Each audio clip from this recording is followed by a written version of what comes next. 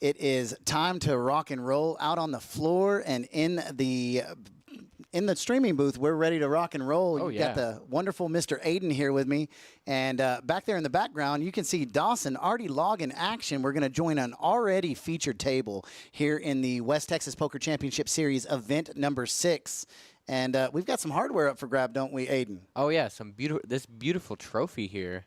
Look at this. This is the event number 6, PLO High event championship trophy here. And what's the guarantee setting in this? It's 10K, right? 10K guaranteed. But if you've watched any part of the West Texas Poker Championship Series, you've seen every single guarantee get absolutely crushed. And it's because of stuff like this. We are already in action live here in the Kojaks feature table live stream room.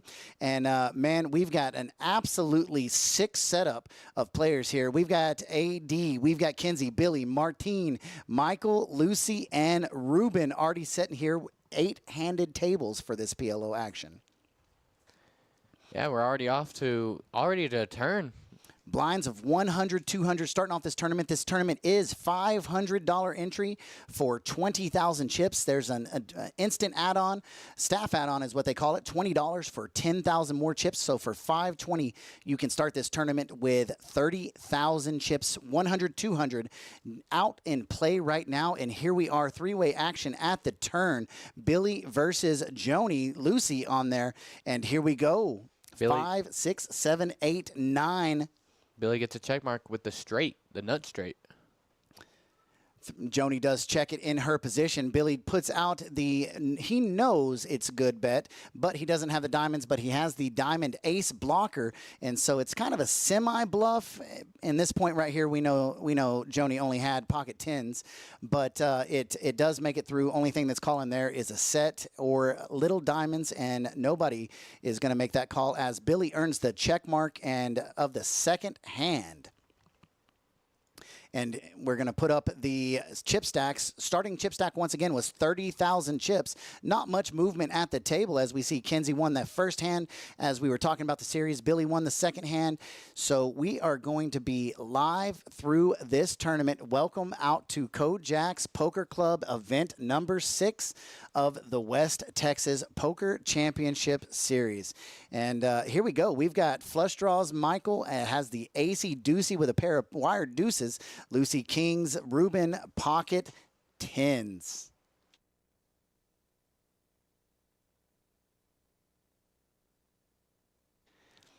And we're going to see quite a bit of action as players are picking up pocket pairs. Ace-King, naked ace for Martine, but he does have that Ace-King 10 and Ace-3 for the up and down straight draws. We'll see AD's cards here in just a few moments, though. But the pot has already been raised to 800, and here we go. Welcome to Kojaks. Welcome to an event series tournament, and welcome to 4,500 chips already setting in the pot. Flop comes out, ace, queen, 3. Not much help on suits there, but we do have a lot of action with the ace, 4, 3 on there. Michael's now picked up the wheel draw with the ace deucey.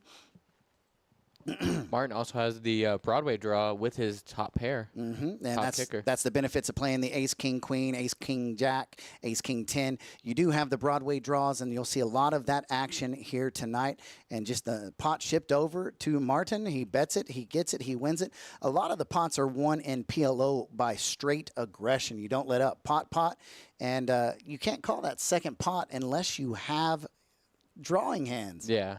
Or you're already made trying to get others off the drawing hands. Yes, but the great thing about PLO 4-card, 5-card, anytime you get in the multiple draw cards, is every street the absolute nuts change. Oh, yeah.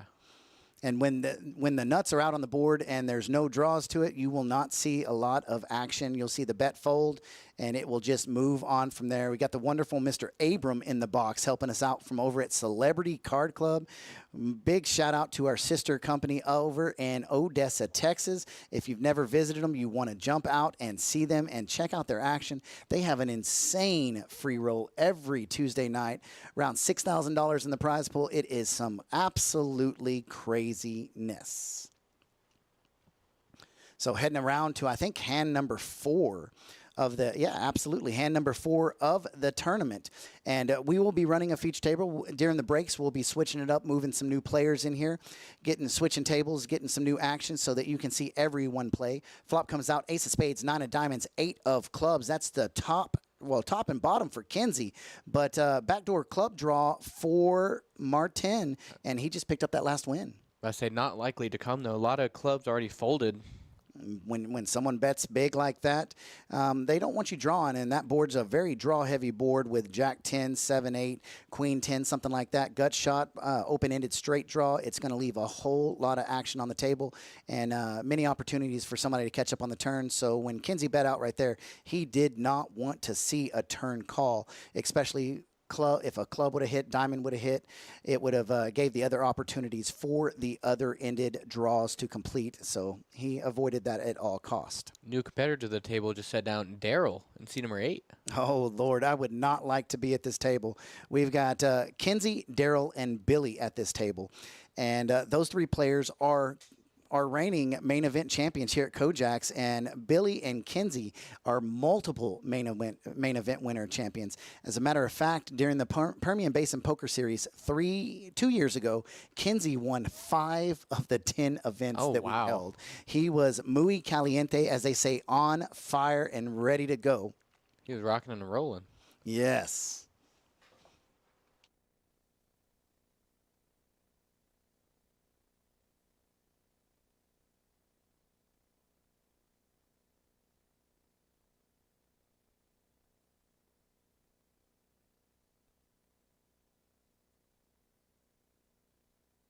Flop comes out 4, 5, 7, and this is going to be one of those special draw boards with the 2 spades. And Ruben's got every single blocker. He's almost got all the 6s in the deck in his hand. And here we go. AD, Mr. Hugh has the straight.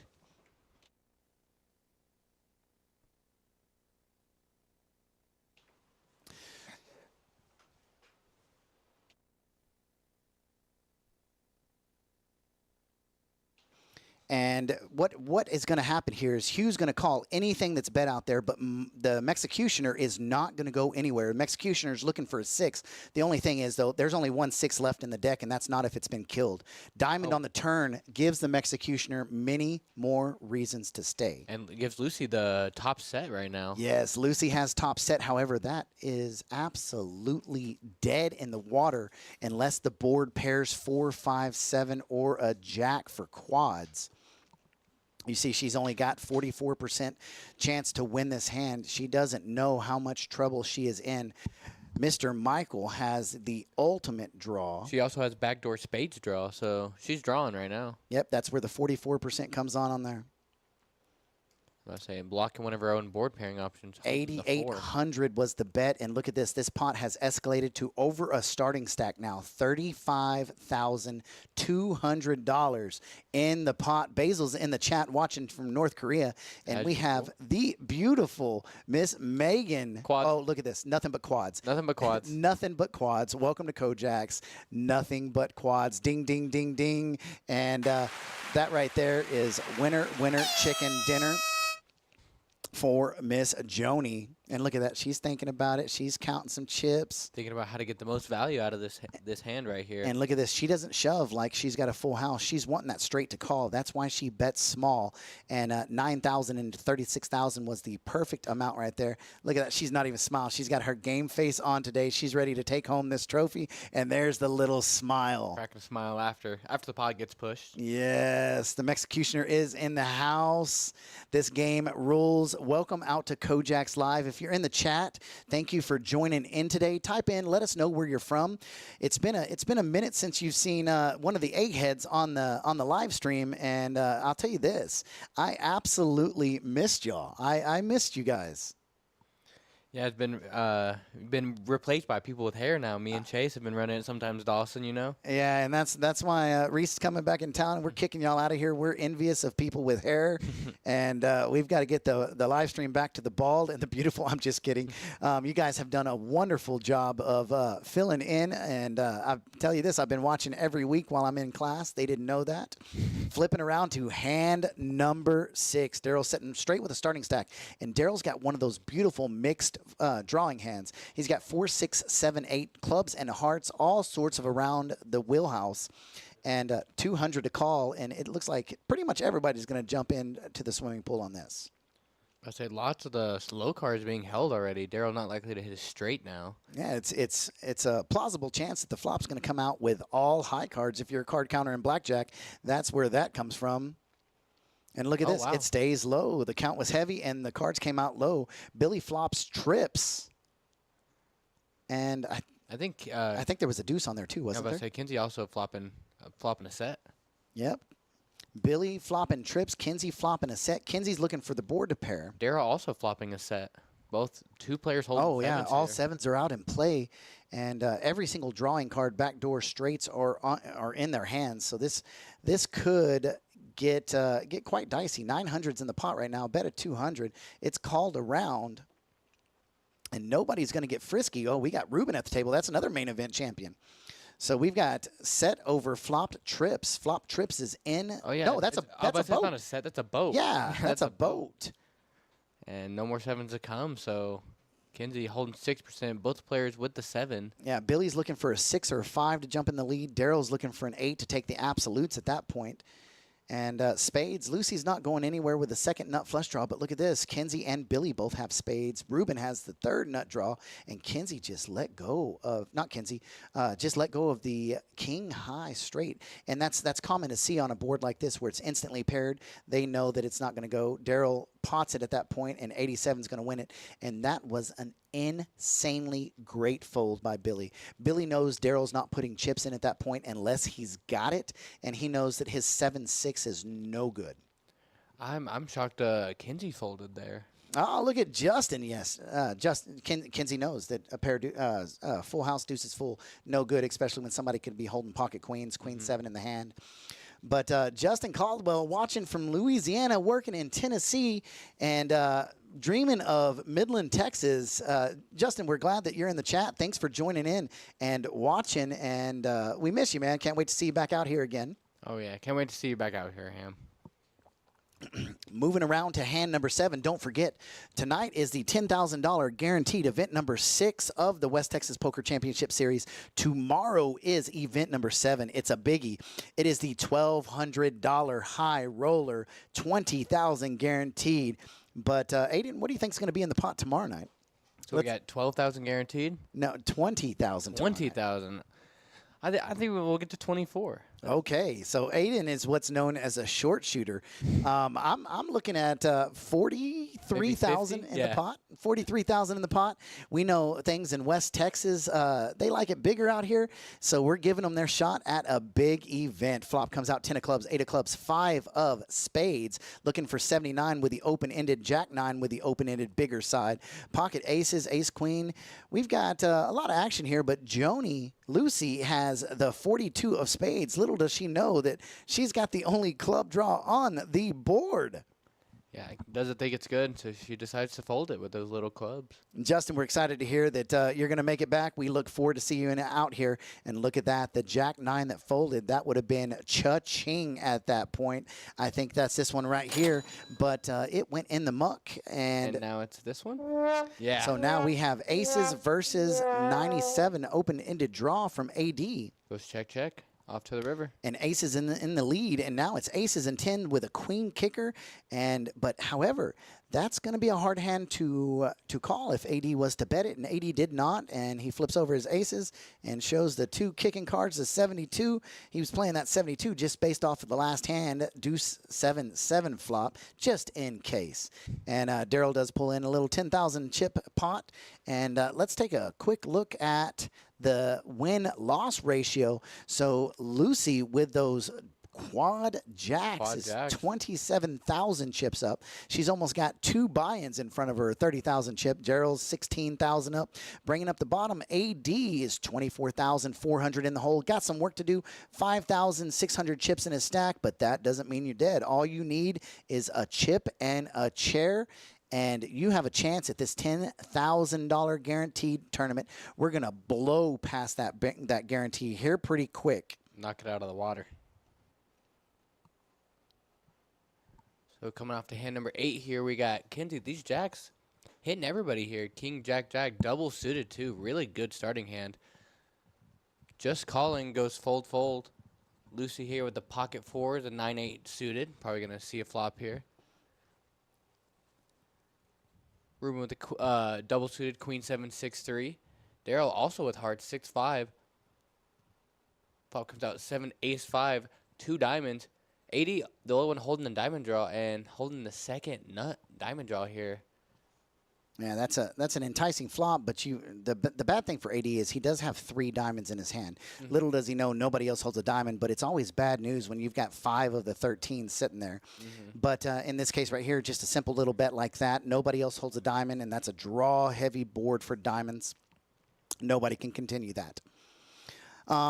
Besides our 20,000 guaranteed that we're expecting to be so much bigger, one of the biggest tournaments in West Texas, on Thursday we've got the $10,000 Big O tournament, and that is a draw-heavy game. 5-card high-low if there's 2 or 3 cards on the board that are 8 or lower, and that's another one of those games where the absolutes changes every single street, and so much fun. A lot of chops in that game, but it's a lot of fun. You got to be able to handle that roller coaster. But that one is also 10,000 guaranteed. But what's happening this weekend, starting Friday? This weekend starting Friday. It's it's the main event? Yes, the $50,000 main event. We've got 5 flights, 2 on Friday, one at 1 p.m., one at 6 p.m. Then on Saturday, we've got 3 tournaments, one at 1 p.m. Saturday, one at 6 p.m. Saturday, and then we've got that turbo flight at 10 p.m. That's the last chance to bag up some chips. We're taking the top 12 into day 2 starting Sunday, and we've got the Players Auction, the Calcutta, starting Sunday at 1 p.m. And that Players Auction is actually, 2 p.m. It's absolutely nuts because it's a whole side tournament where if you just show up, you can bid on anybody that's got chips in the tournament, the people that you think is going to win. And that's an entirely different prize pool, and it makes for some excitement. Kind of like this hand right here, Martin, 62% to win this hand. He's got a lock on it with Broadway Jr., looking for a jack to have the absolutes in that, or a queen. Ooh. Joni should be able. Oh, she did call that. She's looking for not that. The clubs. Yeah, clubs they got there. Yeah. She doesn't know it's good though, and what's going to happen? Martin's going to check. Joni's going to check 9 high. It's kind of scary, and she says no. I'm throwing out 3,000, 4,000 chips, and it's going to be a fold. The ace though gave him the Broadway. Yep. Still folds it. Yeah, he 100% got to fold that there. In a game like this, you're holding 4 cards. You've got 33% or greater chance to have the winning hand at that point, and it makes it almost impossible to make a call with what would be the 14th, 15th nuts. Yeah, I was about to say any flush beats you there. Yeah, any flush beats you right there. Was the board wasn't paired though? No pair. No pair. Here we go, hand number 9, and the gap with Joni is starting to widen now. She's got that, and look at this, she's all smiles.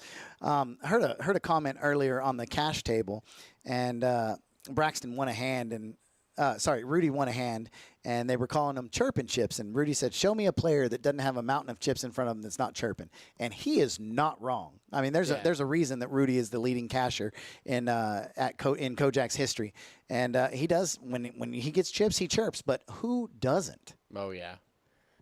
Who's not big smiles when they have that big stack in front of them? I say if not chirping, at least smiles. And here we go, Daryl. Really good starting hand. He's got the double suited ace high flush draw with 2 straight draws in between, and he does get 1 caller pot sitting at 1,500 chips. And this is exactly what Daryl and Billy was looking for. Now Billy holds the 9 high straight draw. Daryl holds the 8 high straight draw, and it's going to be a bet from Daryl here. Oh, actually, it might be a check. Yep. It's going to be a check. He doesn't want to put anything more into the pot that he doesn't have to. It's going to go check, check. And here we go. 9-7. 9-7 hits. Now, Billy's going to bet. Daryl's going to fold. When you've been around these players for almost 10 years. Oh, Daryl did call? I think he folded. Oh, no. Yeah, I think it was look what I had. Look what I was drawing with. I fold. Yep. You're right. Yeah, he did fold. So we got a couple Midlanders in the chat. We've got a Louisianan in the chat. We've got one person claiming to be from North Korea, since we're still looking for that elusive North Korea watcher. Where is everybody else from? We got a ton of people in all streaming platforms, from YouTube to Twitch to Facebook. Type in the chat where you at. We'd love to hear from you. Love to see you this weekend. We've got, not only do we have the main event, the 50,000 main event, we've also got the all players free roll. $1,000 from Kojaks will be tossed into the pot on Sunday at 4 p.m. And if you've participated in any of the series tournaments 1 through 9, you're invited to play that free of charge. It's a freeze out free roll. Nice. No charge to enter the tournament. And it's just going to be a good old time. We're going to give away $1,000, and on top of that, we got these magical Kojaks hot dogs here. Oh yeah. Have you had one of them yet? Oh yeah, I know. You paid one for me. Yes, yes. Hot dogs are great. We sold over 60 of them yesterday, and watching from the back room, Dawson. and we sold over 60 of them yesterday, and they're good. They're great. I mean, they're half pound, just full beef, and smother them with chili, smother them with cheese. Some people like onions, some people like relish, mustard, ketchup. Some people like it all. Not me. Flop comes out 5-9-5, little Dolly Parton action. Not much help as for the cards on the board. However, Lucy is muy caliente, has that queen high flush draw. Kenzie's going to lead out with ace, king, 8-7, triple diamond, and all he's trying to do is represent that he has a 5 in that point right there as a kicker in his hand. But Joni's got just enough of this pot to go on. Now, if the bet was much bigger than what it was, she would have let it go. And now what it's going to happen, Joni's going to check it. Kenzie's going to C-bet this, CC-bet this, and that's going to be the end of the hand. She can't follow after that right there. However, in PLO, if you don't have 95 in your hand, then you don't have a full house because you got to play 2 out of your hand. So she could find a call. She's been playing a lot more PLO, but that's one of the points where you know that the full house is dead on the board unless you hold 95. With 2 of the cards of each 9 and each 5 on the board, there's a very slim chance that you're holding that. So you can also determine the suits, like rule out some holdings. Like they can't. Like usually they'd play 9-5 with suited connect, or like, suited together. So you can roll some of those out. I think we got hand number 11 here. So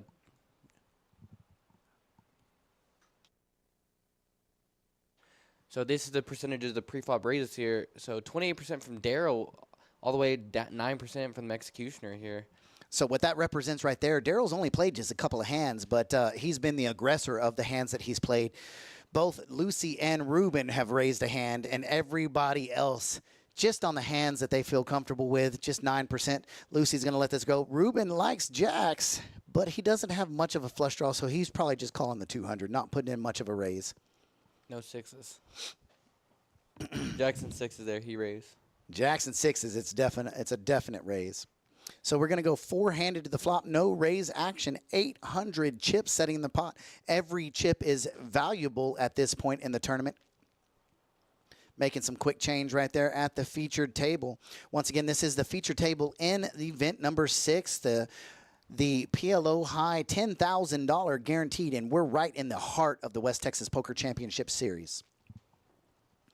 Flop comes out 10-5-3, 10-5-3, and I see a pair of 5s and a pair of 3s, and that's really it. Ruben is leading right now. However, he doesn't have much. Just kidding. Billy's leading with 2 pair. Yeah, that's what I was going to say. Just kidding. I didn't see the sneaky 10.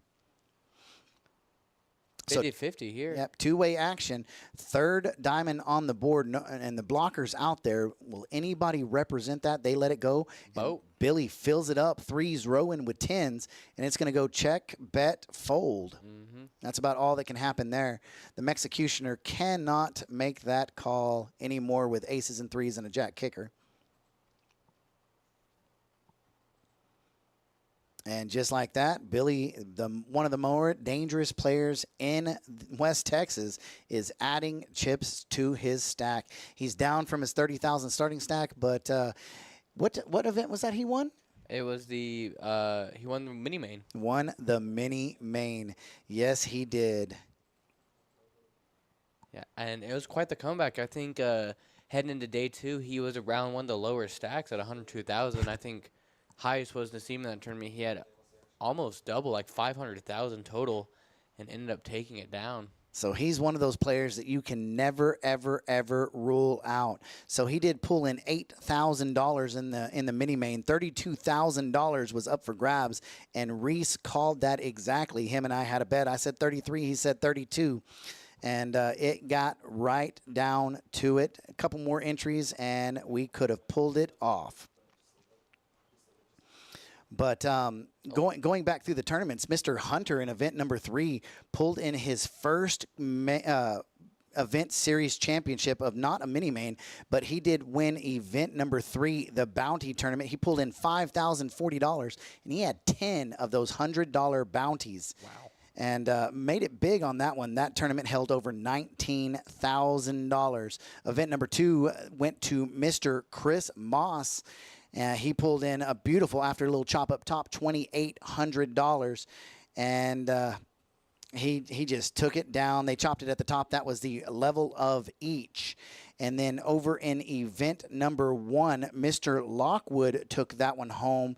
He took down event number 1, the deep stack freeze out, 1 buy-in per player, and you just got to battle with your wits. And he got it done, and that took over $4,000 home. But here we are sitting in event number 6, the PLO High, 10K guaranteed. And action is going to continue like this all night long. We got 5 players in this hand, but nobody's got a 7. Kenzie has the world here, though. He has aces. He has ace king for the nut diamonds. Another player holding diamonds, so if they're like to stay in the hand, they might end up. They're gone. They're gone. Just queen versus aces. Yeah, at that point, you'll see the weaker diamonds fold, and look at this. Kenzie gets the back door. This could be trouble for Martin. If Kenzie bets 6,500 in the pot, he needs to stay below the 4,000 range. And what this will do is this will entice a call simply due to the fact that holding a pocket pair in PLO that's high is really tough, and queens is there, and that's right in his calling range. And he does make the call on that.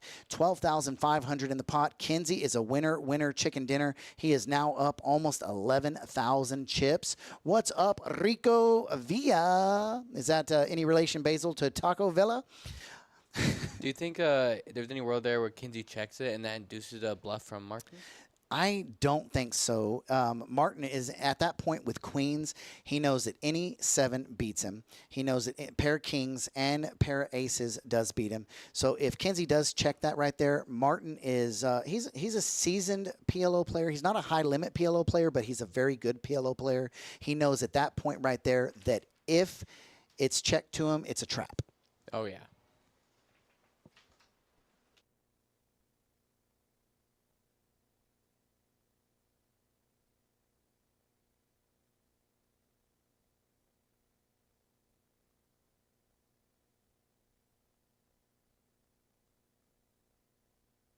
All right, we got hand number 14 here. Kenzie with the ace-jack suited. 4-2, also drawn to the wheel there with ace-4 deuce. Billy there with 8-5 of diamonds there. Going to fold it. Kings here for Martin. Going to be suited with the hearts and all around for the Broadway draws. We got Executioner here with the 9-9-8-5. Got suited in hearts and suited in spades. Double suited. Got these 3 hands going off to a flop here. 8-7-6. 6-7-8. That's a sick drawing board. The Executioner's holding Dolly Parton in his hand. But Dolly Parton in his hand. Dolly Parton for a percentage to win this hand. Yes. Executioner's got a massive grip on this hand. It has to go runner for Martin to win, and he knows at that point right there, 5% chance, and he's not going to invest any more chips inside that. He's gone, flipped around. And here we are. This is one of my favorite stats that we have on this live stream. VPIP. VPIP. That is voluntarily put into the pot. That is any time that you elect to put some chips in the pot. And one thing about Kojaks in general and West Texas in general, all the way down Amarillo, Lubbock, Midland, Andrews, Lamesa, Odessa, over at CCC, players like to put chips in the pot. They like to see where if they can get there. They like to win, and we've got some of those amounts over 60%, 4 or 5 of them over 60%, and that's going to mean a whole lot of fun. kings now, bouncing over here to AD. Billy with the queens. Yes, I enjoy Billy's hand more just because my favorite hand, 53, sitting in there.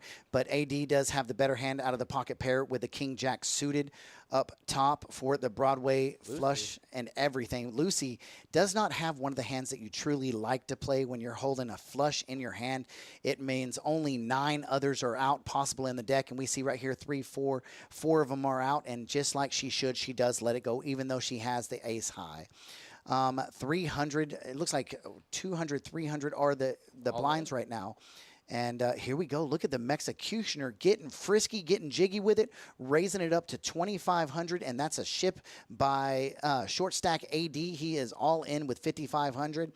Mexicutioner setting at a disadvantage. AD is 3-2 to win this hand. King, Jack 3 versus 8, 7, 6, 3. We have our first all in of the tournament, and we're getting them right. And here it goes to the flop. 12,400 chips. Queen 7, 6, and straight. 4 on the turn. Puts a check mark on the Mexicutioner, and AD is eliminated. He is out.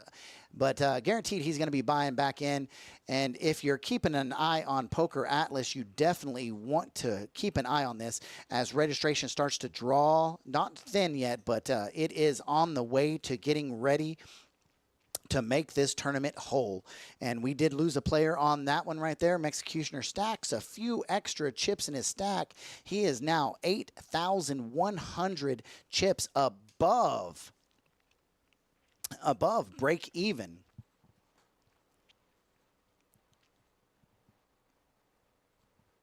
So we got hand number 15 here after losing AD.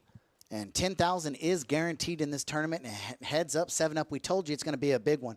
There's already over $7,000 in the prize pool. And ladies and gentlemen, we started running cash games at 2 p.m. today. There's lists up for tomorrow and Thursday. $5, $10 blinds. If you're ready to put it up for grabs and win big, head on out to Kojaks tomorrow. Cash games are the thing. And big cash games, they're talking about getting a $25 blind, 50 big blind game going, 2,500 minimum buy-in, and it's going to be super juicy. And there's still one table of that going out there. As we get towards registration close, that table will break. Well, a lot of the players will enter the tournament, but it will be backfilled. We've also got a 1-3 here at Kojaks. No Limit Hold'em up and running, and that's got double board bomb pots on it. It is going to be a whole lot of fun. Right now, there's 2 cash games going. There's big lists for both of them, so about to open up a 3rd cash game. And there's the check mark with the 9 high spades. But here's the problem. If Martin throws that bet in and gets potted, he cannot continue it, especially and even with the 10 of spades for the gut shot straight flush. That's going to be extremely hard. He doesn't want to give up too many of his chips too early, and a 9 high flush in his hand is not quite good enough. But Billy might have been able to take that down because he had initially led the flop. If he leads there, I think Martin maybe calls and see what develops on the river. Maybe it exposes the ace, putting a hole in Billy's plans there. But I think potentially continuing there, he might have been able to take that one down. Yep. Holding a straight flush in his hand pretty much of the wrong suit. But it all depends on how Billy plays that hand, because if he does pot it pre-flop and raise big pre-flop, that represents what? He's got aces. I mean, a lot of times you represent aces, big ace flush draws with a mid pair in there. And so players at this skill level right here, this is a $500 entry tournament. Players at this skill level knows the little tricks. They've been around Billy for a while. So at a table like this, with the experience that they have with Ruben, with Daryl, with Billy, with the Mexicutioner, with Lucy, with especially Kinsey and Martin, you've got to do a lot of the reverse fit bets there, to where you trick them to. I mean, that's the whole point of this psychology. Mm-hmm. Flop comes out 4 of spades, 9 of spades, 5 of clubs. Lucy is holding the queen high flush draw there. However, there are some mid-range draws. Billy and Kinsey both have 87. Daryl did flop 2 pair with a 33 back draw in his hand. Lucy's got all over cards. She's gonna probably call once here just to see if she can hit that spade on the turn, or hit something like a jack or a queen, king on the turn. And Daryl's definitely not going anywhere at this point. And Daryl's hand just got a little bit stronger with the 3s. He's got all the blockers in the mids. Nobody else holds that. It will check to Daryl, and I do believe he's going to bet right here, and he's probably going to bet 3,000. No, it looks like he may be doing the pot. Which at that point right there, he's pushing out any of the bigger draws. And so if he does bet the pot, which he does, that's going to be a fold by Billy, and it's going to force Lucy to fold this hand because she can't continue on a draw for spades, especially when it's the third nut spade. She might continue to say, though, she's also holding a 9, maybe. Yeah, she can't call at this point right there, though. She is up on chips, and if she's calling at that point right there, look at the way Daryl's looking at her hands, looking at her chips. He already knew she was going to fold before she knew what she was going to do. And that's the experience. Daryl's a mixed game player that has a lot of experience on this, and he's definitely watching the way you put in your chips, the way you're holding your cards, the way you're looking at the board, how your eyes are focusing on the board. He is an all-around player. That's why he's a main event champion here. He's a very high limit player. He knows the odds of where he stands, and I'm telling you this: if I was sitting at that table, I would just get up and walk away for a while. Because it would probably put me in seat number 1 right there, and that would put Kenzie to my left, Daryl to my right, Billy to my double left, and Ruben to my double right. You just can't. You gotta have the nuts to play, and that's the point. Is they know at that minute of the game that if you're in the hand, you got the nuts. Mm-hmm. There ain't no doubt about it. Here we are moving around to hand number 17 of the 10K guaranteed PLO championship, and it is going to be a big one, ladies and gentlemen.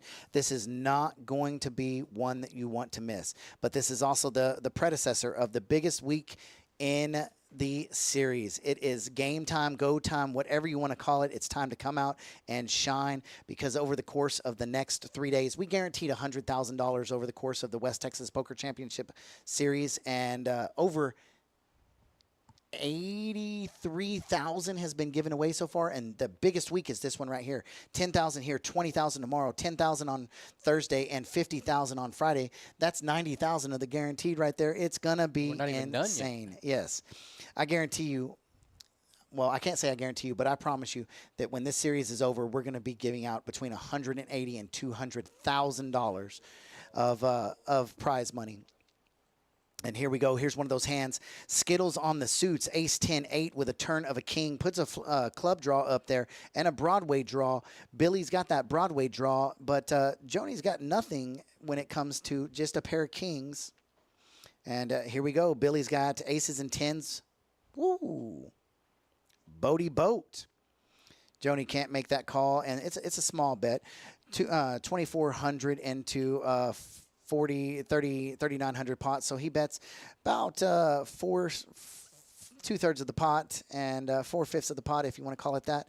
And Joni's looking at her chips. She's thinking he's trying to make a move on her. She's just going to make this call just to check Billy down to keep him honest. And that's where the trickery comes in. Billy got into that pot just with a completion of the small blind, and Joni thought that he may have been in the midsection on a Jack 9 type draw and missed, and thought he was trying to steal it, because that's the level of these players. They've got to get you thinking they're stealing, and he does sneak a few chips from Lucy. However, she's got those chirping chips. She's $22,000 in the positive right now, and so she can afford to do that a couple times, keep him honest. But that's also going to put it in Billy's bank that Billy didn't see that she called with just a pair of kings, but when he goes back and watches this, he's going to say, she called me light. So he may use that to his advantage later, but at the same time, Joni lets him know, hey, big boy. You can't bluff me. Yeah, you can't bluff me. You can't bully me around. I got chirping chips, and I'm going to check you down. And she is the chip leader at this table right now.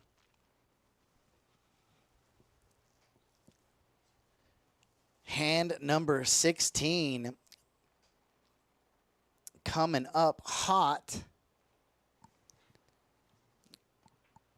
Got Lucy Rainbow Badoogie in her hand. Some threes, holding some wired threes though. We got Ruben, Ace King 8-3. But it also makes it a lot easier for Joni to call with any pocket pair right there, because she's 22,000 chips in the positive. Mm-hmm. Ruben there holding the King 8 of heart. C mac and cheese.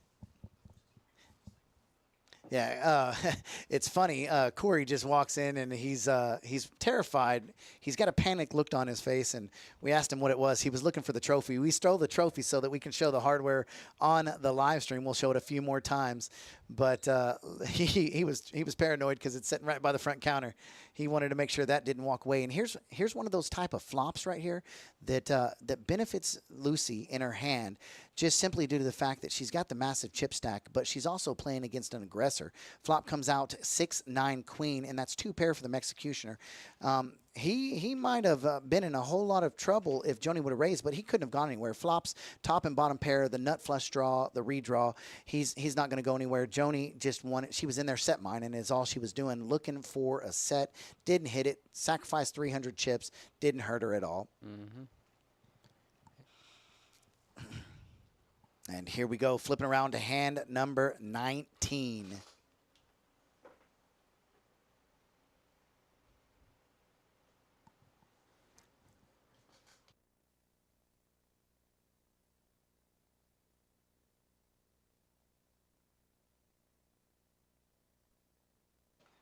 So we got chain of dealers. Don't know if we noticed. We got Tech in the box now.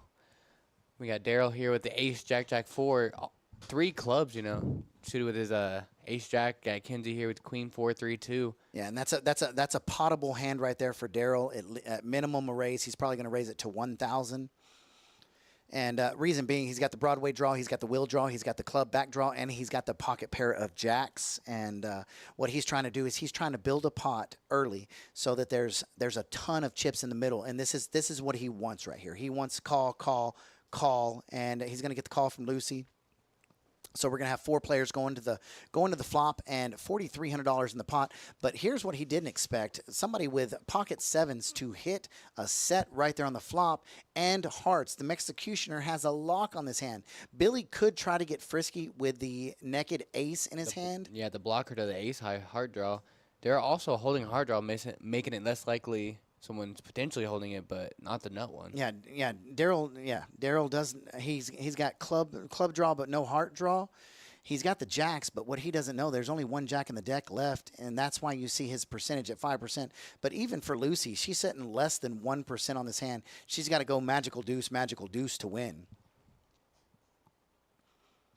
And she's going to let it go. So we are going to be heads up with a hefty amount in the pot, and it ends right there. And here the Executioner is going to say, hey, I got this. He's showing 2 cards. He's probably showing pocket jacks, yes, or he's showing Jack 4 offsuit. Executioner had the hearts, the Queen 9 7 7. Yeah. Oh yeah. And Daryl had the Daryl had the clubs. So what he's probably doing is the Executioner showing the 2 cards that don't matter. That's all part of the psychology of the game. I had the hands mixed up, but he's showing the cards that don't make sense of why he's betting. And everybody knows that he's got massive cards in his hand to go out at that point.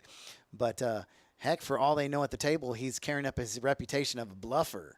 I thought he might have been showing the hard draw, not the sevens, being like, look, I had hearts, He might have showed one of the sevens, the 7 that wasn't the heart. Oh, yeah.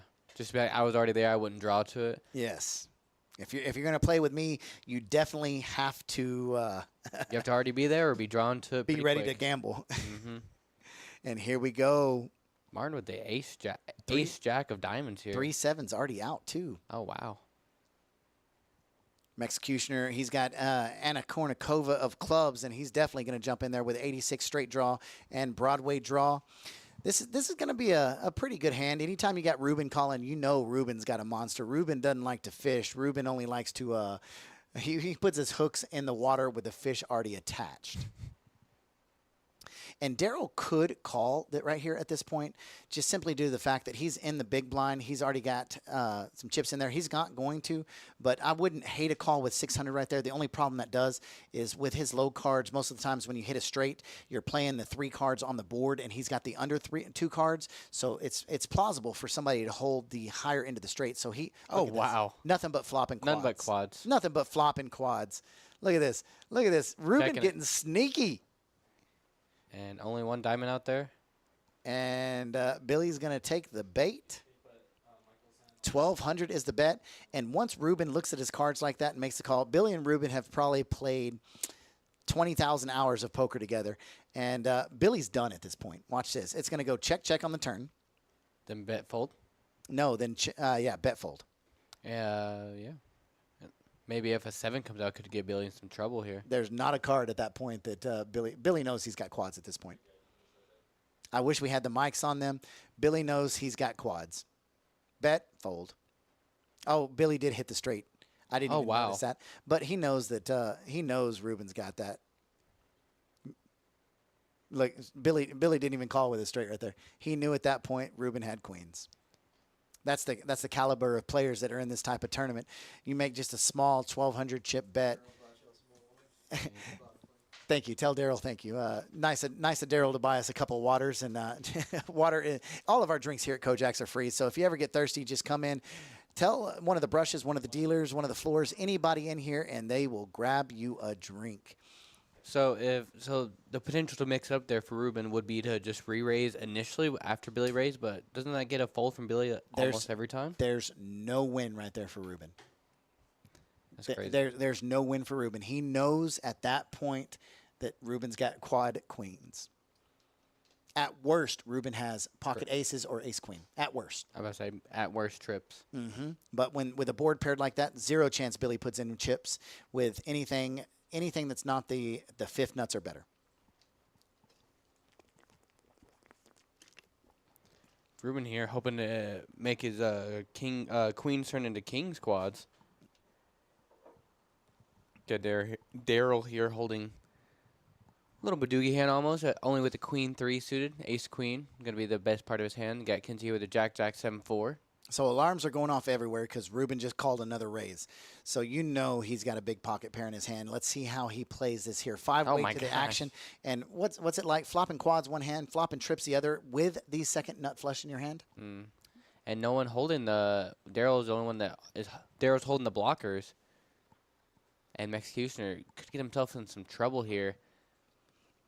Executioner leads out with 3,500, bets the absolute pot, and here's where the Executioner shuts down. Ruben just called. The Executioner sat at a table, played poker with Ruben for the last 4 hours, watched how he played PLO. He knows at this point it's automatic shutdown. Queen Jack, the Executioner's got the nuts right now, so he's not going to shut it down. He's going to bet the pot 10-5, and Ruben's going to slide along with a call. Ruben at this point knows that he cannot shove because the Executioner's made.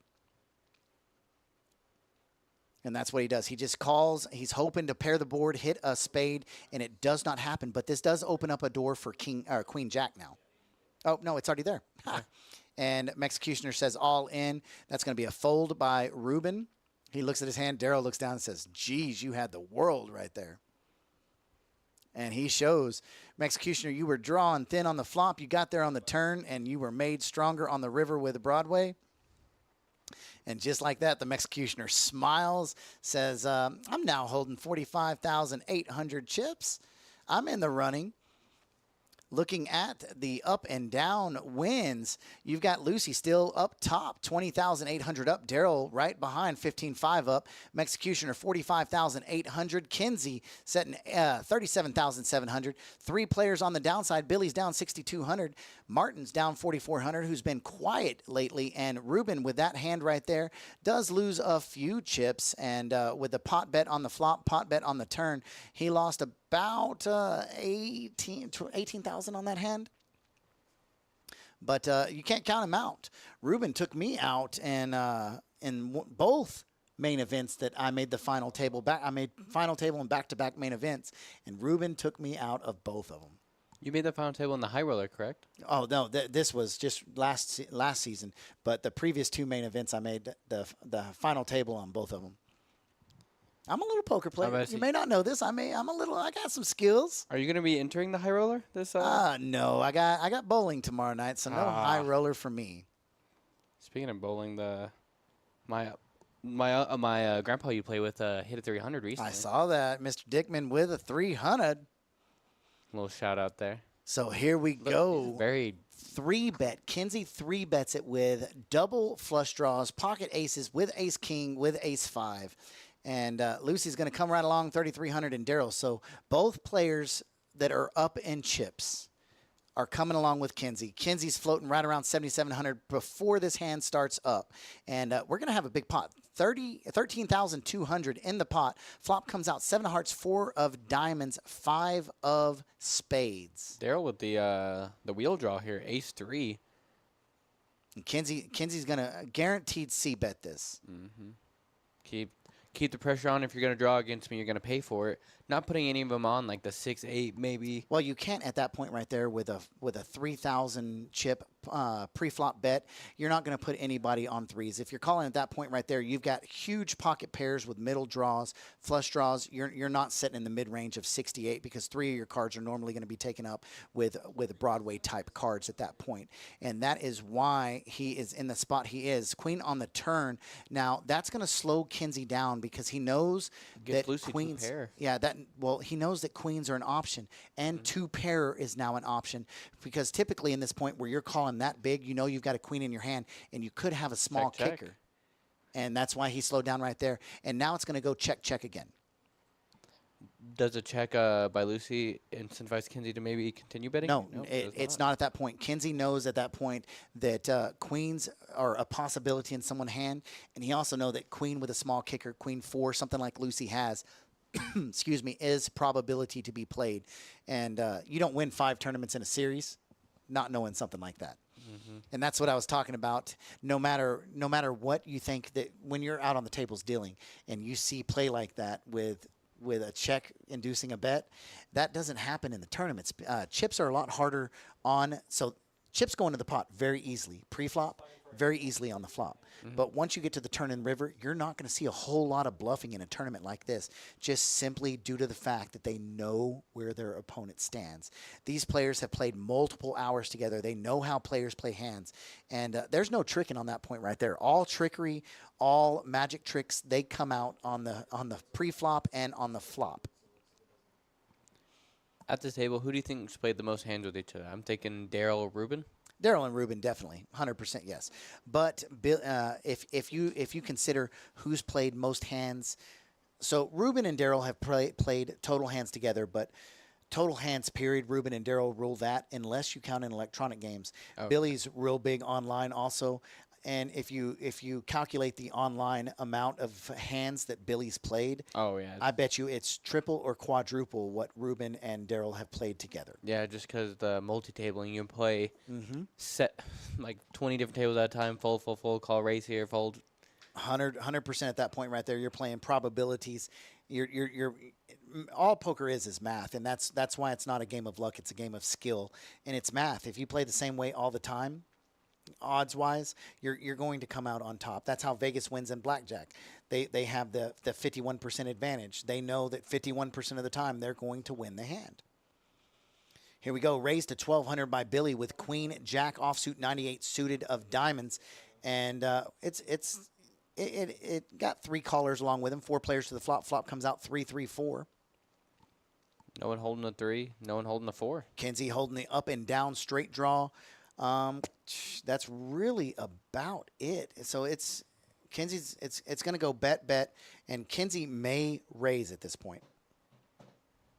Nope, he's not. He's going to elect just to call, and unless there's a diamond on the turn, a 9, I think Billy checks this point. Did someone have 9s? No. I don't know why. I think I kept Yeah, reading it can't 9, be 8. because that's a third 9 on the board. Billy's holding a 9. Kenzie's holding a 9. You're right. Yep. Come on, can't be. Can't be. Not possible. Oh, Kenzie drinking the old 40 of the Bud Light. Cruising down the street in my 6'4", and here we are in event number 6 of the West Texas Poker Championship Series. Hand number 20. You know what? I want to look at these VPIP real fast so we can get it out here before Tech deal these hands so fast. Our lowest VPIP right now is 40% with Daryl, all the way up to 70% with Kenzie. I think that would just switch. I think just Daryl. Yeah, Daryl's was a little higher just simply due to the fact that he was brand new. Oh, yeah. And he played those 2 games. He played those 2 hands, the first 2 that he sat down at. So event number 6 of the West Texas Poker Championship Series now has over 20 entries, setting at 21.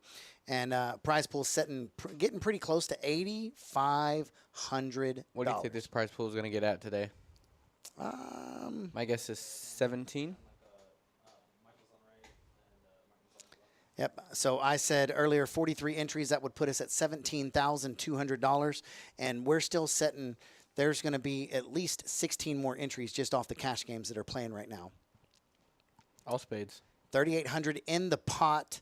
Three-way action. The Executioner, Ruben, and Lucy. Ruben's not going to bet this at all, just simply because the ace is on the board. Nobody else is going to bet this. This is liable to go check, check, check all the way to the river. Lucy has a set of twos. Yeah, she's still not going to. Oh, it's extremely tough, and most of the time not profitable to bet the lowest set on the board, simply due to the fact that there's spades out there. So your set is dead to the rights, and any other set on the board beats you. But with a board like that, it's okay to throw one stab at it. Because if you get a call, you're shut down. If you don't get a call, you win the pot. So that's I don't hate that play at all. And also, she waited till the turn, so went check, check, check. No one bet anything with a potential spade draw. So unless they were sneaking, trapping the spade with spades already made, then she could make that bet. Yeah, a lot of times with in tournament play, not cash play. Cash play is entirely different in PLO. But in tournament play, you're not going to see a whole lot of slow playing with a flush. You're going to see the instant bet out of the flush. And she wasn't representing deuces there. She wasn't representing a set of deuces. She was representing that she had the flush already. And bets right there say that I already have it. Yeah, and she was in early position, so she could potentially check there because she's out of position to two other opponents. Ruben here with the ace-king 9-9. Executioner with the queen 10-8. Ruben is suited in clubs. No suit for Executioner, and Lucy with the ace-7 suited of spades and 10-4. Flop coming out 8-8-6. Executioner flopping a set of eights to go with his queens. Ruben's nines are no good now. So Ruben's going to stab at this one here, though, betting 3,000. The Executioner going to fly here. And I think the way Charlie's been talking about this may shut down Ruben's action here. Ruben's not going to put money in. Ruben, Executioner raised 10K. On a paired board like that with a tight straight draw, Ruben's not going to call it. Ruben wouldn't even have called 5,000. Yeah, and Lucy had to lay down the nut spade draw there. Board already paired, though. Flush not likely to be good at that point.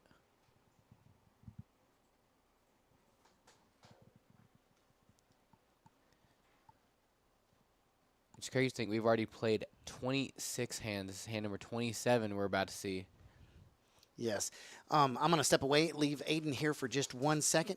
He's going to tell you a little bit more about what's coming up this Wednesday, Thursday, Friday, and Saturday, and including the special tournament Sunday.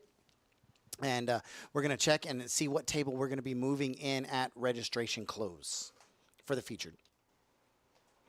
Featured table going to be changing up a little bit at this break. After we color up these 100 chips, race them off, and do all that business here. We got Kinsey here with the ace-10, 10-9, spades suited. We got Daryl with the diamonds, does fold the diamonds there. Billy with the king-jack, the Kojak with some nines, suited in both directions, clubs and hearts.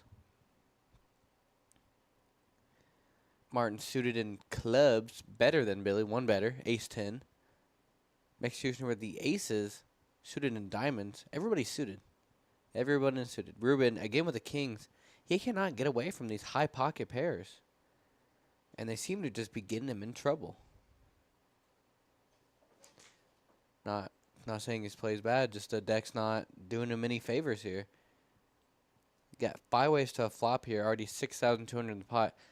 Queen 6-5. No one holding pocket queens here. No one holding a queen at this point. Diamonds has the best draw here with the aces, and he also has the aces, so ace-3 right there. But I stand corrected. Martin flops 2 pair. Ruben's all in with the kings here. I think he gets called in maybe 1 or 2 spots. Martin, it's going to be hard to call here. He might, and he does lay it down. He lays down the 2 pair. Insane. Executioner give Ruben some action for his previously lost hand against him. Ruben Probably going in also with his diamond draw, and it's no good now. Now seeing the ace-3, hoping his kings hold. He was probably hoping for a diamond, now probably hoping for blank after blank. Martin probably seeing this, hoping for no 6, no 5. 8 comes out, giving Ruben another pair there. Kings and an 8 just for fun. And the queens, aces hold there. Wow. Executioner also holding an 8, so was he dead to only 2 kings? 2 kings in the dead, but he had a higher percentage than that. So Ruben is now knocked out of the tournament, probably going back to the cage to re-enter. Probably going to be put at the feature table. We'll find out in just one moment. I want to look at these pre-flop raise chart again. I didn't know that's what it stood for. It just says PFR here, but when you pull it up, it says pre-flop raise. Billy being the aggressor here, if he's in the pot, he's gonna raise. He's gonna raise it 1/4 of the time, 25%. On the other hand, Martin, the low end is just calling. So you know if he's raising, he has it. So Billy might be using this table image shortly to maybe bluff at it. Hand number 28 here. Aces again. Executioner with a great hand. Ace, ace, king, 10. Not suited with the aces, but suited in the king 10 variety. Billy with the ace 8 of diamonds. Daryl's 9s, suited with the hearts. And those 3s are going to go 3s to flop. See, Ruben is back, and he's going to be in the 1 seat this time. We got the best hand in poker here, flopping out 7 deuce deuce. No one holding the 7 or a deuce. Make sure to make bet at it again here. See, bet 100% that Billy is the one that bet here. Make sure you're going to call him. Daryl does fold his 9s.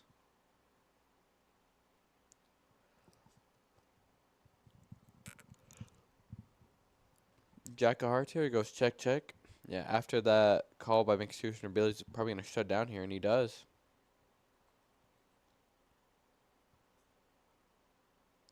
Billy all smiles. Try to get one through there. No bueno.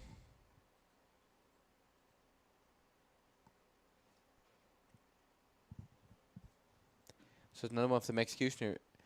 Executioner, especially after knocking out Ruben, increasing his stack by a lot here.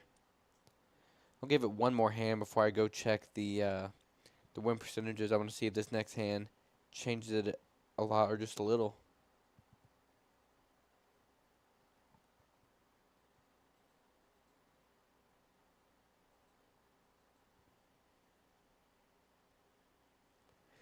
So we got a dead button here.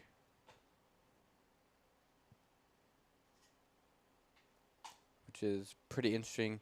Ruben was the dead button because he was a player that got knocked out, and now he's the big blind. So going from dead button to the big blind, basically.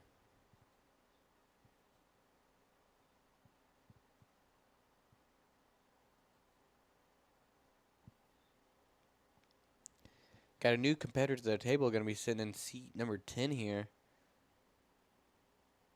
I'm almost certain Charlie would know his name. Me, I do not. So as soon as it pulls up, I'll call him out. Got Billy here with the double suited ace, king, 7-5. Royal flush on both ends here.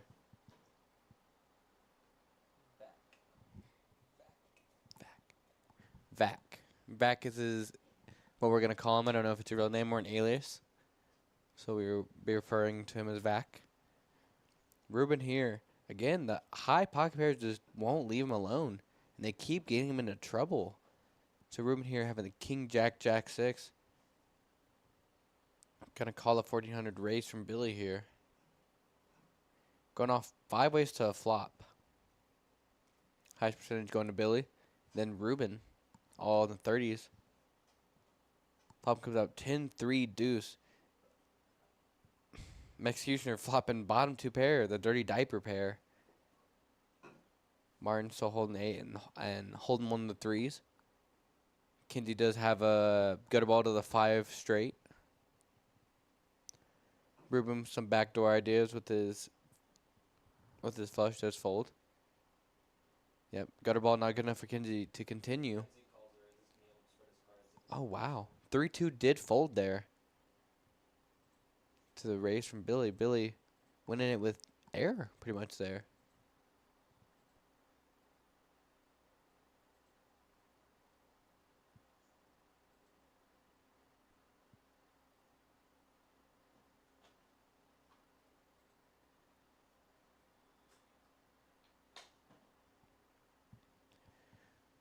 So let's look at this win percentage here before Tech deals out these hands with lightning speed.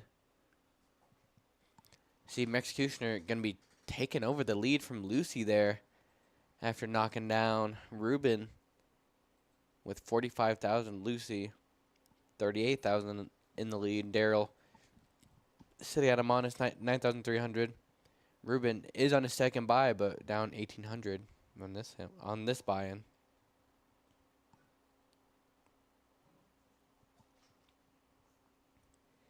PLO versus Hold'em is just so crazy. There's so much more to look at, so much more to think about.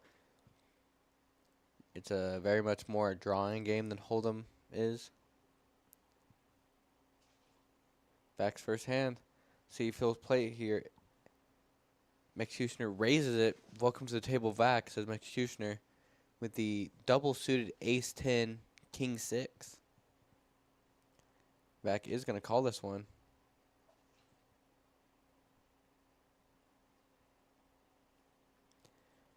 Daryl looks like doing the math in his head, probably. Does call. Wow, we're going 7 ways to a flop here. I think only Lucy getting out of the way. Everybody else is in it to win it.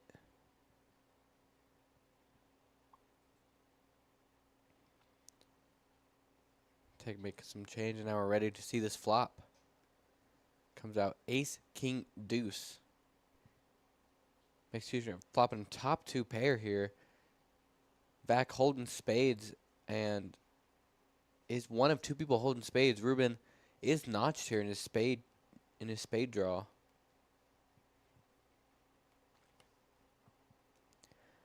Martin does bet with the ace deuce, but he is dominated by the 2 pair of Executioner. That looked like that is a pot bet from Executioner there. So Martin makes it 8,000. Executioner calls pot. So 16,000 plus whatever in the pot. Maybe put Executioner almost all the way in. So 16 plus 23.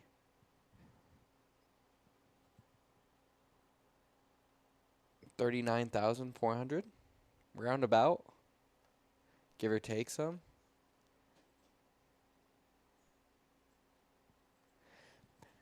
Now, while Tech makes sure that pot counts right, Vac has a very interesting decision here. He has the 3rd nut flush draw here. And I'm not sure if he's and he also has the king.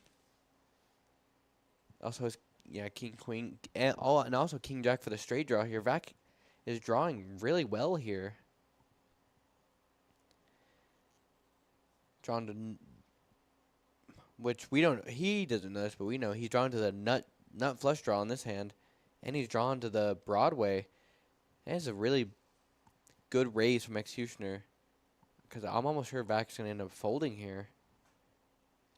There's not much he can call, the bet is just too big to draw to.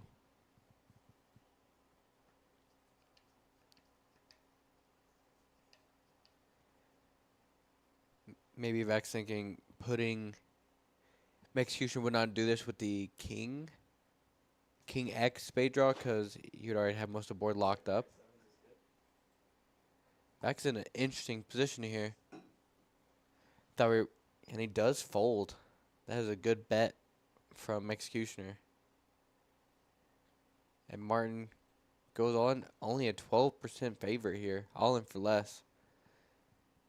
So Vac will be able to rabbit hunt, basically, to see if he would have won this hand.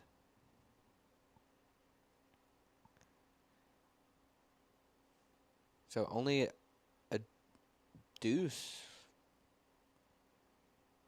and potentially runner 8-8 here would give Martin the win.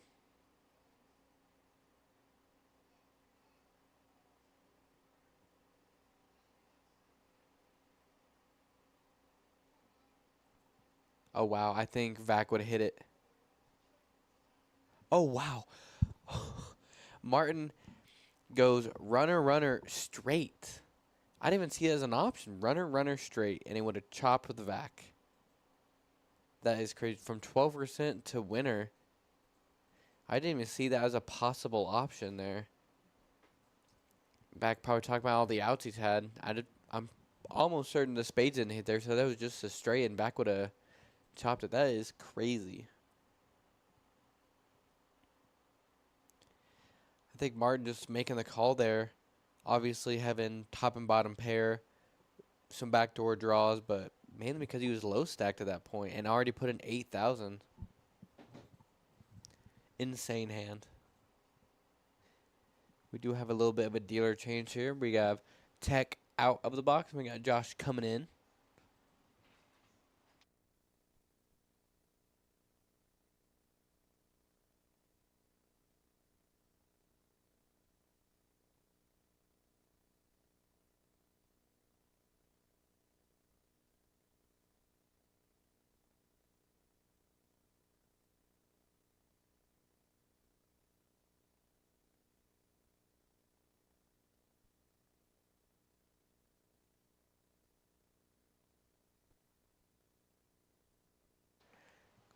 So we got hand number 31. Hands are being read as we speak.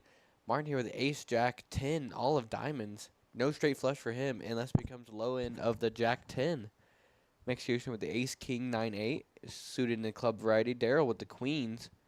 Ruben holding straight in his hand of the low variety. Gonna fold it. Billy holding threes. Double suited though. Probably gonna make the call here. It's always weird to be double suited in the low variety, like the 6-3. I guess you have the straight flush opportunities, but it's such a. It does give value to your hand, but in a weird sort of way. Flop comes out 6, jack, 7 here. Martin execution going to be holding the same amount of percentage to win this hand.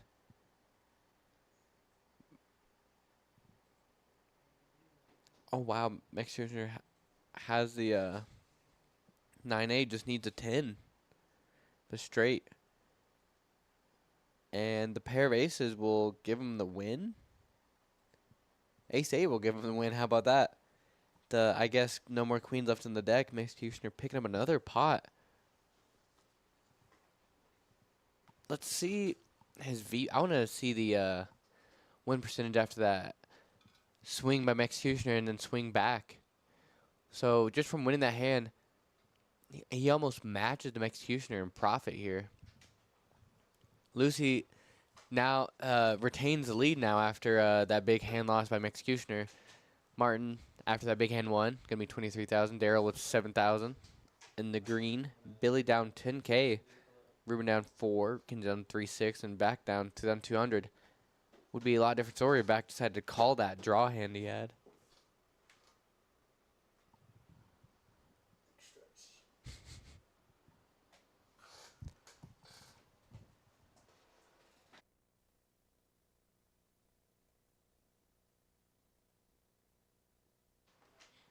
Hand number 32, and in live time, they've just went on a break. So in about 15 minutes, we'll be on a break ourselves here.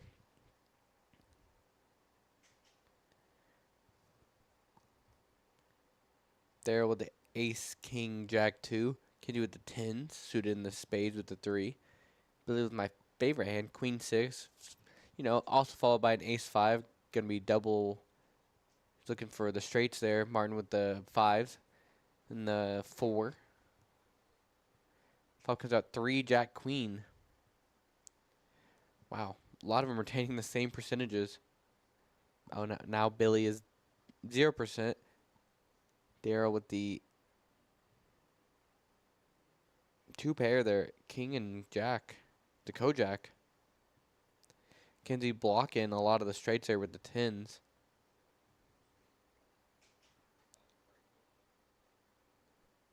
Yeah, the 10s and holding the 3.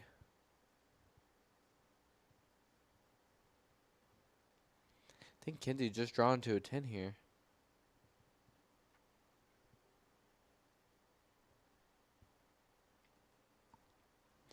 King Jack will retain the lead. And Daryl's going to bet it here, maybe afraid of some 10 aces here. Now this is a bet with the blockers here. Kinsey bets 4,800. Double blocked the straight with the 10s, knowing Daryl's not going to have the straight. Now Daryl is blocking some of the straights here with his ace, king, jack, you know. Holding the ace. And holding some of the other hands Kinsey might have played like this. So it's a really good positional bet. Having blockers in your hand type bet from Kinsey, and I think Daryl just has to see it here. That good hero call there from Daryl, with at that point maybe is perceived as a bluff catcher.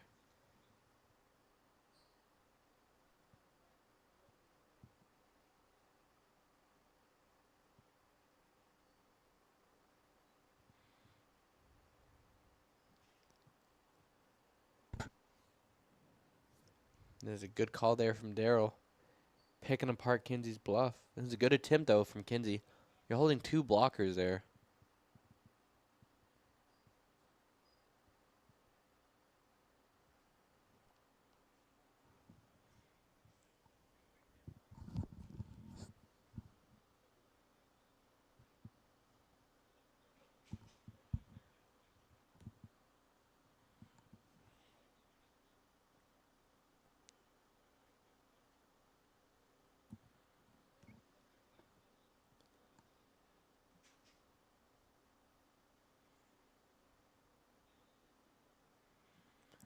Hand number 33 here, big 3-3. Think maybe 1 or 2 more hands before the first break of the tournament.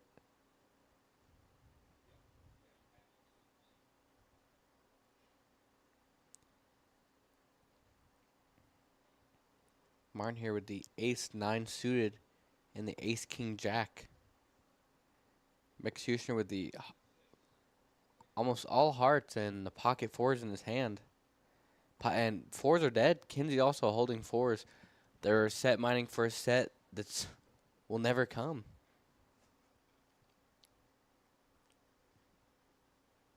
Kinsey retain his 1% to win there.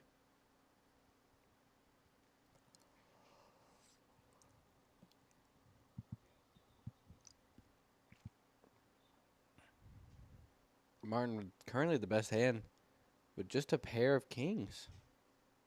Pair of kings is best. Max Huchner picking up some extra draws there. I don't mind the bet.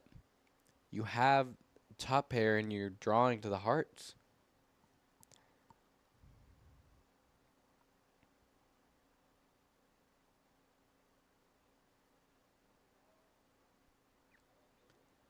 Billy does call here with 7-9, looking for the 10 or 6. And the flush draw does hit there. It's going to go bet fold, most likely. 9 does not give Billy. I thought 9 gave Billy straight there for a second. This is correct. Bet fold. Max Huchner picking up another big pot. It's been the story of this table so far. Is Max Huchner and Lucy picking up big pots.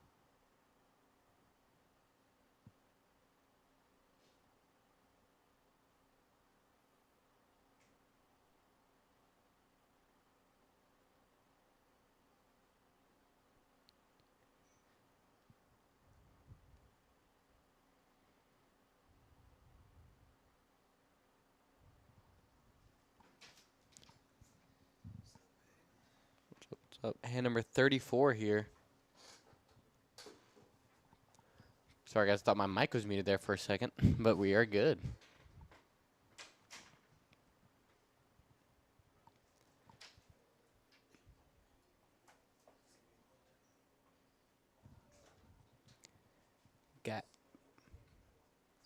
Daryl here with ace, ace, 9-6 suited in the club variety. Ruben with the 3 deuce suited in ace 8, probably going to fold his hand.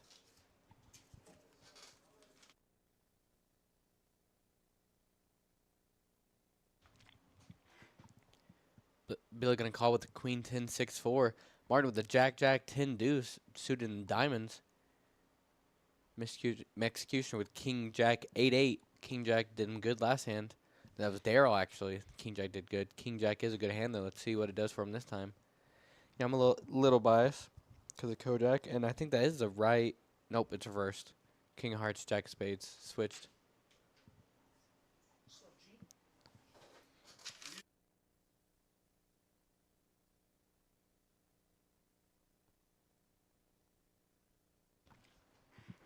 So flop comes out Queen 7-10 here. Martin holding one of the tens, and Billy holding Queen 10. Gonna be having the best hand here currently.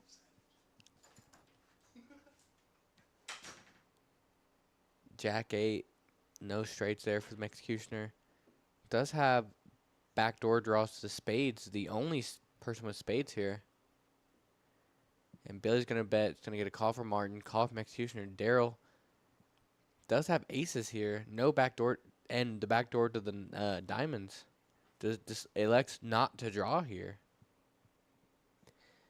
Probably smart because any ace gives King Jack a straight.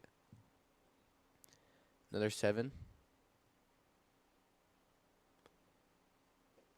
Executioner and Billy almost equal in percentage to win this hand. Billy's all in. It is a flip. It is 50-50 on who wins this hand. I guess any king? Any 8? It's one of those, I don't know how the percentages work because it's PLO and that's fairly confusing, but Billy takes down that hand. Executioner give Billy some respect there.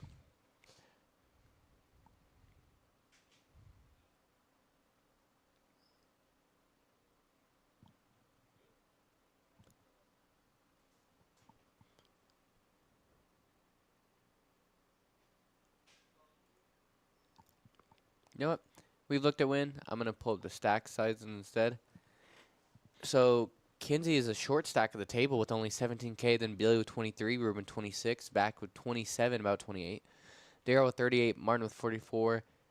Max Huscher in second place with 54,000. Lucy is still in first place with 68,000.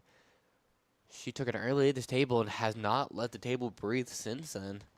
Been holding on to that chip stack.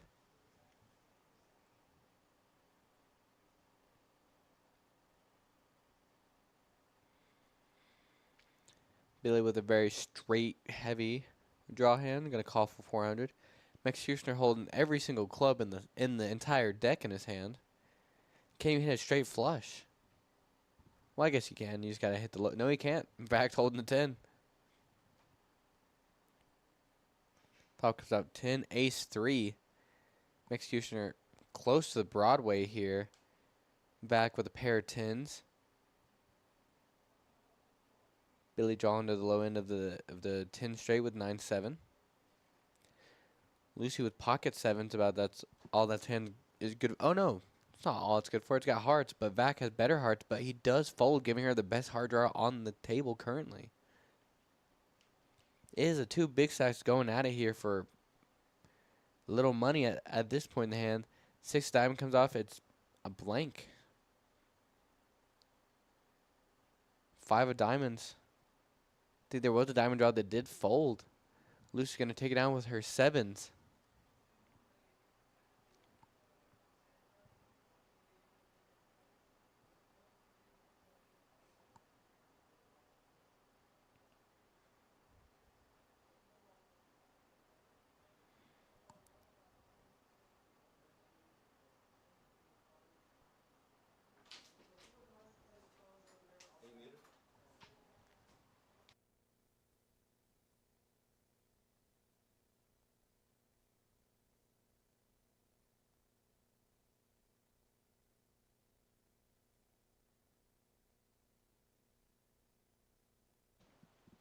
hand number 35 here, and maybe this is the last one for the break. Maybe there's one more.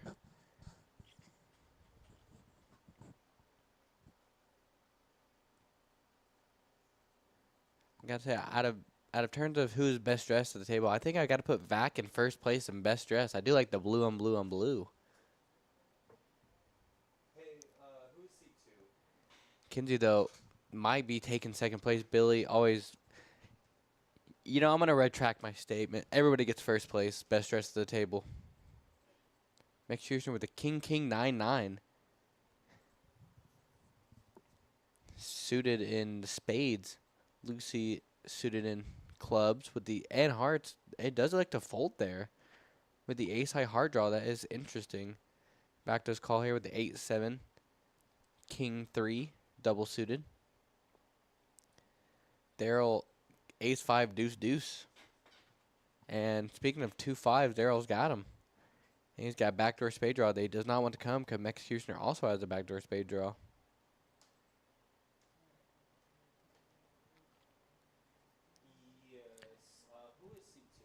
I think this is one of the spots Char would call. Now that Daryl has called, Max Houston probably going to shut down here. Yeah, he does. Does check. Daryl checks. Ace 5, good. And I didn't realize Ace 5 gave him the boat. The boat. Gonna make 6,000. I don't think Max Houston is likely to call this. He could be. Daryl's kind of been passive, maybe looking him up light, but does elect to fold. Daryl the checkmark does win $5,000.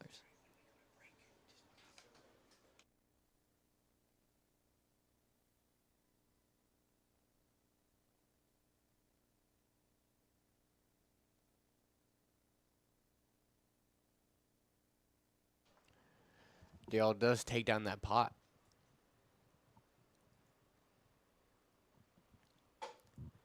Right now, Kinsey throwing the party.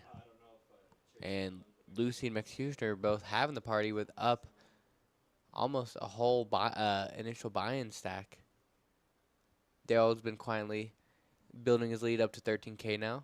Martin, after winning that big hand against Max Houston, going to be up around 15,000. Rest table down about 4,000, 4,000 or 8,000.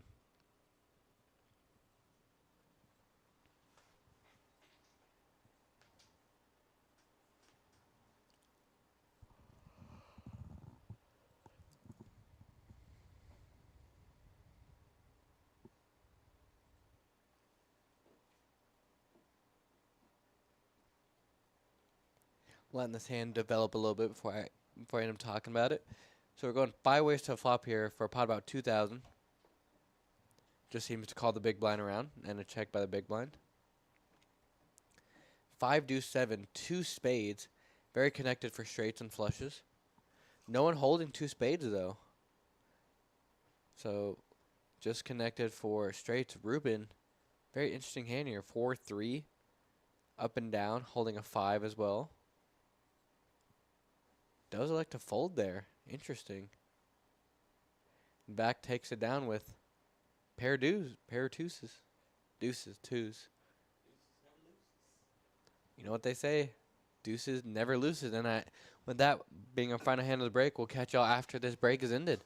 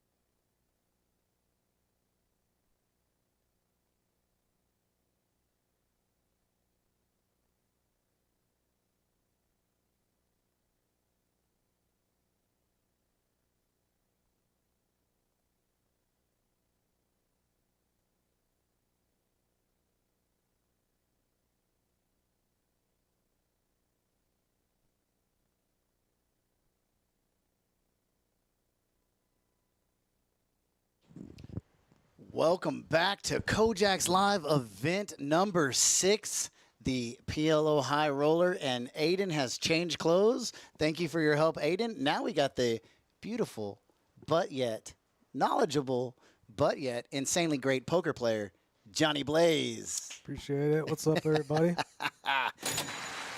Yes, yes. So what we did during that break right there is we switched out the feature table. We brought another table to the scene. It's going to bring a whole new dynamic, a whole new element, a whole new style of play. And here we go to action. Let's get it on. Let's get it on. So Manuel sitting here in the hijack with double suited aces. We got a rundown single suited with a dangler from Champ on the button. Tyler with pocket threes and a king high flush draw, king high clubs rather, and then a wheel double pair from Billy. So just a question for our viewers who are tuning in. When you say dangler, what do you mean dangler? Dangler is a card that doesn't connect with the other 3 cards. It's kind of your free roll card. Ineffective card. Okay. All right. So on this table, we've got Tyler sitting in seat 1, seat 2, Billy, seat number 3, Eric, seat number 4, Manuel, seat number 5, Adam, seat number 7, Champ, which is known by Craig, and MJ Gentleman sitting in seat number 8. Yeah, interesting table. Billy with a really interesting continue on this flop here. He's got 5-5 deuce deuce. He might be using those cards for blockers. The deuces don't really do anything, but he's got pocket fives. He might rep any of the straights that come on the bottom end, like that card right there. I assume he's going to be barreling on this river. So he raised pre-flop, he bet on the flop, and he bet on the turn. So he's 3-barreling it. Yeah. Oh, and he checks it there. The hearts, if it was a 3, yeah, top 2 from Eric, he ends up. If he would have barreled right there, he'd have won the pot. You can't call the heart on the river with a full barrel all the way across because you're representing aces with the ace heart draw, right? Right. I mean, really, the thing is, there's so many flushes in Eric's range that it would be a crazy barrel off here on the river. I think it's an interesting bet from him with 5-5 deuce deuce. I'm not sure what his plans were on various runouts, but does decide to bet twice with it, facing resistance out of position. So interesting decision, but yeah. So here we are over to hand number 38, and sitting at this table, we've got some great chip stacks, some of the bigger chip stacks in the tournament. You've got Manuel sitting at almost 100,000, and you got Mr. Lockwood. Lockwood won event number 1, and he's running hot, 88,000 chips in his stack. Yeah, Tyler's doing really well for himself. Manuel looks like he's sitting on 97K. That's pretty massive. He's a chip leader at the table right now. Tyler in second with 88K. Eric sitting on 50K. Champ on 40. MJ on 20. And Adam has 16K, excuse me. Billy with a short stack right now. After losing those chips in the last pot, he'll likely be rebuying here in short order. Pre-flop here, we're seeing a raise, a limp. Wow, a limp call from Manuel. So he ends up limping with the double suited aces. Adam raises from the hijack, gets a call from the blinds out of Tyler and Billy, and Manuel decides not to limp re-raise. Billy's in a lot of trouble, though, with this type of drawing board against Adam. Yeah, well, he does have the double gutter working for him. Nobody has backdoor spades. Billy decides to go with it. He is likely going to get a call off from Adam. I don't think Adam is ever folding enough flush draw here. He just, it's not his style. He's not going to see 2 hearts and not put more chips in, whether it be a tournament or And cash. there it is right there. All in, all in. Yeah, so pocket jacks are ahead right now. He's actually in a really good spot. Billy has 3 hearts in his hand, so he is blocking the flush from coming in. And other than that, Adam is working with, not much of anything. Billy does end up making a straight. He is going to be scooping that pot on the majority of runouts. So, played out. Just the way it was supposed to, right? 100%. And Billy's not afraid to put in chips. You know a little bit about Billy's past. Yeah, He's got a guys. couple accolades, doesn't he? Billy recently, he has not been playing poker for too long. I think it's been about 3 or 4 years that he started playing seriously. He is a business owner out of Pecos, Texas. We call him Pecos Billy here I love the locally. Pecos, Pecos. and you can always tell when people aren't from out in this area. They call it Pecos. Pecos, yeah. He's from Pecos, Texas. Um, but yeah, owns a trucking company out there, and found a pastime in poker. Started playing a lot of cash games here, and has done really well for himself playing in high roller events. So he likes the bigger buy-ins. Yeah. He likes playing for big money. He doesn't like playing smaller events. You can look him up online and see where he started playing a couple $100 events. And recently he went to the Poker Go tour in Vegas, I believe it was, and he won one of the events out there. I think it was a 25K high roller. Ooh. Super impressive. So he's not afraid to put it where his mouth is he? Yeah. Put up or shut up, right? Yeah. Something like that. He's got a lot of balls playing with the best in the world. He's playing for that kind of money. He's only playing against the best players in the world. So gotta tip my hat to him. A lot of respect, and couldn't have happened to a better guy. Billy is a class act, to be sure. So back to the poker. Manuel with a queen high wrap. No backdoor flush draw. Champ is open ended. From the hijack, he's going to continue try and hit one of his 8 outs to the nuts. And Billy is going to be continuing with King 9 8 6. An interesting and I would say questionable continue out of position.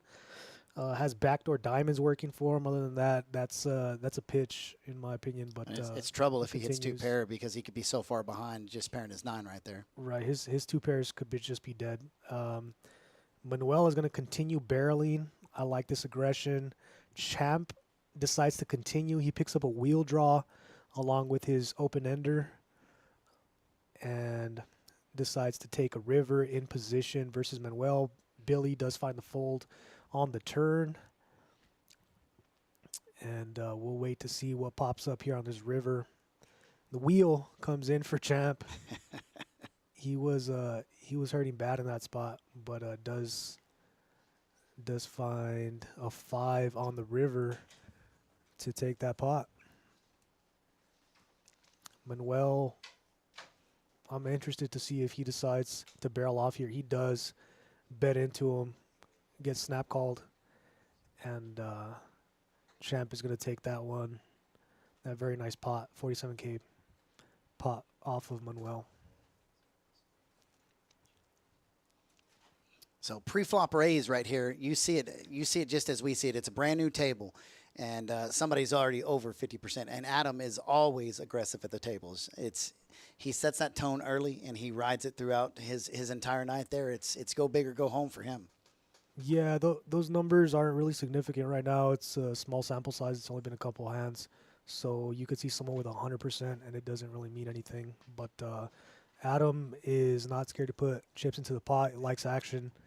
Likes to see a lot of turns and rivers, and yeah, that number will stay Pretty consistent. relatively high. I'm excited to look at his VPIP here in just a few hands. I'll give it a couple hands and we'll Yeah, see. we'll give it one orbit and then just take a peek at it. Tournaments are a lot different from cash games. There's a lot of players that you see them in a tournament versus a cash game, and you will not even recognize their play. That is one thing about poker. Is that there is a lot of differences in the way people play based on who they're playing against, the sum of the money involved, and the format of the game. Adam is going to be opening Ace King Jack 6 single suited to the hearts from under the gun. Billy is going to be completing and coming along with Ace Queen Jack 4 single suited with 3 diamonds in his hand on the button. Manuel completes the big blind with 10-7-6-5 suited to the 7 single suit.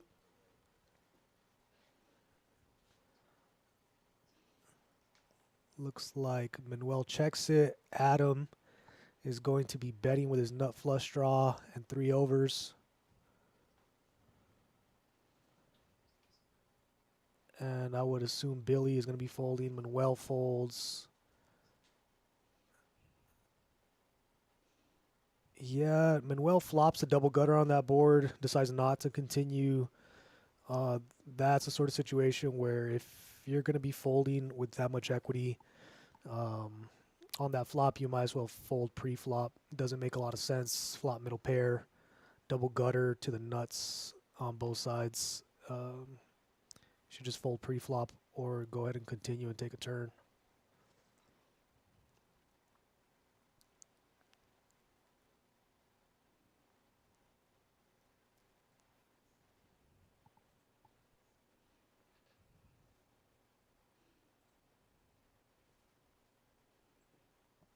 Champ here continues through a limp. MJ is going to be calling as well. He's got a nice hand. Tyler, ace, king, jack 5, call. Another call from Eric on the button. Manuel completes. Adam is going to be checking with the bottom tier hand. Ace, 8, 3, two-tone. Nobody has any hearts working. And we have 3 players with an ace. MJ has the backdoor clubs working. Tyler has backdoor clubs working. Eric doesn't have much of a hope. He's going to have to relinquish his hand as well as Champ. Wow. And Okay. just as you thought, both aces are against each other, searching to find that second pair. Yeah, hearts come in. That opens up a lot of possibilities also for MJ, but the heart draw is going to hold everyone back from betting, isn't it? Yeah, Tyler does have the jack of hearts in his hand. He might use that card to bluff the river, especially when a 4th heart peels off. It reduces the combinations of hearts that are possible for MJ. And once he checks twice, he almost never has a flush. So I would like to see a bet from Tyler. That would have been real nice for him. But yeah, checks it back and gets the pot with ace king. Top good.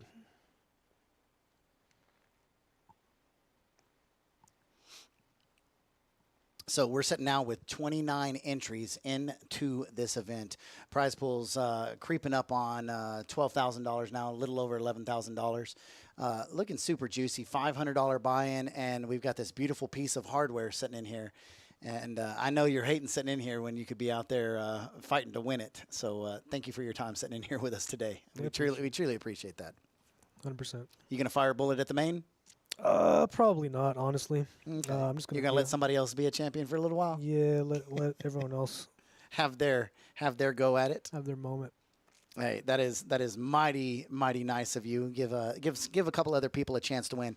MJ looks down, ace of clubs, 98 of spades, and a backup 8 for a pair. But in PLO, I truly like hands like Tyler's.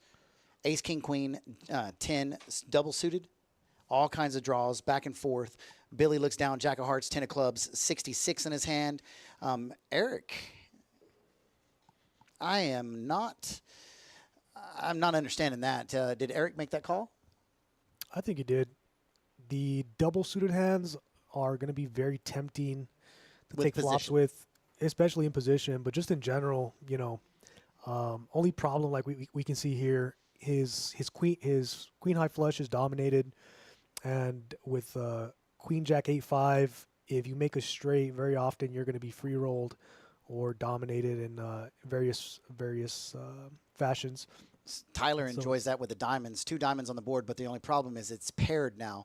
Adam does have the gut shot to the 5 straight draw, but it's still a lot of problems when you pair a board. When a board comes out paired in PLO, what's the chances that somebody's holding the boat already? Yeah, I mean it's pretty high with 4 cards. It's pretty high, especially in an environment like we got here in West Texas, where you got 5 or 6 people involved in a pot. People are gonna have 6 deuce. People are gonna have all kinds of stuff, and so in Vegas or other places where people are more conservative, there won't be any combos of offsuit six deuce in their range whatsoever out here, and they got all that. So when you say out here in West Texas, is all of Texas poker like this, or is it just Midlanders are just a little wilder? Midlanders and Odessans are definitely a little bit wilder. It's not just here; it's in general Lola all over the Amarillo. state, 100% all over the state. There's a rich history of gambling and fighting and all that sort of stuff. You know, going to battle in Texas, and it's inside of us. I think it's just genetics at this point. But yeah, there's more action here than a lot of other places. So if you're joining us in just now, this is the $10,000 guaranteed event number 6 of the West Texas Poker Championship Series. $10,000 guaranteed in this PLO tournament. Already surpassed that. Still about an hour and 20 minutes left in registration. So if you're sitting at home, this is going to be a big one. I guesstimated, and I usually don't miss by much, $16,000 in the prize pool. That's a good. I said 43 entries. We're at 27 right now. Right on.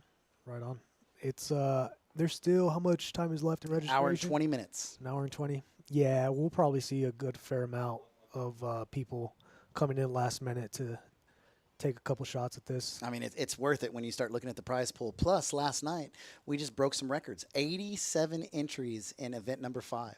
That was beautiful. Yesterday's free roll was something really impressive. I think it is possible to get something like that going a lot more often. Oh, yes. And yeah, I was really happy to see it, 100%.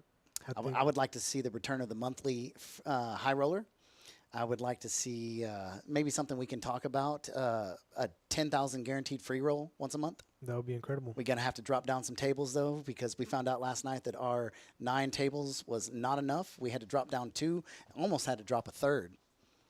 About to have a powwow on the floor, setting Indian style, passing the cards. Yeah, there's a lot of players out here that don't necessarily frequent Kojaks as often as they could or should. Let's see if we can turn that around and get people excited again to come back. And it's amazing to see the poker world growing. There's so many new faces when you walk in CCC, Kojaks in general, that you've never seen before. We see all the familiar faces, and it's nice to see the waters getting warm again.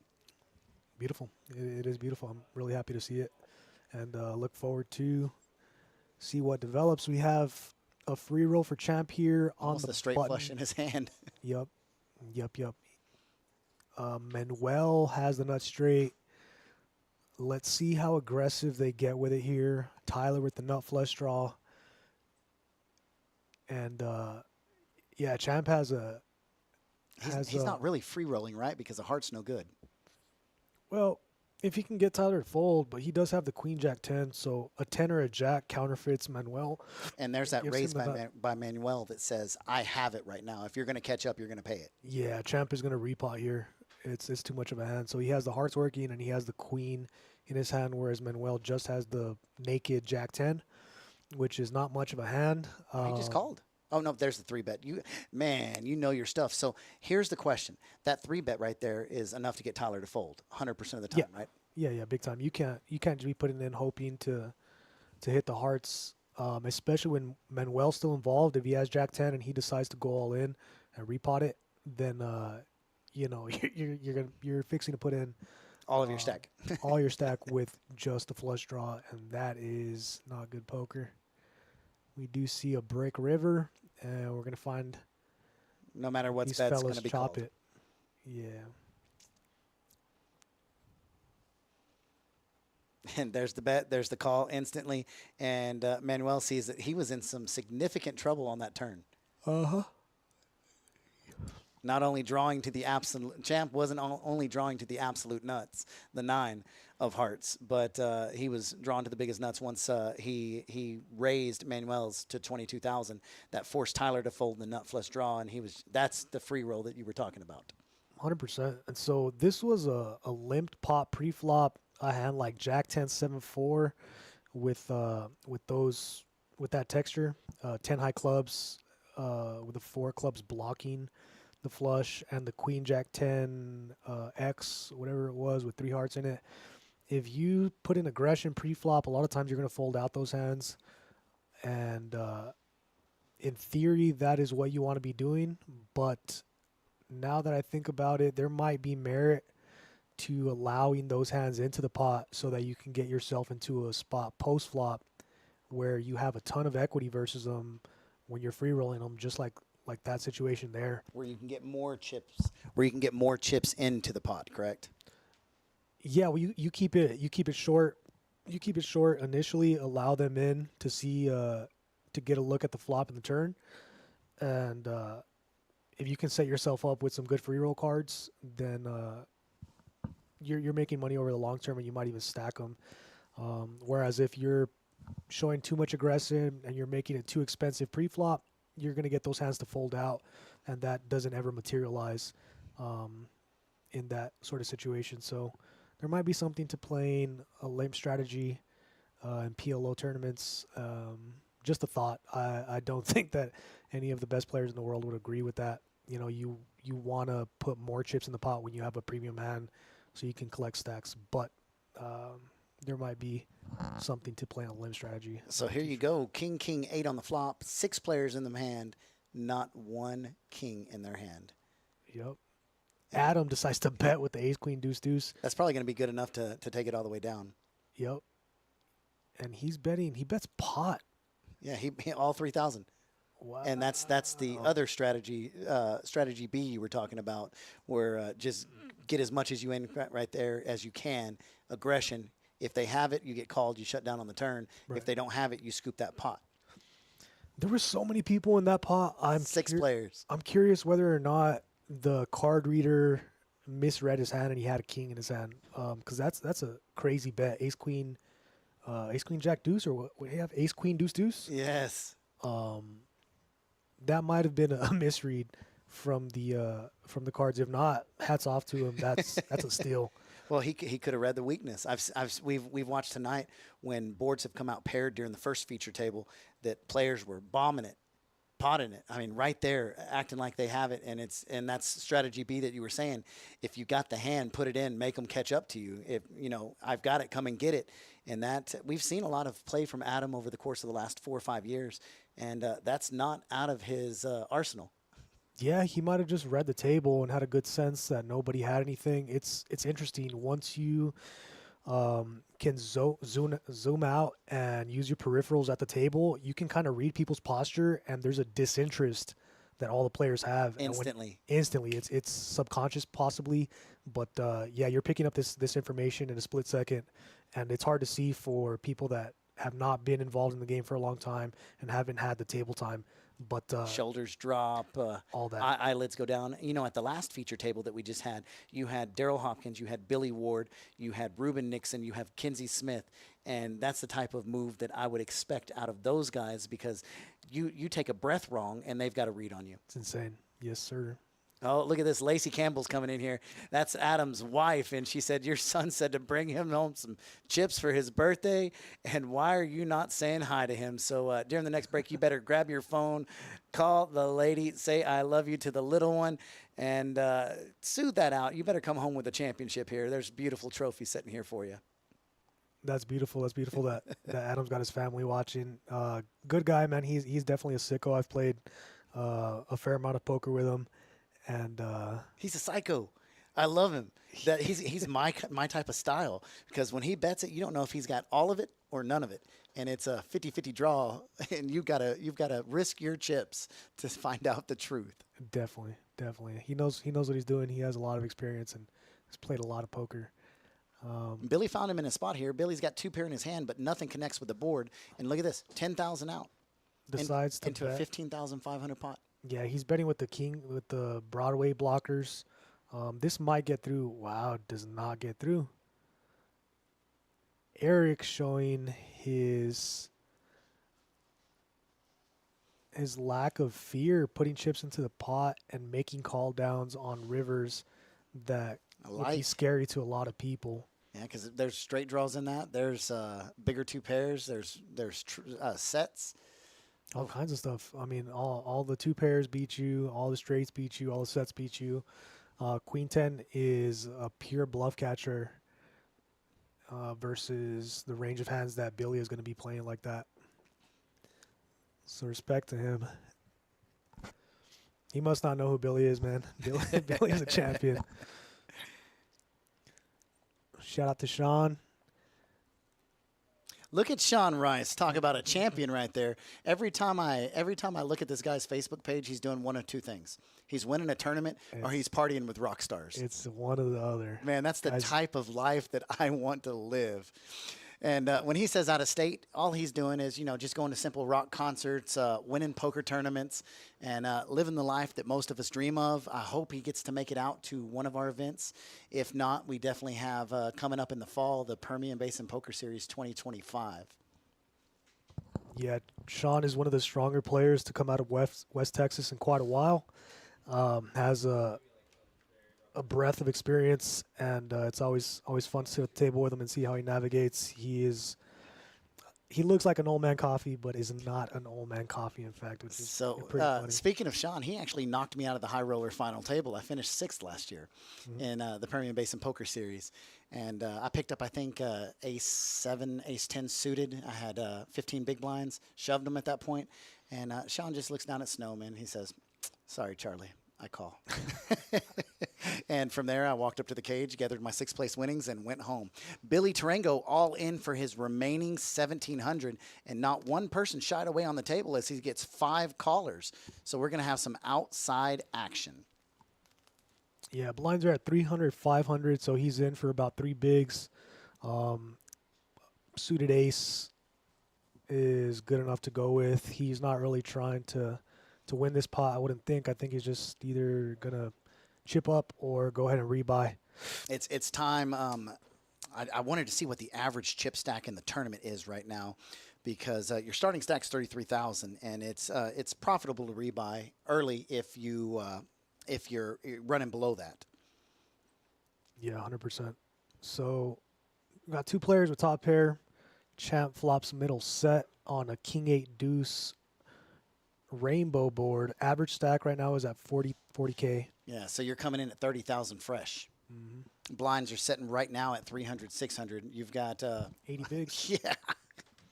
And that, ladies and gentlemen, is why Johnny Blaze is so great at poker. I'm over here doing the quick math in my head, and before I can get it, he says, 80 bigs, ain't no thing.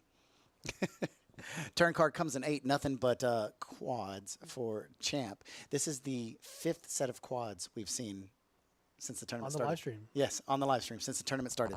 Crazy. He's got this locked up. Billy is going to be going out to the registration booth here shortly. Look at this. And he just throws in casual 50% pot. Wow, he gets a call from Eric. And he called light while ago, so that may be something that, a tendency that the table's seeing. Yes, sir. It appears as though he will not be full. Oh, Eric had 7s full 8s. Oh, he hits Yeah, a 7. I was looking at his king. That's not a light call. Let me scratch that. That's a very strong call. That's nasty. That's nasty. That's an unfortunate river for Mr. Eric sitting out in seat number 3. But Champ is gathering up some chips. Champ showed up at 2 p.m. today. They had a cash game, $5, $10 blinds, and they're talking about having another one that matches the tournament tomorrow, 510 and 2550. Let's see how that goes, man. It's an exciting week here at Kojaks. A lot of big games that haven't been around for quite a while. A lot of players Chomping at the jaws to get in them. that are trying to play. So happy to see it. I'm glad to see it's back, and I hope we have a successful week here. Oh, it's going to be a great week. We've got staff coming in from all 3 of our area clubs to help us out, just because we know what the turnout's going to be. Starting Friday at 1 p.m. and 6 p.m. Friday, flights A and B of the $50,000 guaranteed main event takeoff. Then Saturday, we have 3 beautiful flights, 1 p.m., 6 p.m., and then we have added that turbo at 10 p.m. So the top 12% head to day 2. And don't forget, Saturday or Sunday at about 1:30, maybe 2 o'clock, we're going to have that Players Auction Calcutta for a completely separate prize pool. And ladies and gentlemen, if you don't make day 2, I highly suggest you come out and look at that, because you can purchase part of the action, and you can actually win the tournament without winning the tournament. Mm-hmm. Yeah, it's a lot of fun to have a sweat, especially if you have any of your loved ones or any of your buddies, your friends here playing for that coveted main event championship. So This is the West Texas Poker Championship Series. It is, what do we got? A set of 8s for Manuel. A set of 8s with a flush draw. Yeah, I mean, he's just got everything right now. If he would have 5-7 in his hand, it would be even more.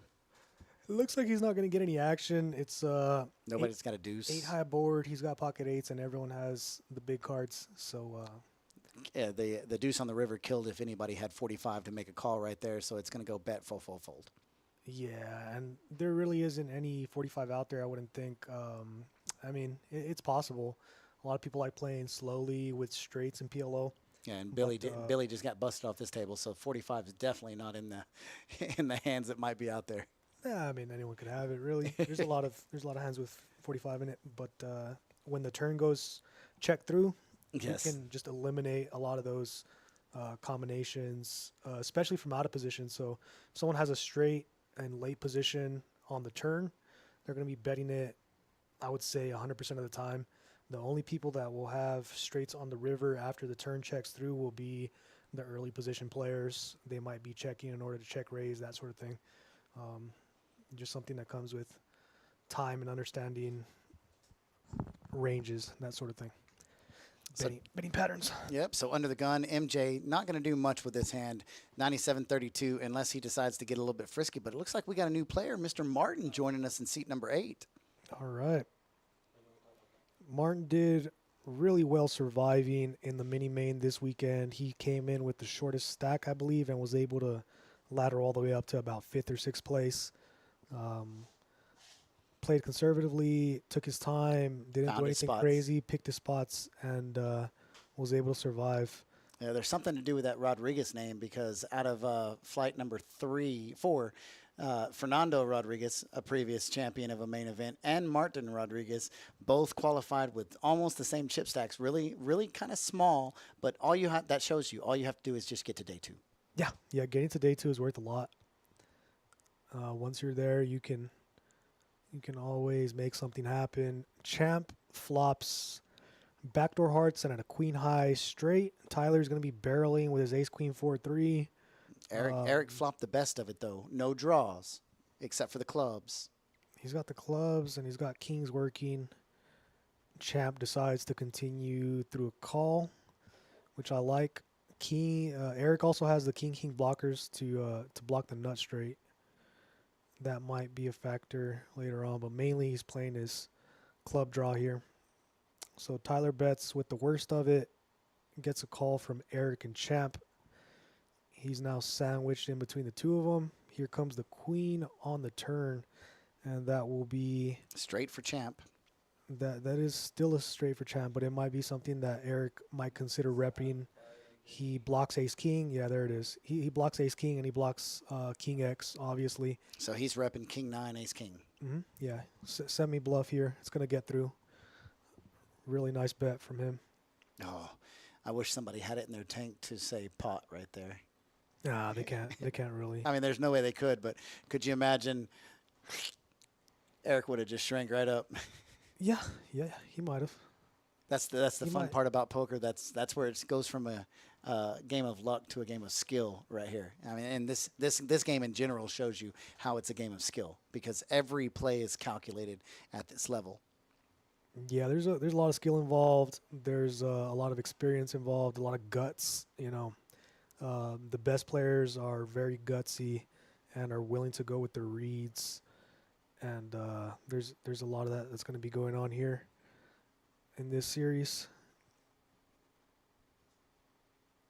Poker's a great game to really get a sense of what a man is made of, how they deal with losses, how they deal with wins, how they manage themselves emotionally, how they manage themselves psychologically, the depth at which they think, all sorts of stuff. You can really size up a person with the way that they play poker if you have eyes to see. Champ here, Queen Jack 6 monotone. We got top for Champ in the small blind. Top bottom for MJ, and just nothing but a set of J's for Mr. Eric. So everybody's got just enough to fish as long as the turn doesn't come a 10, a 9, a king, somewhere in that range right there to complete. Right. Any of the straightening cards are gonna bring some scares. A hard card would be a queen. Eric, That would be a tough card for everybody on the board. yeah, that would put some pain on people. Eric does have middle set here with the backdoor clubs. He is likely, there it is, 10 of clubs. So it does bring in the nut flush draw for Eric. So 4/5 of regardless, the way to the royal. mhm, he won't be too scared on this, even if he is behind, which is unlikely. Oh, what a turn card. I mean, river. That's What a nasty, river. nasty run out for Eric. As long as MJ keeps it right around 4,000, no more than that. I think. Well, I don't think there's an amount, especially with it being pot, that MJ can bet that Eric won't call right here. Wow, he pots it. 5,100. Eric has 48,000 effective in stack, but if you look at it, if you look at MJ stack, he had 10,000 at that point. Yeah, he did. It's I'm curious whether he's betting for value or as a bluff to try and get another 8 to fold. When you're betting, you're either trying to get called by a worse hand or fold out better hands. When you're folding out better hands, that's a bluff. When you're getting called by worse hands, that's a value bet. And so in a spot like that, I guess he could be targeting the 2 pairs in the sets. He is never getting called by I'm curious whether he was value betting or bluffing.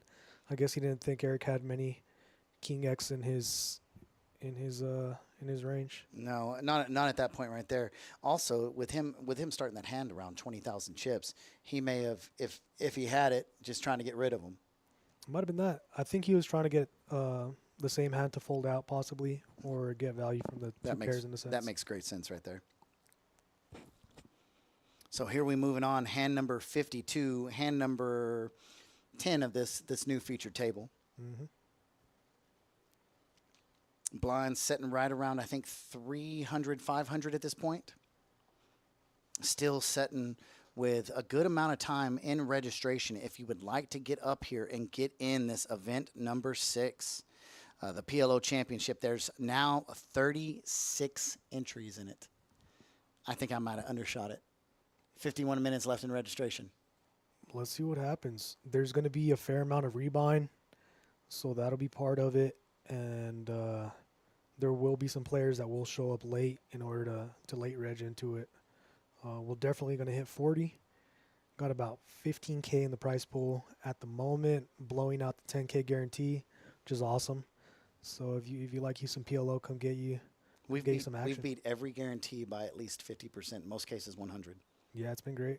It's been great for sure. That shows you poker is alive, and especially on a bigger stage in West Texas, these players are chomping at the jaws for some for some action, just like Bowden is. So Thomas Bowden, what is up, Bowden? He's got a little what is tonight? Tuesday night. So he's setting up at the bowling alley, throwing some strikes, jawing like an addict because he's not on Call of Duty. That's one of my squad mates on Call of Duty right there. No, Shout good. out to you, Mr. Bowden. Missed you last night at the free roll. Would have loved to have seen you. Man, he used to play a lot more often. Shout out to Tom. Yes. Is he as good as you at bowling? Yeah, he's pretty good. He's pretty good. Charlie is low key a pro level bowler. Yeah, my thumbs aren't the same size. I don't think you've ever seen that, have you? I have. Oh, that's all callous. It's crazy. Yeah. And I'll tell you this. So I bowl on Wednesday nights with Hunter.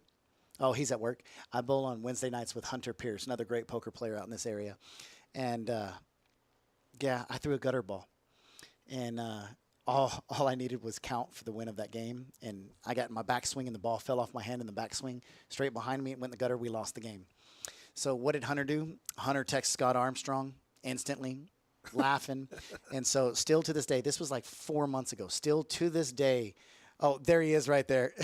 There he is right there. Hunter's there. Text Scott Armstrong, and still to this day, Scott calls me GB.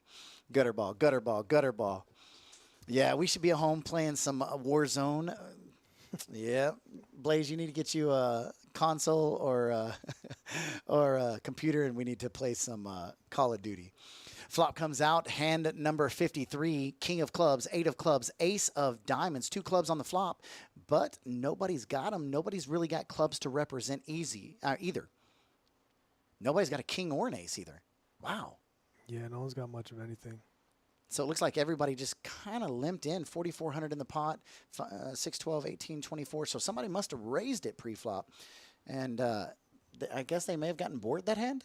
Something like that. There's a lot of limping going on, so. Oh, GB. Oh, gutter ball. Oh. So, of course, when Hunter threw a gutter ball, I, of course, text Scott just to let him know. Tit for tat, you know you got to.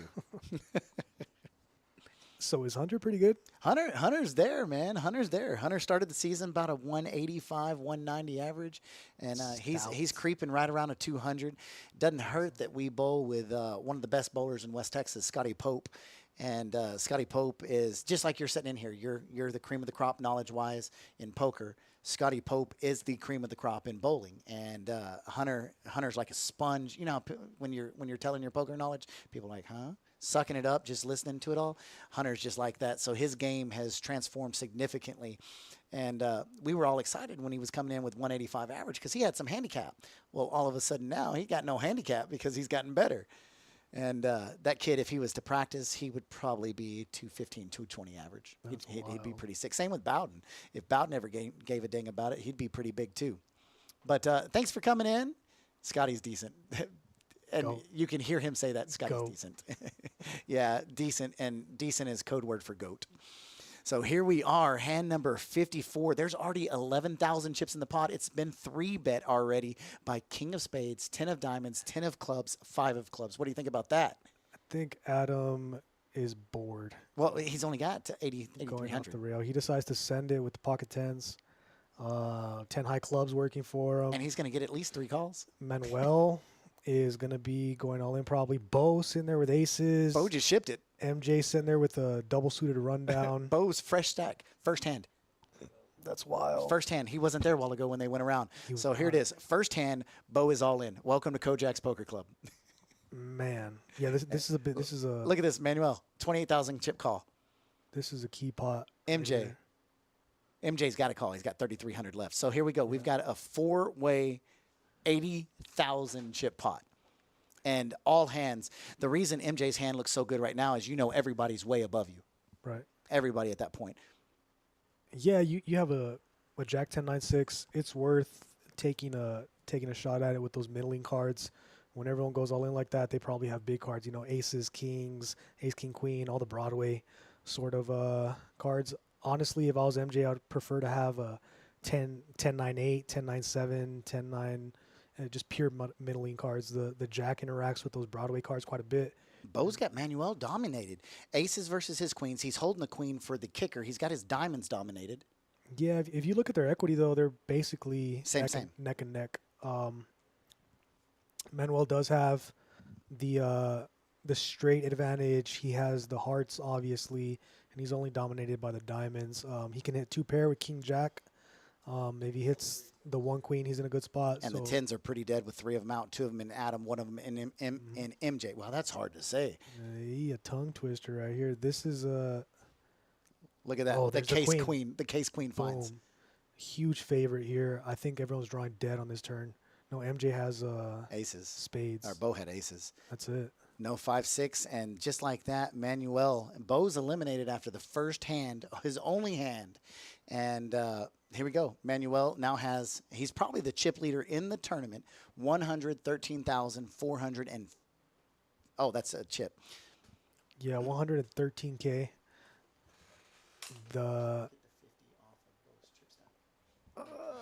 What do we got? Yeah, so there's going to be 3 rebuys coming in hot. There's a little extra for the prize pool. Bo's going to be rebuying for sure. MJ has been known to fire some bullets at it, and Adam didn't come here to fire Look at these guys. one They're bullet, so chirping chips. they're all back in. So when you have chirping chips, I heard Rudy say this yesterday. Somebody said, "Oh, you got some chirping chips now, so you're going to be jabbing." Rudy said, "Show me a person that has a massive stack that's not jabbing and jawing." It is what it is. Yeah, it's chirping chips. Everyone gets out. You have a bunch of chips. You're feeling good. When you're feeling good, you start expressing yourself. When you're feeling bad, you kind of shell up, and that's just human nature. I like to talk more when I'm down and talk less when I'm up. Interesting. Interesting. I like to do everything backwards. And you are kind of a backwards man. I'll give you that. Have you seen that movie? I'm the backwards man. Tom Green. Yeah, Tom Green. The backwards man, the backwards man. So we're going to play shorthanded for just a few minutes here, just simply due to the fact that we had a massive all-in. Look at this. Manuel's got them chirping chips, 113,400 chips in his stack. He's going to call that 600. It's without a doubt. Champ is going to follow along. King, Jack, 3. He's got the Kojak's house hand. And Martin's probably going to go ahead and call. And I don't see him folding either. Tyler's going to get in 74 deucey deuce. 2 diamonds, 3 diamonds in his hand. He's 100% going to make this call. And look at this, Eric. Ace, 10, 10, double suited hearts and clubs. Welcome back to the table, Mr. Adam. That move you saw from Mr. Adam a while ago was not in desperation. It wasn't in anything. He had such a small stack with, he was down below 6,000, 7,000 chips. Average stack is setting right around 30,000, and with the big blind at 600, it only takes 1 pot, and it was at a stack. So he's got him some bigger chips, fresh stack, and he is ready to get in. So here we go. We're going to be at least 5 players. There's already 12,000 chips in the pot.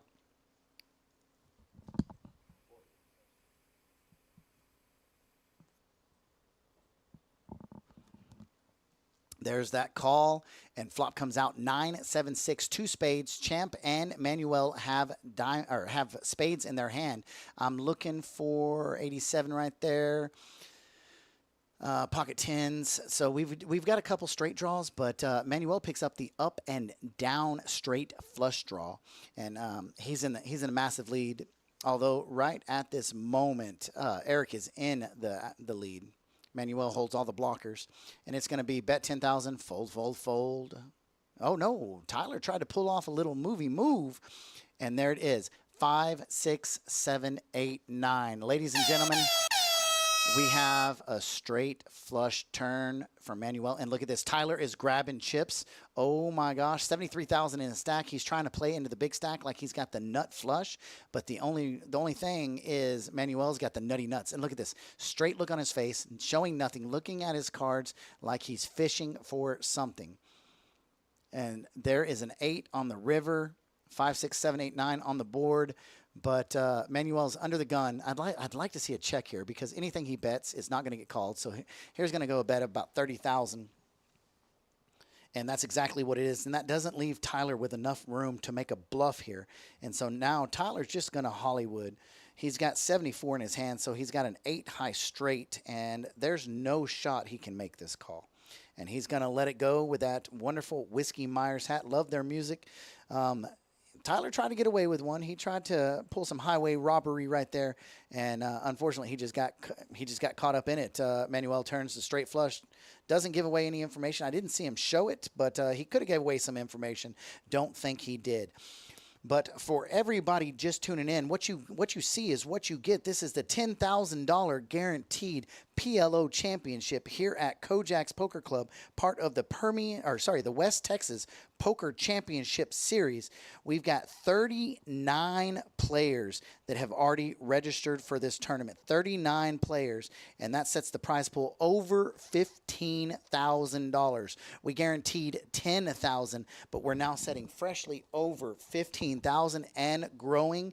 Let's take a look at that clock right there. We've got about 40 minutes left in registration, so it's becoming do or die time. Blinds are 300, 600, and their starting stack is 30,000 chips. So there's plenty of chips to come jump in right now. The average stack is sitting right around 48,000, so there's still plenty of time to come out to Kojak's Poker Club and get a piece of this action and make Kojak's history as we have these beautiful series trophies up for grabs. So here we go, 3,000 in the pot. Just a little min-click raise right there. Actually, not a min click raise, just calling the 600 blind 5-way action.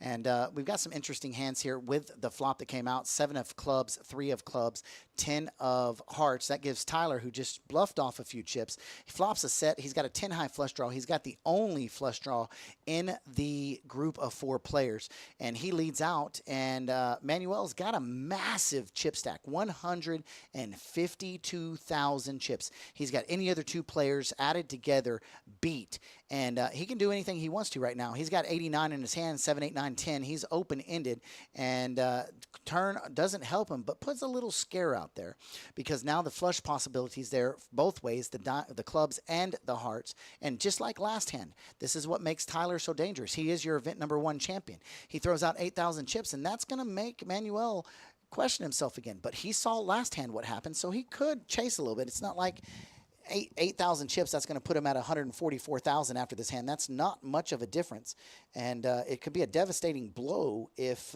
he does catch. But Manuel says, not today. I'm going to save my chips for another hand, save the chip lead for another hand, and that's going to add some fresh new chips into Tyler's hand that just lost about 35,000, 25,000 last hand. As the shuffle up comes, let's look at the VPIP. We've had time to establish some great numbers here, and this shows you how interesting this new featured table is. Eric, Manuel, both over 80. Tyler over 78. Champ over 60. Adam over 60. Martin right at 60, and MJ at 55. So we've got 7 players at this table. Every player has a VPIP over 55. Show me somewhere else that this type of action is at, and we'll have to go visit that place. This is just absolute nuts, considering the fact this is a series event, event number 6, leading up to tomorrow's high roller event. 20,000 guaranteed tomorrow night at Kojak's Poker Club. Starts at 6 p.m. on the nose. So here we go. Hand number 5, 7, 57. Champ looks down, doesn't have much of a playable. MJ's going to make this call. He doesn't want to get too involved with too many chips, doesn't want to raise it up, leave himself open up to a predecessor pot. And look at this, joining us at the table, this gentleman right here. Even though he's wearing an Oklahoma baseball t-shirt, we won't come down too hard on him. We know Texas is the greatest college in UT is the greatest college in the world. Can't convince me otherwise. But that gentleman has something that nobody else at this table has. He has a main event championship here at Kojak's, but he's also got a World Series of Poker championship bracelet. That man took down the monster stack in Vegas. He's got the hardware to prove it, and he's got the skills and the knowledge. He just completely changed the dynamics of this table. And it's scary to have him here. And he actually flops top and bottom on this board. Flop comes out ace of diamonds, 8 of hearts, 5 of spades. And look at that. He sits down and he says, hey, everybody, I want y'all to know Braxton Dunaway is now sitting at this table. Fires out 10,000 on the flop. 2 pair in Manuel's hand, 85. I don't think he can go much further, and he does. He calls it 10,000. He says, I don't care if your name is Braxton, Scott, anything else. I'm gonna make sure that you slow down a little bit. And Braxton knows he's dwarfed in chips, but that card right there seals the deal. Braxton's not going anywhere, and Manuel is done with his hand. Braxton's probably going to check this. Nope, he is not. He's going to stay aggressive, make him think that I'm drawing a little bit, see if he has like ace, king, something along those realms. And Manuel says, no, I don't. I've got 139,000 chips. You've got over 100,000 now. And every chip that Braxton gains into a stack makes him that much more dangerous. So as you tune in, you look at these tables, and these tables have vast knowledge of poker players. And on the last feature table, we had 5 Kojak's main event series champions. This poker table right here, we have one main event champion, a high roller champion. We have a World Series of Poker champion. We have we've got champions all around the room, and doesn't make the game very easy. So when you have a chip stack like Eric does, sitting in seat number 4 right there, you've actually got to slow down a little bit. You can't be as aggressive. You can't see as many flops as you typically would like to see. Right now, the blinds are 300, 600, and it's all fine and dandy if you can get in for 600 and find a fold. But the problem is with the game PLO, it's hard to find a fold sometimes. Tyler's going to look down at his hand, ace, ace, king, 6, suited diamonds in his hand. Eric's going to look down, and this is a chip stack play right here. 8766.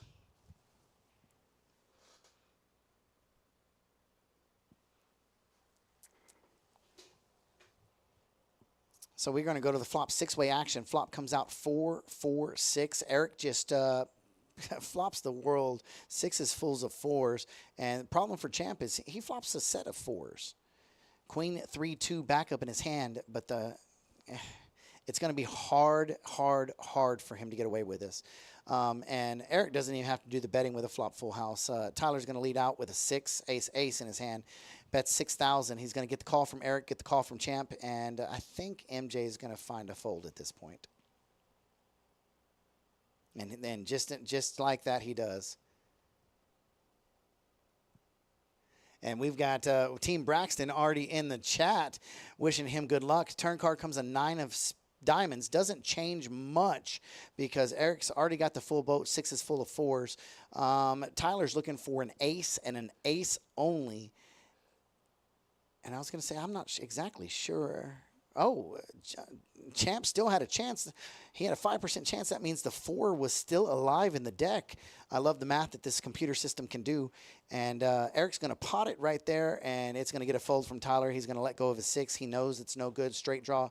If he hits it, he says, Eric, you're representing 64, 66, something along those lines, and I'm just going to give it to you at this point. So Eric stacks up some new chips. We saw Eric call light earlier.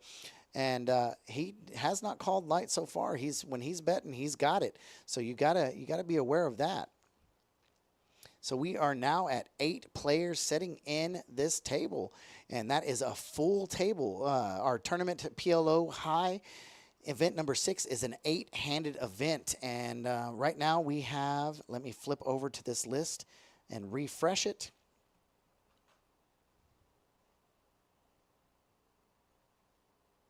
We've got 39 entries into this tournament, 40 entries. Somebody just joined, 22 active players.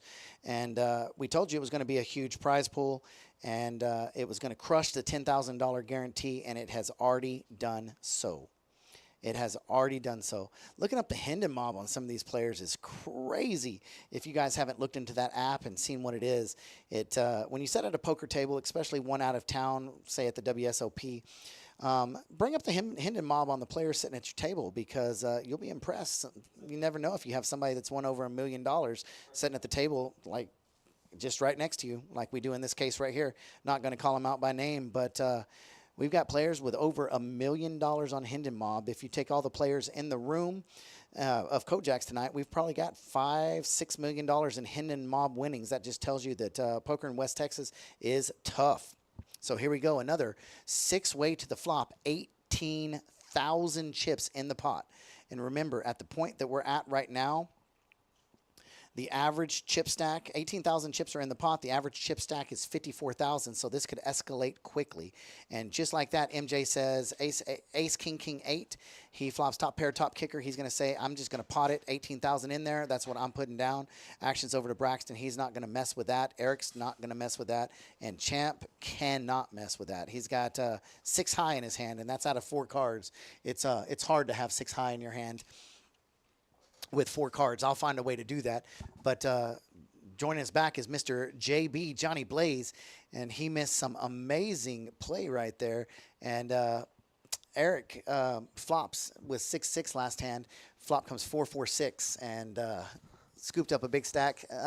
Took his chips from 28,000 to 58,000. And let's put the chips up on the board just for everybody to see where the stacks stand at. Average stack right now is 54,000 chips, so 4 players are above that. 4 players are below that. Adam is fresh back into the game, started with a 30,000 chip stack. He's made 1 call, so he's sitting right at about a starting stack. And the big story is Braxton Dunaway is now at this table with a stack. He got tangled up with Manuel, made a bet. Manuel folded. He could not make the call, so he was able to pull about 15,000 chips from Manuel's stack. So we've got Manuel at 137,000 and defending WSOP champion Braxton Dunaway with that beautiful bracelet at 114,000 chips. And when Braxton puts chips in the pot, you kind of have to listen, right? He's got the street cred, right? Yeah, Braxton's in the mix. He's definitely a dangerous player, not scared to tangle with with less than premium hands, and that always makes him dangerous. You never know what he has. And He's not afraid to bet with less than premium hands, but you won't see him in there calling with less than premium hands. oh yeah. He has a good card sense. He knows when there's danger afoot, and he really is a field player that can sniff stuff out. And yeah, one of the better players we have in Midland Odessa. for Martin sure. flops 2 pair, top and bottom, ace 4. But Manuel once again has the what do you call that? The wrap 8-8, 7-6 with a flop of 4-5. Yeah. Only thing would be That's better is if he had a 9 in that hand, right? No, the 9 isn't really worth that much. You just want to Oh, have that 6. Yeah. So you'd want the 3. 8-7-6. The 3 adds some additional equity for sure. With the pair, it blocks some of the outs he has for the wrap, but he's got backdoor hearts working for him. It's a beautiful flop for him for sure. So if you're watching us in the chat, who do you think is going to win this tournament? Sitting at this table right here, do you think one of these players are going to be able to go all the way? Are you Team Braxton, Team Manuel, Team Tyler? He's already got a series champion. Team Adam, Team Champ, MJ. He's a high roller champion. Oh man, there's a ton of good players on here. Yeah, there's a lot of quality players here. Excited to see them as the tournament progresses and stacks get deeper. Champ here with 10-9-5 deuce rainbow in his hand on the button. Curious what his thinking was pre-flop. He was in order to playing get the ZZ involved. Top image, Yeah, playing the beard. yeah, that was that's interesting. Definitely not a premium hand, not a hand that you can win with very often, but does find a 5 on the turn, and luckily no one else had a better 5 in their hand. So do you play those hands to try to get in those points with a lot of players, like that one with 6 players to the flop? Do you play a hand like that, like we were talking about earlier, to try to squeeze something in there and maximize your chips? If nothing, you fold? Yeah, essentially you want to get involved a lot more on your button. And so he's just trying to play any 4 on the button, I suppose, for a cheap price to try and take it down post-flop. Oh, I like this. I like this. Braxton, but he also wishes everyone good luck. I like that. Unlike this weirdo right above it, Champ is taking this one down for sure. Hey, I do owe that guy a burger though, because he bet the mini main would be 32,000 and I said 33,000. He smoked it. No, we would.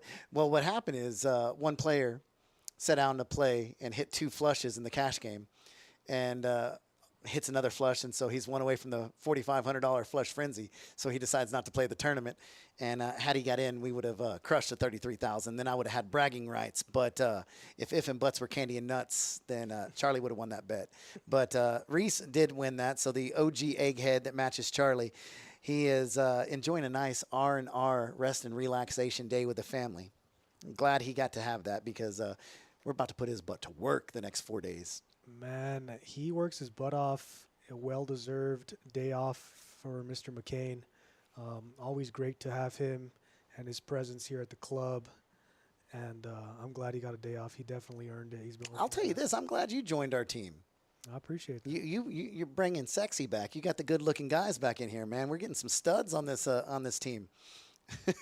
I appreciate that, brother. Type some ones in your or in the chat if you think JB Johnny Blaze was a great addition to this team. Fill that chat up with some ones. We love to have him in here. So here we go to the turn. 5, 6, 7 deuce, double suited on the board. I'd play that hand in PLO. That's why I'm in here, though. Yeah, this is going to be. I'm trying to see if anyone else is going to continue. Manuel has 8-5, and the club's working for him, so he's going to take a river. Martin does turn the nuts straight with the clubs dominating. Board pair. river. That's scary. It might slow down the action, and it's going to go check. 48,000 chips in the pot. Yeah, we got gambling going on, fellas. These guys are playing some pots. Manuel, even with the massive chip stack, he's going to lose 20,000 chips on this hand. But even with that massive chip stack, he's not afraid to get in there and, as Will Smith says, get jiggy with it. No. Got to be quicker than that, huh? The man is chipping up, feeling good, I'm sure. And Yeah, this is an interesting little spot we got here. How many people we got at the table? We got We got a full table, 8 players. 6, 7, 8. Are we doing eight-handed for this tournament? 8-handed, yes. Eight-handed for this tournament. That is that makes for a great game. My favorite game is 6-handed poker. Do you Six-handed realize is how fun. strong 5-3 is in 6-handed poker when you raise it pre-flop? Honestly, it's the only game that you can play.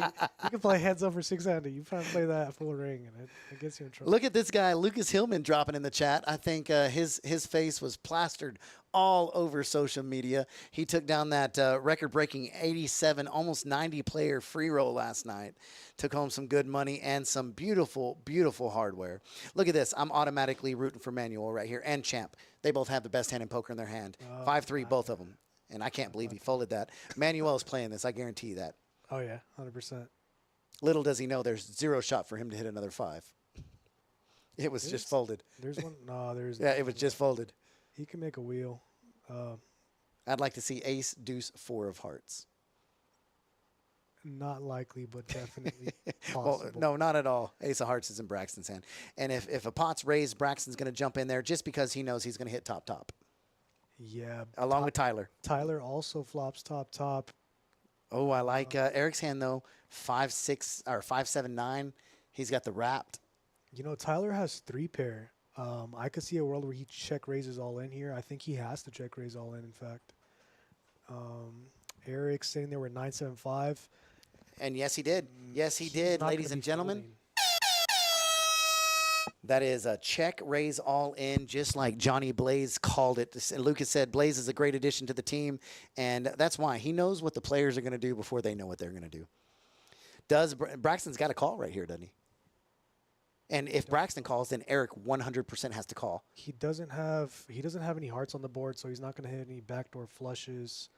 Eric has a mandatory call. He has double backdoor flush draw as well as the wrap, and he is the favorite, as you can see here. They both could find a fold if they don't want to lose their chips. But if Braxton calls, it's a 1,000,000% call for Eric. Nah, Braxton is not a folder. He probably would call with ace-6 here. He might fold ace-6, but You know, every tournament I've ever seen him win, he's had that green tree golf hat on. yeah, Every tournament, that's his lucky hat. he represents. He's wearing the unlucky Oklahoma T-shirt. Look at this, Eric. Eric's got to call it. He's gonna stuff behind. There's no world where he can't put in those 39,000 chips for 140,000 return. Yeah, it's huge. And there's that right there. So here we go. We have one of the largest pots of the night. Oh, he hadn't made the call yet. No, he just, Oh, yeah. he just called. Oh, he just called. So that leaves outside chips, but Ace-king for Braxton. Braxton pulls ahead significantly. there's the call and the all-in. So Eric's looking for a 5, 6, or 9. Tyler's looking for a 6 and a 6 only to win the pot. 8 to chop it. Braxton's sitting pretty. Chop. Ace-8. Eric's eliminated. So they chop up Eric's chips. And what you don't want to do at the poker table is give Braxton Dunaway more firing power. Yeah, he ends up picking up a good amount of chips. Tyler. Bigger than a starting stack, 35,000. Yep. He picks up a bullet. Yeah, no kidding. Full starting stack. That's a big swing. I guess he scoops the side pot off of Eric, right? Yes, Eric had about 13,000 chips left. Okay. So that's the difference right there. Setting at 41 entries right now. The average stack is 55,000. Braxton's setting 3x over that. Tyler's setting 1.2 over that. Yeah, they're both in a good spot.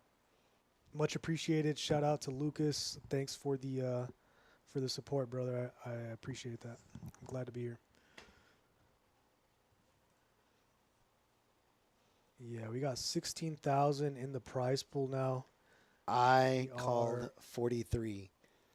You did call 43. It's like, I think it's almost as if you've been doing this for a long time. You know what's going to happen before it happens. So I was getting called last night to I was getting called the hot dog whisperer. Oh yeah. We sold 66 hot dogs last night. But in all honesty, these are the best hot dogs I've ever had in my life. I don't know where our ownership team found these at. They may put crack cocaine in them, but one is just not enough. They're crazy good. They're crazy good. I don't normally eat too many processed meats. Try to avoid them, but man, I had one the other day. I was starving, and Was impressed. I loved it. It was good stuff. Shout out to everyone that's in the chat. We'd like to know where everyone is from. We're still searching to find that elusive viewer from North Korea. Once we find them, they get a free lifetime membership to Kojaks. We just have to have proof of GPS, take a picture with Kim Jong Un, and you've got the free lifetime membership. But other than that, look at this. We are in high gear, looking at week number 2 of the West Texas Poker Championship Series. Here we are, event number 6, the PLO High Championship, 10,000 guaranteed, and we're already 50% over that. And we're heading towards 100% over that. Tomorrow at 6 p.m., $20,000 high roller. I'm calling that early. $48,000 in the prize pool. I'm calling that early. And then Thursday, the Big O Championship, $20,000 guaranteed. And a lot of these players you see here today are pouring in from the Lubbock area, the Panhandle area, getting in here to have some fun. But looky what pops up on Friday and Saturday. We've got the main event, $50,000 guaranteed. Hey, wait. We're going to flip this camera around. And so I'm going to flip this camera around just so you can see this right here. This right here is the world's best dollar because it's $1 when it's a dollar bet. Yesterday, I bet over 83.75, and we had 87 entries, so I won $1 from Corey. Today, I bet 43, and I gave him over under 40. And he was excited about that, and I won the $1. So are you taking my bet tomorrow? No. He learned his lesson, ladies and gentlemen. Love it. Oh, this is the greatest dollar. Yesterday I had him sign. Oh, I think I have it in my pocket. I made him sign it because I keep signed dollars. You're crazy. And I made him sign it. And Corey Smith dollars. yes. We got a hand here, guys.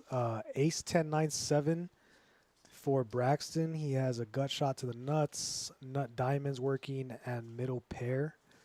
Oh, I tipped Ace it. Queen Jack 5 for Martin. So he does have top, I tipped it yesterday. and he'll likely. Did you? I put it in someone's tip box.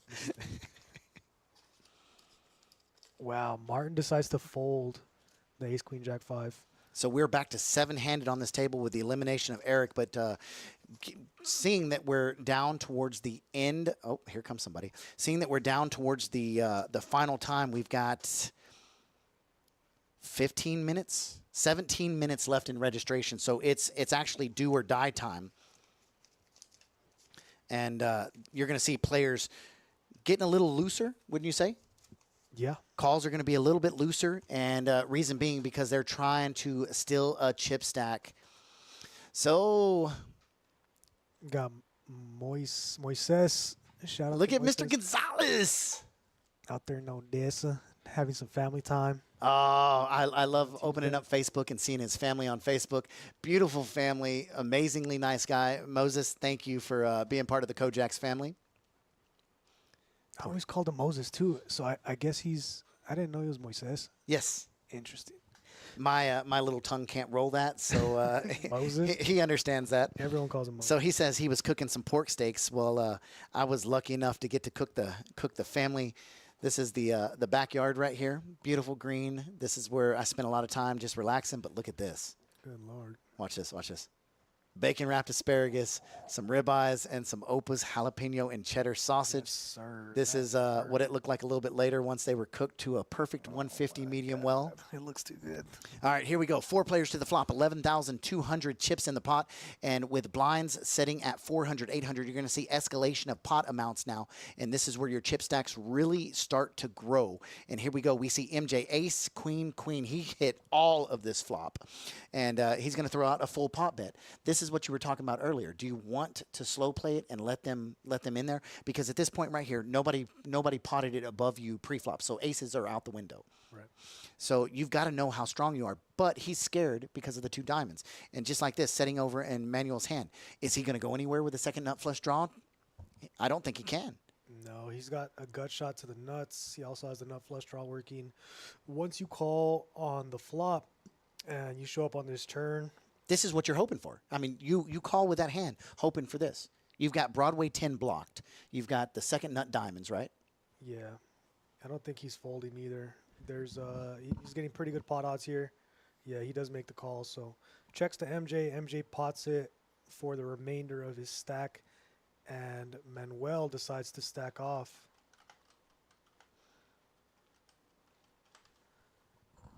or decides to call the stack off. Excuse me. 83,000 chips in the pot. If that 10 gets there or the diamond.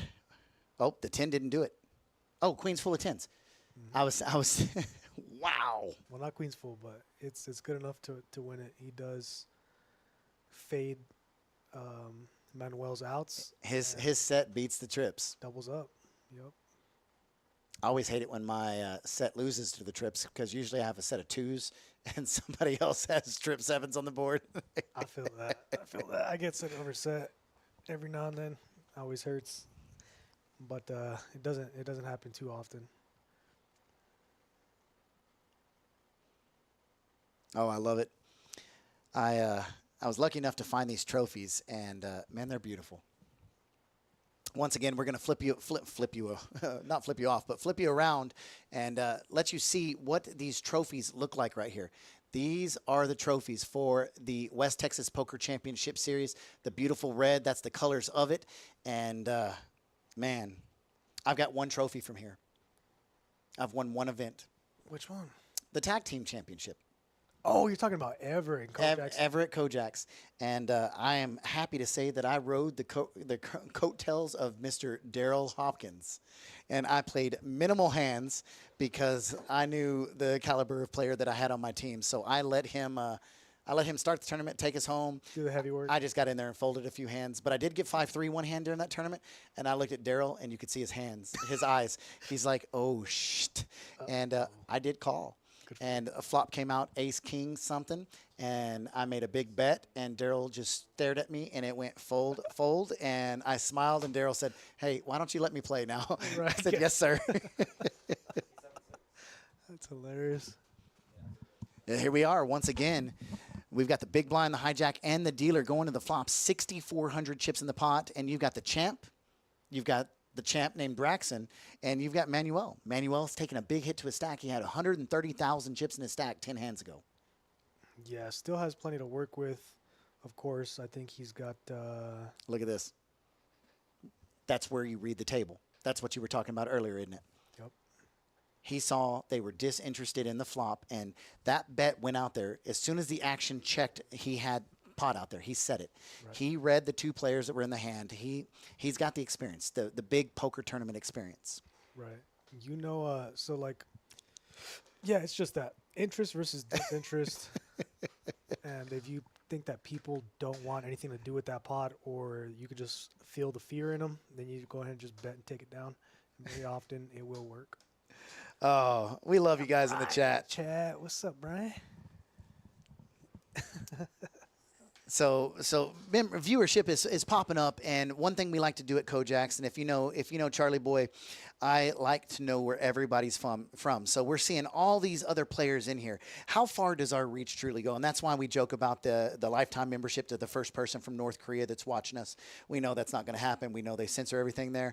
But I want to see how far our reach goes. We had somebody in Tennessee watching us. We had somebody earlier in Canada watching us, and I want to know where you all are from. So type in the chat. Let us know what city you're watching this from. We want to know how big our reach is. We know the poker community is vast, and everybody loves everybody. So let us know where you're from, please. I do ask that. What's up, Eric? Or this Wichita home expert? Who is this in here? Somebody's rooting for Eric. I love it. Eric supporter. Yeah, so we got one team, Eric. We saw one team, Braxton. Who are you rooting for at this featured table? 4 players to the flop, a lot of clubs in this hand. And 2 pair. We got Adam sitting down there with Jack 10. We've got Jason sitting down there with gut shot 9. We've got Braxton. Ooh, Braxton, let it go. He knows when to hold them. He's Kenny Rogered it the whole way through. You got to know when to fold them. Yeah, he had a mediocre flush draw, knows that that's not going to be no good. Jason thinking about it with 8-7-7-4. I don't know what he's thinking about. Adam is going to be stacking off with top 2 here, and Martin will be calling off for about 5,000 more. He's got the overpair working. He's got the straights working. He's got the clubs working as well. The 80% royal flush right there. Mm-hmm. I guess you could say straight flush and royal flush at this point. Straight flush draw, yeah. I like watching those little TikToks with the people playing on betting big on 3-card poker. And somebody had he played the six card bonus. His 3 cards were ace, ace, ace, and there was an ace up top. So he hit the bamboozle. Oh my So here we go. We've got an all-in 49,000 chips in the pot. Adam versus Martin. 5 of diamonds on the turn. Adam's got a grip on the hand, draw-wise, and there it is. Bodie Boat. Adam does find a double up. Going to be going into the next hand with 50K in his stack. And He's gonna Lacey can save take a it. breath right there. You know, as soon as he put those chips in, his kids were cheering, and Lacey saying, "What the hell are you doing?" No, 100%. 100%. Love to see it. Always exciting to watch people you care about playing in these live streams. Bring another table in. We've got 3 tables, right? Bring the other table that hadn't been seen yet. That's only fair. Because this is a little slower, so it gives them each a little moment of time. Yeah. Oh, that's fine. You know what? Just leave this there. Just leave this one there. That's fine. I would love to see.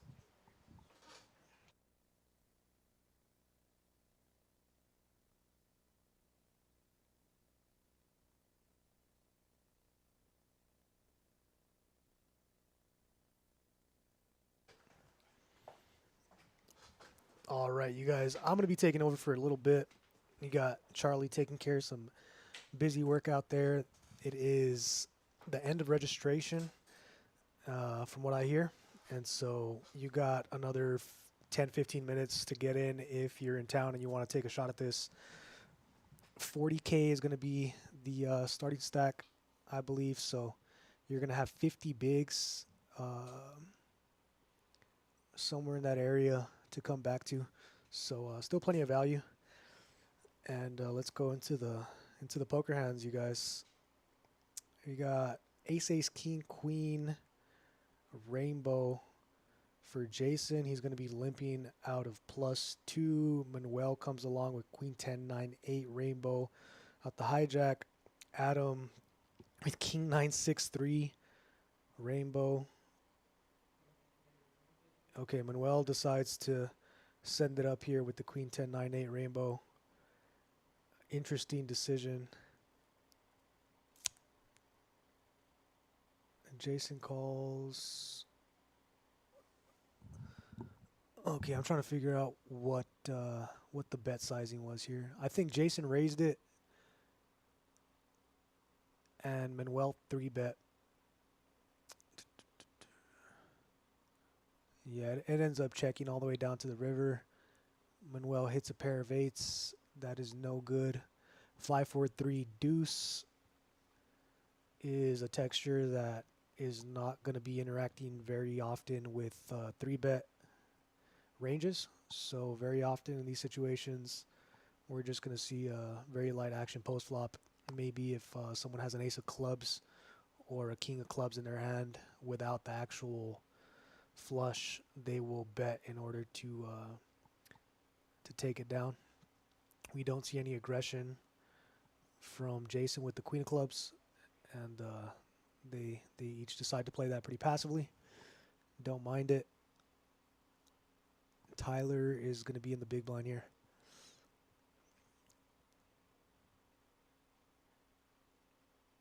Got everyone looking at the clock, paying attention to the blind structures that we're in and where the blinds are going to be moving in the next level to get an idea of where they stand stack-wise and what they have to expect moving forward. Always a good idea to pay attention to the clock. It gives you the context for the tournament. When you watch these dudes playing at a high level in poker tournaments, they're constantly looking at the clock, and that's the reason why it gives you the information you need for how many big blinds you got and where you're going to be moving forward and how it's going to play out, how your strategies are going to be adjusted. So everyone limps into this pot. Flop comes down, queen, jack, 9, two-tone with the diamonds. Tyler has the ace of diamonds that he could possibly use to represent. He could dry ace it. Adam flops queen, jack, 10. So top 2 and the open ender. Don't expect to see much resistance from anyone. No one else connects with the flop in any sort of meaningful way. So it's going to be a bet takedown for Adam.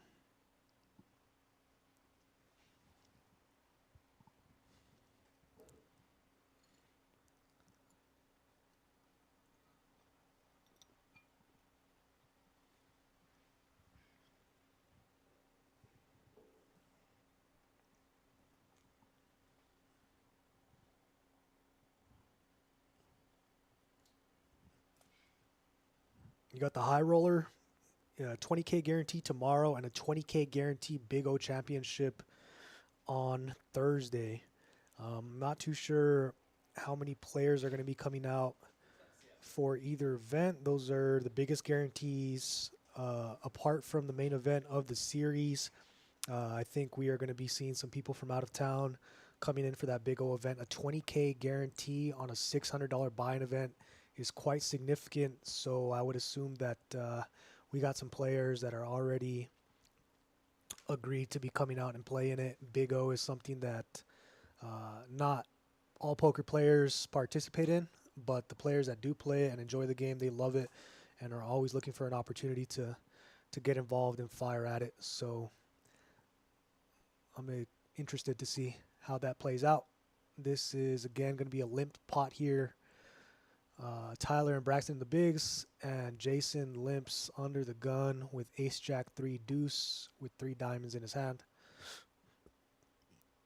Flop checks through, turn checks through, river is a relative brick. 7-8 comes through, but nobody has much of anything. Jason checks back and collects that pot.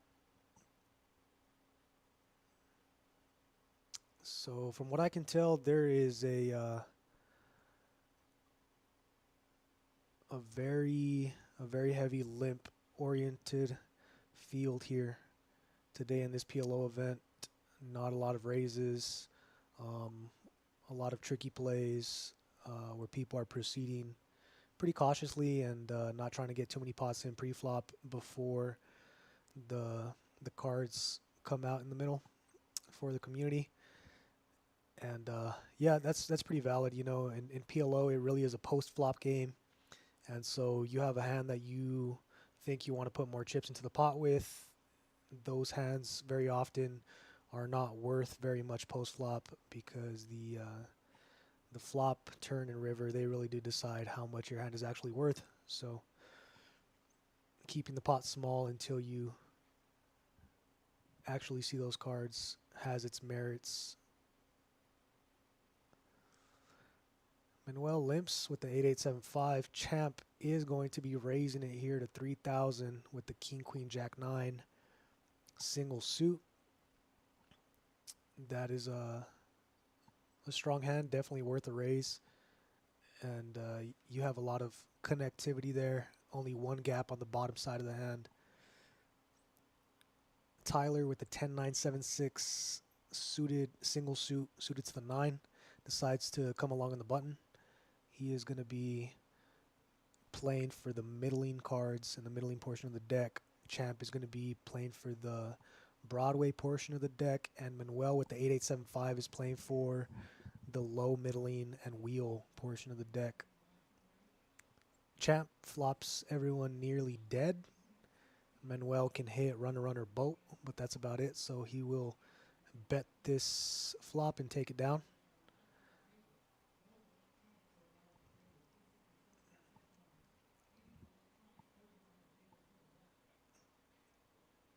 Brian, excited for the high roller. Are you going to be firing at it? Let me know.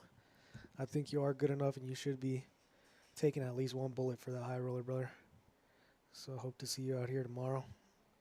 I'm not sure if I'm working, but I think I will be up here dealing it.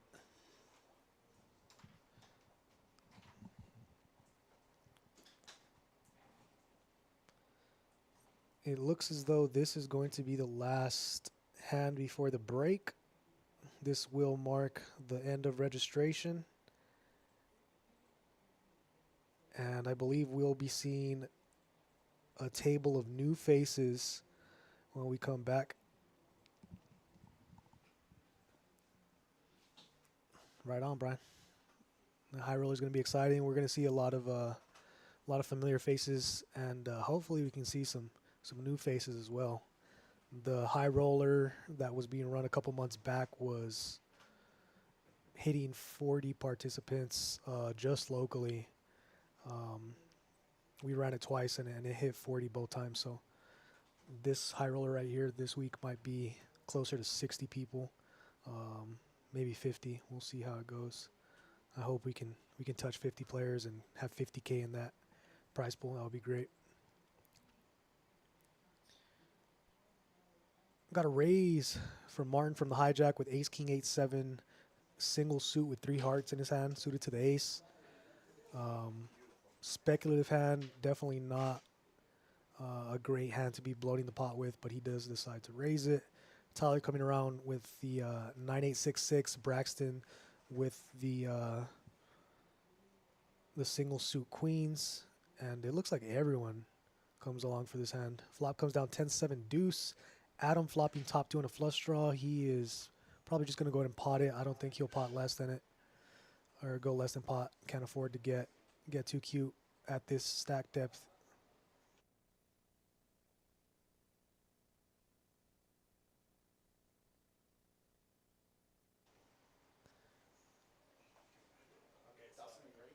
Tyler, no backdoor hearts working, no spades working, but he does flop a bad wrap.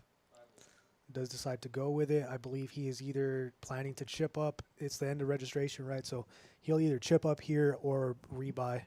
He's slightly over starting stacks, so it won't make too much of a difference.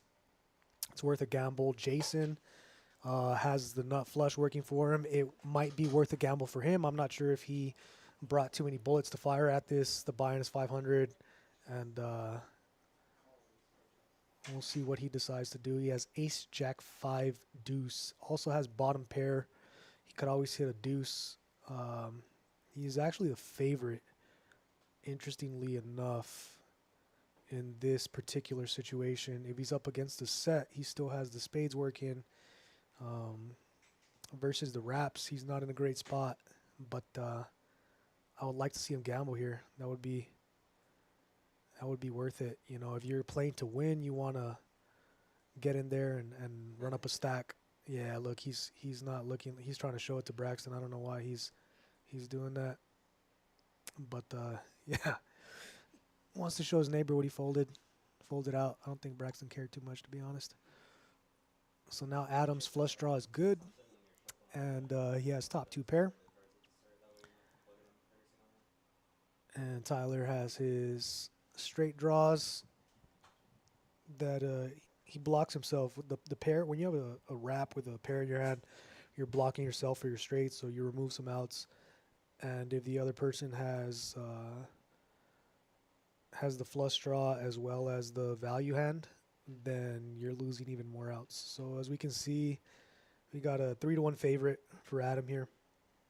Tyler's going to have to hit a 6, 5, 8, 9, or jack. That is not a spade in order to win this pot. Stranger things have happened, so just wait for Tech to get the pot right. Spade, and Tyler's dead on. Yeah, Tyler's dead on the turn. So he decides to gamble here. I assume he's going to be forfeiting the remainder of his stack in order to rebuy. Not much point to play that stack going into the next level. Blinds are going to be coming back to 500, 1K, I believe. So we'll see what the decision is here.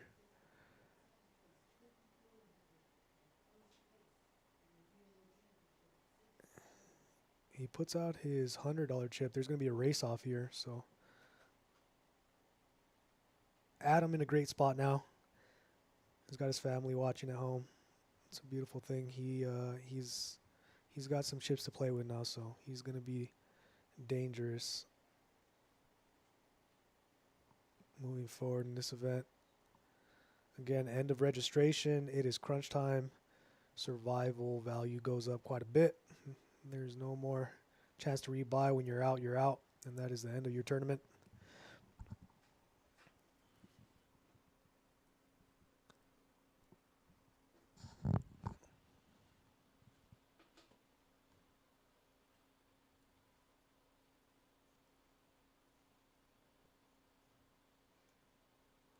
All right, guys. Going to a 15-minute break. We'll be back here shortly once we get the table sorted. Thank you, everyone, for tuning in, and we'll see you back here in a bit.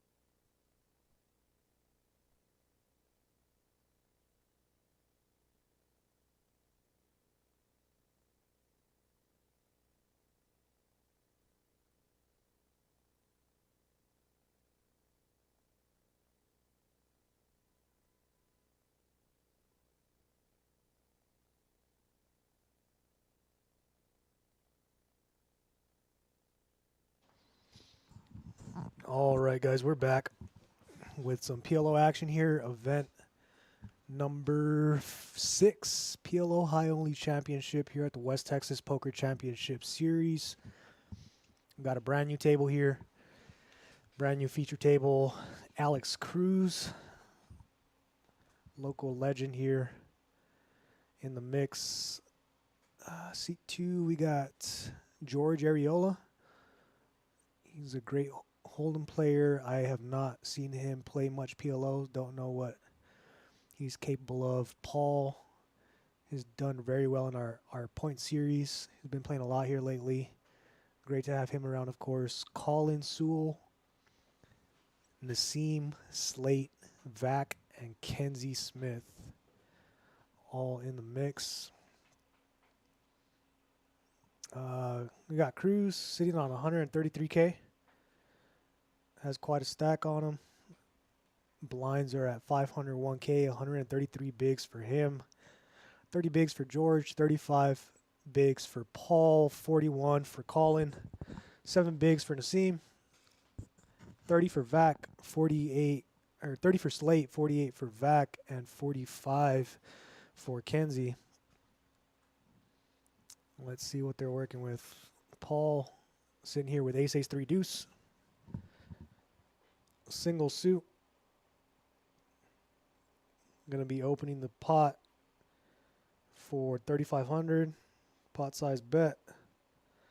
Colin folds. Nassim with 10-9-9 deuce. Single suit. Go ahead and folds it.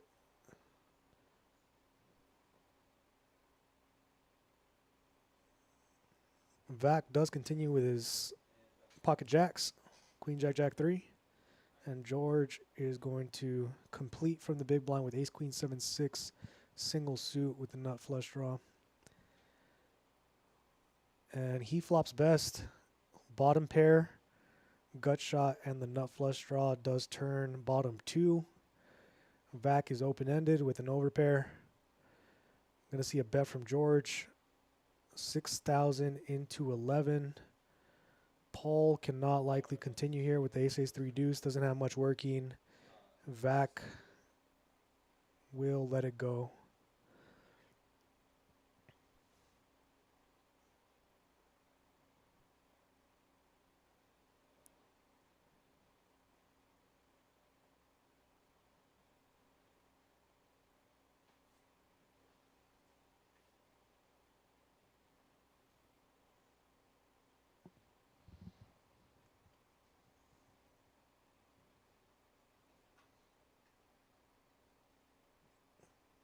Got Vac looking dapper than ever. Dap as usual.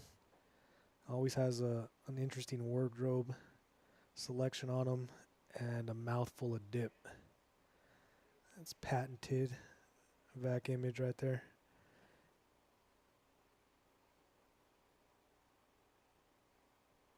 Paul's in the big blind calling. Look like he is going to be raising it. Ace, queen, jack 6. Single suit to the queen. Folds around to the button. Alex Cruz with ace, king, jack 10. Single suit to the king. Let's see what he decides on here. He is going to be calling.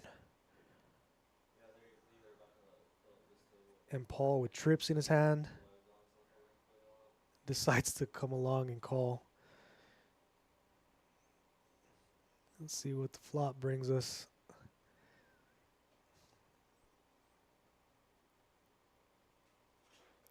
King, king 8. Alex dominating on this flop. Let's see if Colin decides to c-bet and try to take it down on this sort of texture. He's going to be running into it, but very often he will be able to bet and just take it down. Not going to work this time, but I like the aggression, like the fact that he's not just waiting to flop all of it before putting it in. Cruz is going to be raising it to 20,000 and taking it down immediately.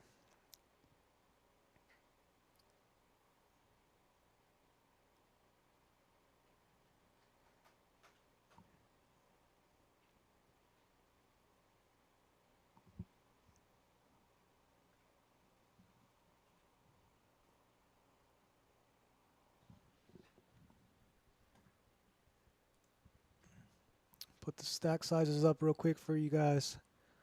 Cruz in the dominating position. A lot of the other players sitting on starting stacks.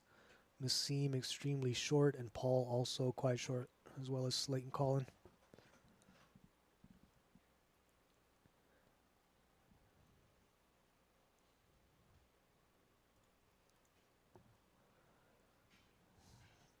Nassim now under the gun with aces, sitting on 7K, blinds at 501K. Will likely be trying to get all the chips in the middle as quickly as possible. Go from there. George on the button with bad queens. Queen, queen, 10-4. Single suit to the 10. He decides to 3-bet, get all the chips in versus Nassim. Nassim about a 3-1 favorite right now, but we'll see what happens.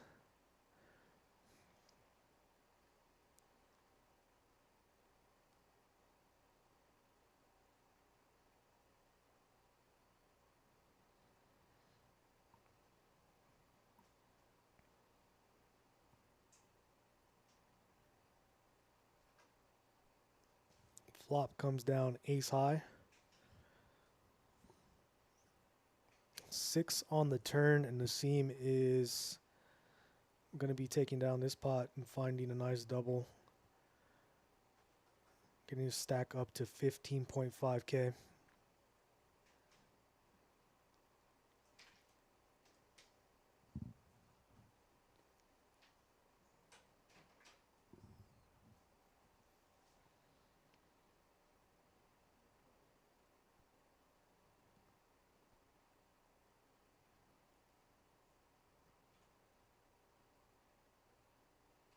Got Cody coming into the box. Probably at least top 3 dealers that we have here at Kojaks. It's always nice to see his technique and how he gets it done on the felt. Ton of experience from the players.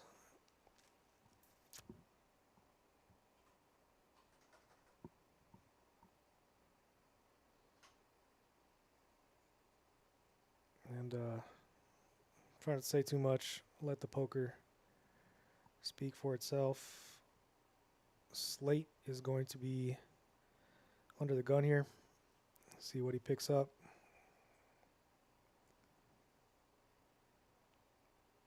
He has a playable hand. Ace, king, 4-4. Double suited with ace high hearts. Vac with jack 10, 6-6. Single suit will be coming along. They both decide to proceed through a call. Kinsey with 9-7-7-6. Also be calling. Nassim with a raisable hand. He does pot it.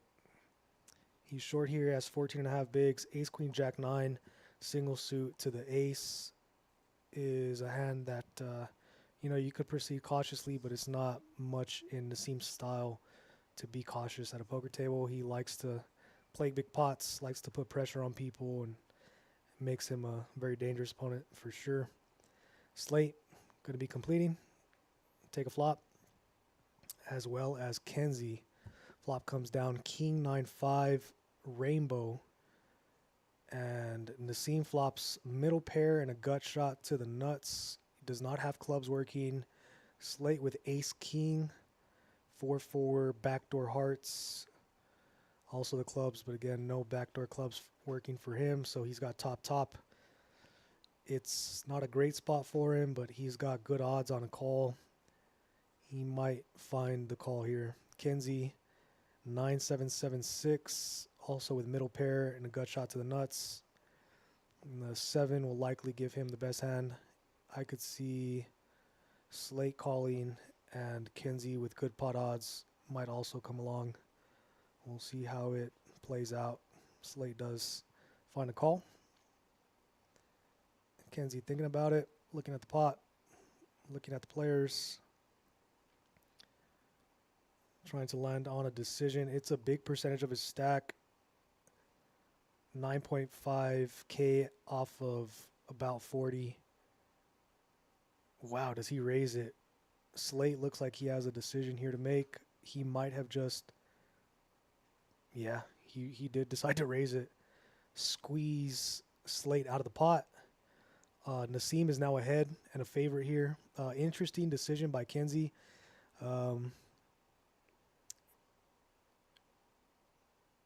Yeah, I'd be interested to hear his reasoning behind it. It does make some sense, but he does squeeze the best hand out of the pot and give himself additional equity going to a turn in a river here. Cards are up. I like paying attention to Slate here and see what he's got going on in his head. Kenzie does turn the nut straight and holds up on the river. I think he had him drawing dead on the turn anyway, so no, he could have hit a 10 for a bigger straight, but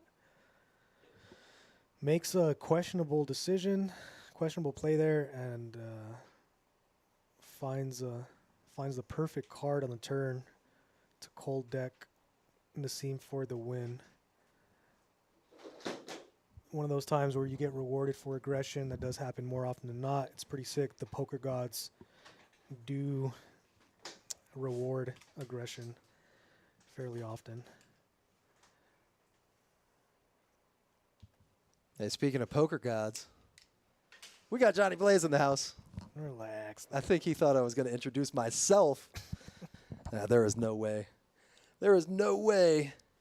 Well, Toniel, the other players went out to the floor, brother. There's a rotation that we got going. The players that are sitting at the live stream table get a lot less hands, and so we do a rotation to make sure that it's fair for everybody. Yes, indeed. It is a small differential, I think, in PLO. Would you agree with me that the difference is more noticeable in a Hold'em game where players tend to spend a little bit less time tanking than they do in PLO? Where do you stand on that?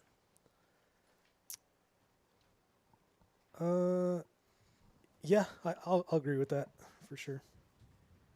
Mr. Slate with the mystery hand. I'm thinking king, queen. He probably has a king in his hand. That's pretty reasonable. Yeah. Well, I wonder if he has a 6 and a deuce in there. He might have made 2 pair. We were talking about that earlier. It's rare to have any kind of combos of 6 deuce, but he might have it. Call in does turn a gut shot or a set to go along with his gut shot. Always good. And he is going to be potting it right here. Looks like he takes it down. There it is. Colin going to do it. Set is good. Hey, speaking of poker gods, we got Ham in the chat. Spelling, I like to pronounce his name, Poker God, G-A-W-D. Poker God. Gowd. Or you could spell it backwards as dog. Poker Dog. Yeah, we have Shout some. out to him. We have some. Speaking of, we have some absolutely beastly players here at the featured table. You are 100% right. Kenzie the Crusher. Baby Boy Cruz. Mr. Sewell. And Mr. Slate. Who am I forgetting? George Areola. Come on. Yeah, we got some big dogs on the table. What do you think the over-under is on the combined net worth of these fellas here? You want me to set the line? Set the line. Okay. Okay. It's higher than you think, I guarantee you. Well, shoot, I was going to go 50, but Oh, no, wrong. not even close, huh? That's one of them. Yeah. That's one player. Shoot, I might say Vax excelling sport coat there is probably 50 itself. Yeah, there's a lot of money in the bank combined between all these players here. And talk about this hand. Jacks, and Shicks. Yes, Shout out sir. to Ruben. If you know, you know. Slate does flop trips. Paul does not have anything to continue with. Yeah, unfortunately, just a miss on that flop. His hand, very Broadway. That flop just not Broadway enough for Paul to continue, I believe. And Slate going to take down 5,000 much needed chips there. Stack now up to 18K, 18.5. Yeah, he's in a tough spot. 18 bigs, it's enough to spin up, but not comfortable by any means. He is still dangerous, but I think he's just looking for that spot to go all in and get a fierce double up here. Mm-hmm.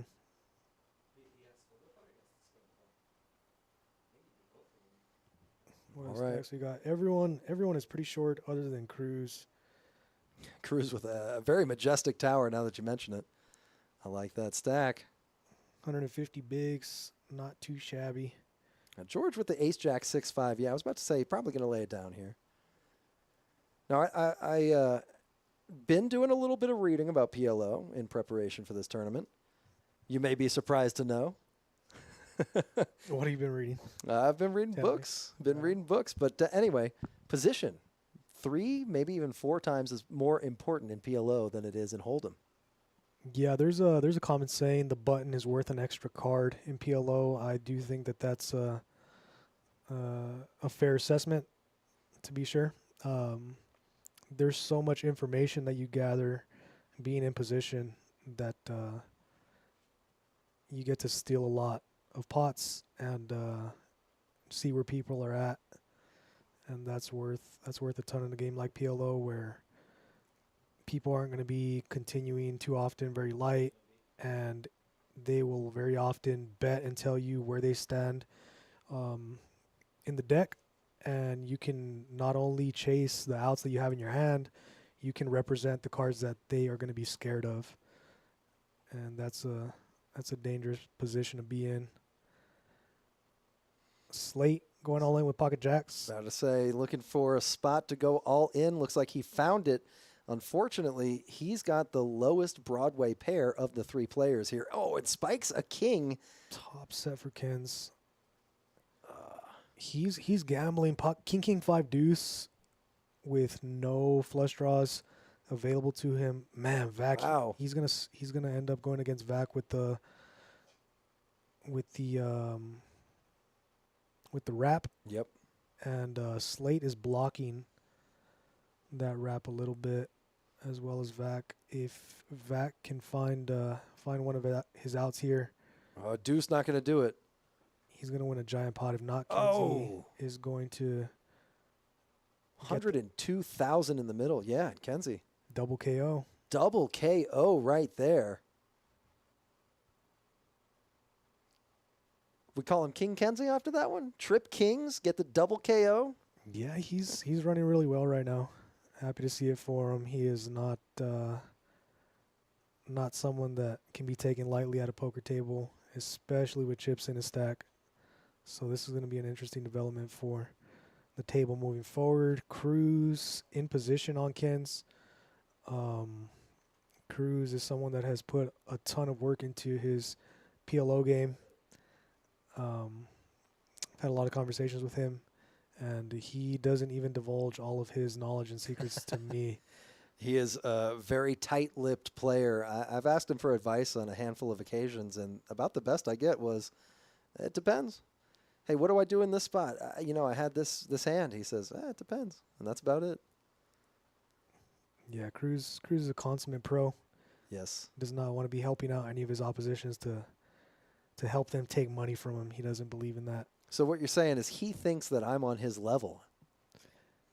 It's just in principle. On principle, he does not like helping people get better at poker. Another pocket pair for Mr. Paul. Pocket 8s going in the muck. And pocket 8s for Kenzie also. All right, this is going to be This is going to be fireworks here. a fun little hand here. No, never Cruz. mind. Yeah, it's not enough of a hand to raise with. Yeah. Ace, King, 10-3. Oh, no, I mistakenly thought that Alex folded. I saw him toss something into the middle. It was chips, not cards. Yeah, it's a limp pot. So Kenzie just completes from the small blind. Alex checks back. Kenzie's got the jack, but Alex with the wrap here. No, he's got Broadway. He's got the nuts right Oh, he already now. does. Yep, you're right. Look at that. Ace King will do it. Kenzie with 2 pair. He might decide to peel one off here and try and fill up. Flop goes check, Ooh. bet, call. 3 of spades on the river. Kenzie cannot really be betting this card, so it's going to go check. And likely check, check. Alex gets Broadway and the pair of threes. hmm He has the ace of spades in his hand as well. I'm interested to see if Alex bets this river. He does. Yeah, small value, about half pot. Half pot, 3K into 6. Is not scared of the flush. There are plenty of heart combos available in Kenzie's range that he'll continue with. He is targeting the dominated straights and also 2 pairs and sets for value. Kenzie does fold. Like the bet there, a lot of players will see the spade come in, and if they don't have the flush, they get scared of it and they check. That is what separates the average player from the great players. The men from the baby boys cruise. It's kind of ironic, you know. He goes by Baby Boy Cruz, but he's far from a baby boy. He is a warrior on the felt, absolutely. Yeah, dude. Kenzie a warrior too. You're impressed with that bet. I'm impressed with that fold. Not that Kenzie didn't have, he didn't really have a calling hand, but he really sat there and thought about his options and made sure that it was the best decision, as all of these players do. Yeah, good players like that, they will contemplate it just to run through all the combinations of hands that you might possibly beat or that you might be beat by. Because that is a good bluff spot for somebody holding the ace of spades with that card coming off, with that essential blocker. Yeah, 100%. And Cruz certainly capable of the bluff. Colin certainly capable of a good raise here with the ace, king, king, 7. Rainbow, not suited at all. Oh, George with double pocket pairs. Double Broadway pairs with a queen high hearts. That is a massive monster of a hand here. And you know, one thing also that these players do is when they're not in a hand, they are studying the other players. Look at Cruz watching George's mannerisms even. And Paul's getting in there. Ace, queen, 5-4. Actually a decent hand. Those low cards are not danglers. They connect with the ace. And an ace comes out on the flop. Ace 9-6. Two-tone with the nut hearts on the board. George's queen high flush goes up in value. Yeah. The only other dominating flush draw is the king high flush draw. He does have the double set draw. Will likely be taking a turn here. They're very short.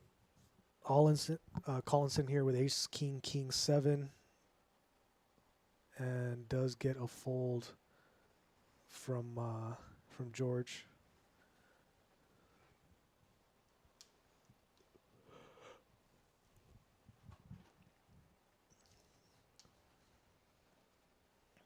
And that'll do it. On to the next one. We've got hand number 80 on the books.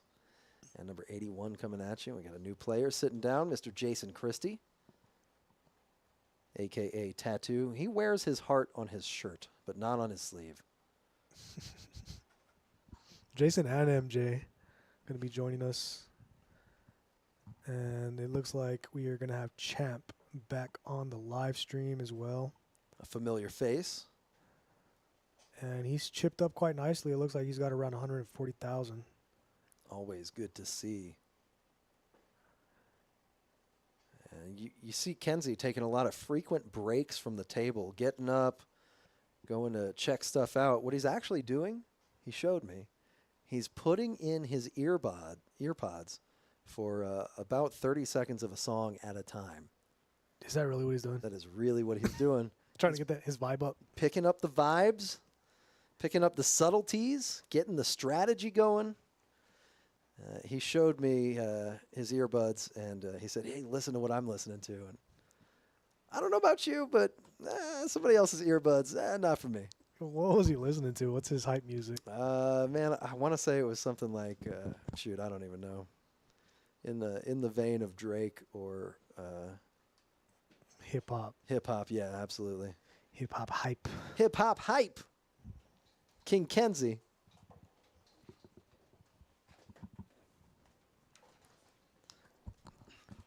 Our music selection now playing It's My Life by Bon Jovi, one of my favorite songs. Not quite in the same vibe range as hip hop. Definitely hype music, though. And get hype for MJ, sitting down at the table looking at pocket aces. Got the 3 dangler to go along with it.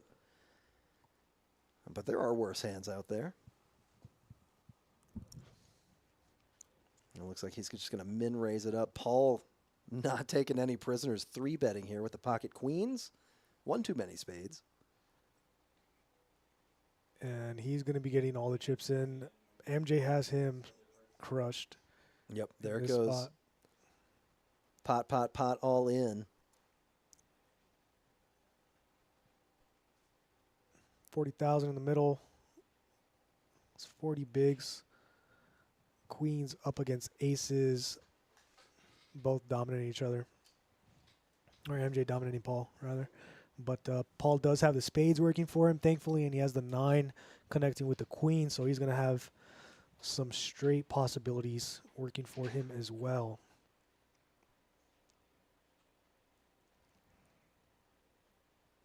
There it is. Queen, Jack 9, picks up a 10, flops top set, and has MJ drawing dead on the turn. That's a pretty brutal spot for MJ. He has him pretty well crushed pre-flop, about 3-1 favorite, but does not meet a favorable run out there. He's going to be doubling up Paul. Paul now sitting with 40 big blinds in a much better position than he was previous.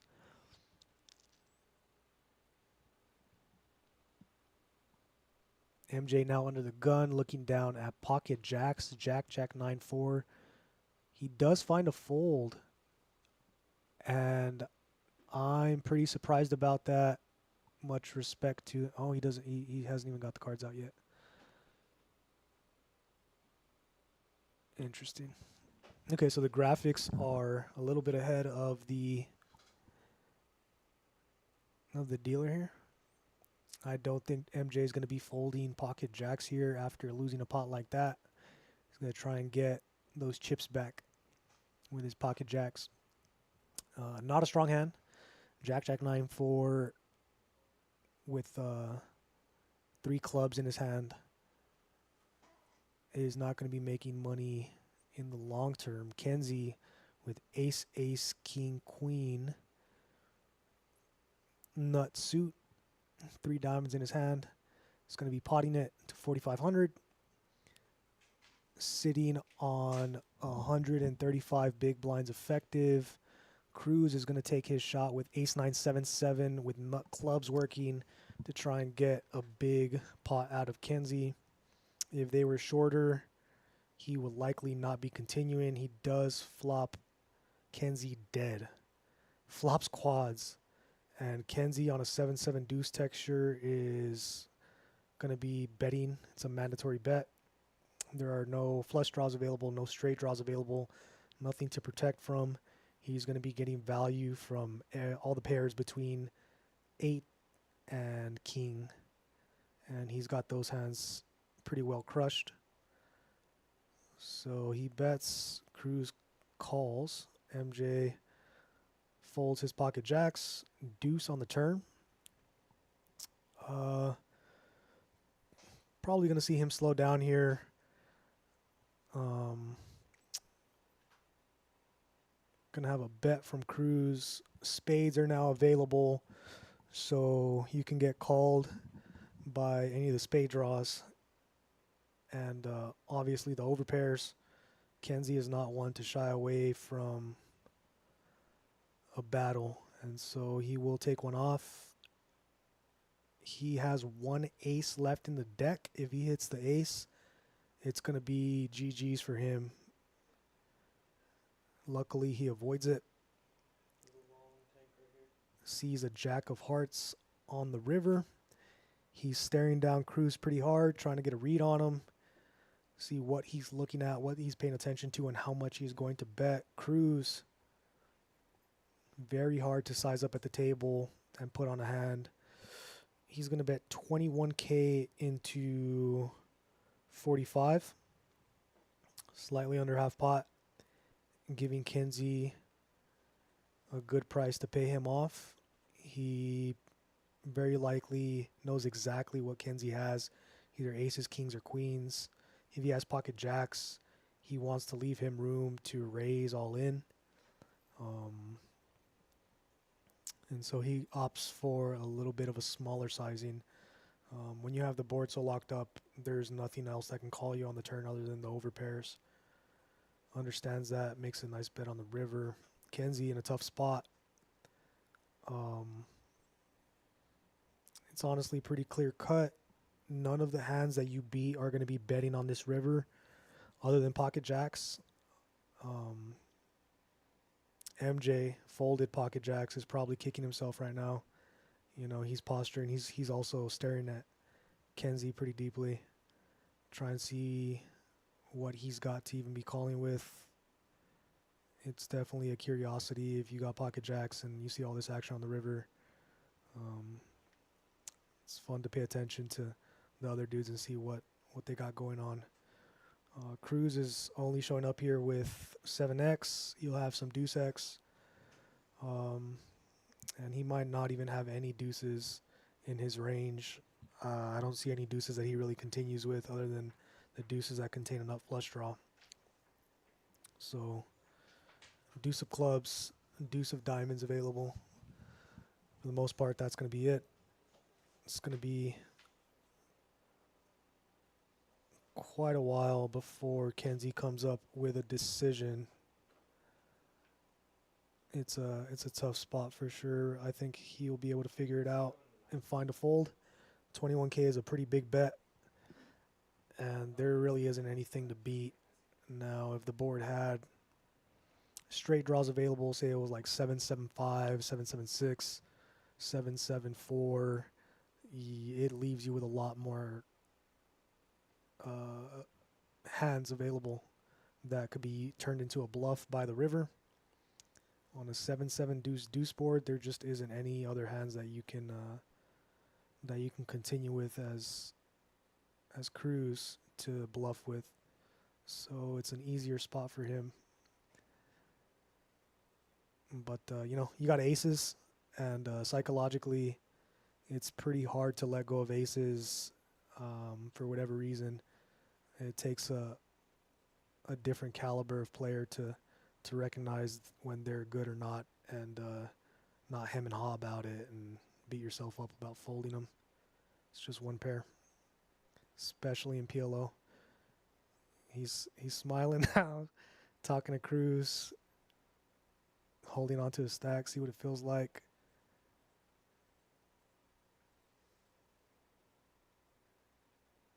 And Kenzie's a thinking player. He's definitely going through all the possibilities, but there just isn't anything that he beats. I think he's arriving at the conclusion pretty clearly. Now he's looking at the clock, trying to figure it out. I like that the other players are not rolling their eyes. They're all locked in. It's a big hand, and it is a meaningful pot to try and get a sense of what each of the players are doing. You look at Champ. Champ is looking up at the dealer. Jason is looking at Cruz, and everyone involved in the table understand that this is a big pot, and so they're all paying attention. MJ also locked in. So yeah, this is an interesting spot. He does find the fold. Much respect. Realizes that he just doesn't beat anything, and so comes through with a good fold finally. I like to see it. Cruz, let's see what he's got going on when he's dragging that pot.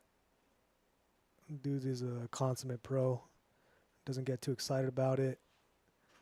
Doesn't get upset that he doesn't get a call out of his opponent. He just drags the pot and keeps on moving. Love to see it.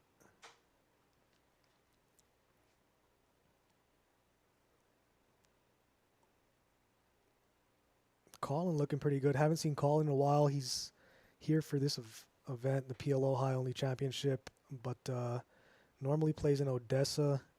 I believe he's the son of the dude that owns the Sewell dealerships here in West Texas, and it looks like he's lost quite a bit of weight. He's looking healthy. Guess he's been playing a lot of golf or something, but it's good to see him at the table. Moving on to the next hand, Jason under the gun with King 10-10 deuce, single suit. Don't see him doing anything other than limping, if that. Does decide to fold it. Champ with King 9-4-4. People have changed gears here, guys. When registration was open, those two players would be playing those hands at 100% rate. They would be limping in with those. They would not be folding them. And you start to see in tournaments, there's dynamics that are always shifting, whether it be when registration is open, when it closes, when you get closer to the bubble, when you start getting closer to the final table. Throughout a tournament, your strategy is always shifting, and you have to be mindful of those things. There's not like, this is my favorite hand, this is a pretty hand, I'm going to play it. It all depends on the context of the situation. And that's why these guys are playing this championship. Flop is 10-4-3. Rainbow. Kenzie with an overpair. MJ with top and bottom pair. Colin, not much going for him. Paul has the backdoor wrap with the dangler and no backdoor flush draw, so he will not be continuing. Kenzie does fold to the bet from NJ, and that will be the end of it. Bets his two pair, takes it down.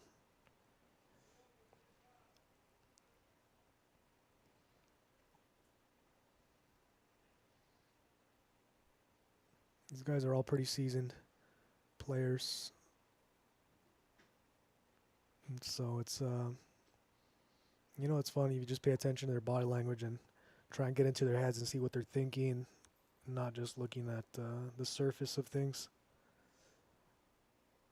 Cruz is someone to pay a lot of attention to in the way that he moves. He is the most advanced player at the table, I would say.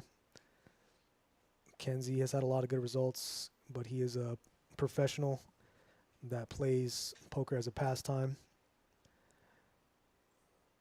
But all these guys play a ton of poker and a lot of hands, and it's good to be here.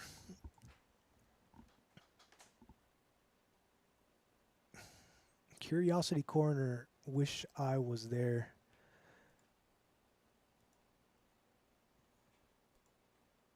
Yeah, I wish you were here too, brother. Not sure where you are or who it is, but it'd be nice to have a couple extra players out here. Thanks for tuning in. We appreciate you checking us out and spending some time with us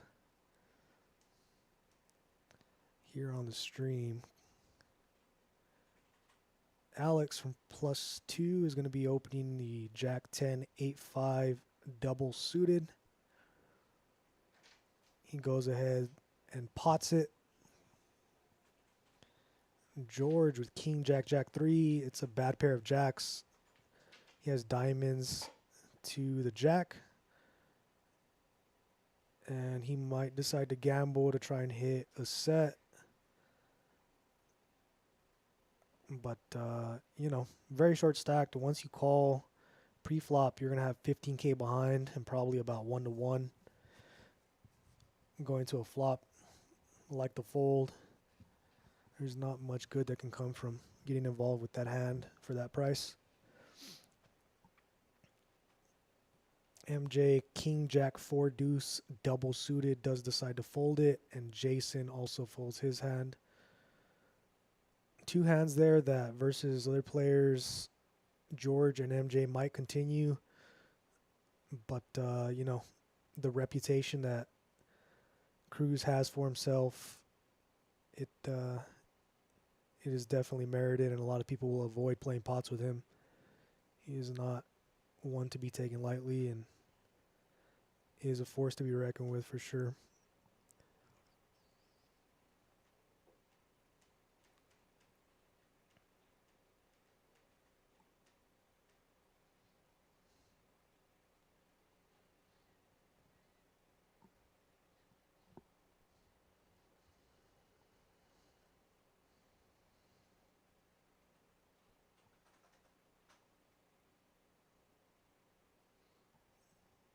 Got Joey in the box now.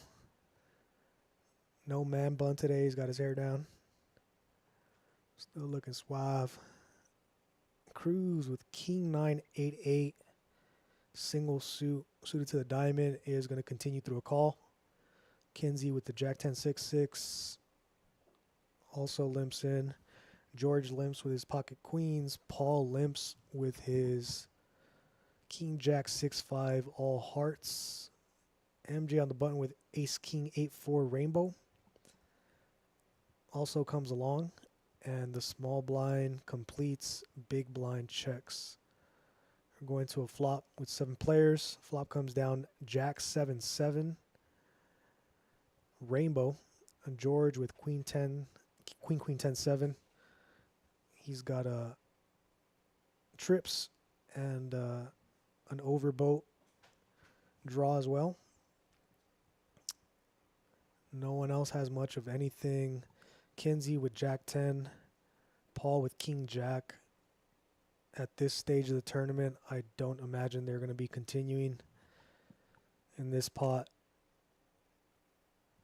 Yeah, George goes ahead and takes it down.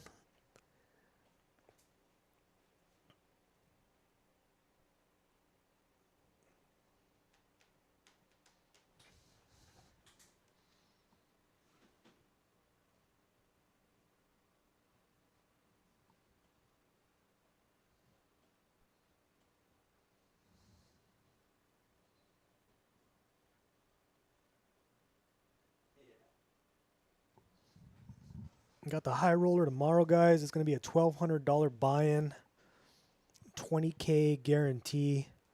Excited to see what that does in terms of numbers. I'm guessing it'll probably get close to 50K in the prize pool tomorrow. If I'm not mistaken, we got people from out of town and we got all of our locals. People are really into the high rollers here. And so that is, in my estimation, going to be a big one.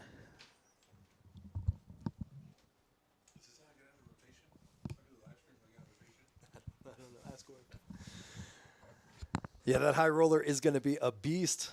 We got a couple of players I expect that'll play the high roller tomorrow already on the table right now. Yeah, I would think we got... I think MJ. I think all of them are probably going to be in it, Kenzie? other than Jason. Jason may be working. Jason's probably going to be working. Maybe Yeah, he's I would gonna be think working. so.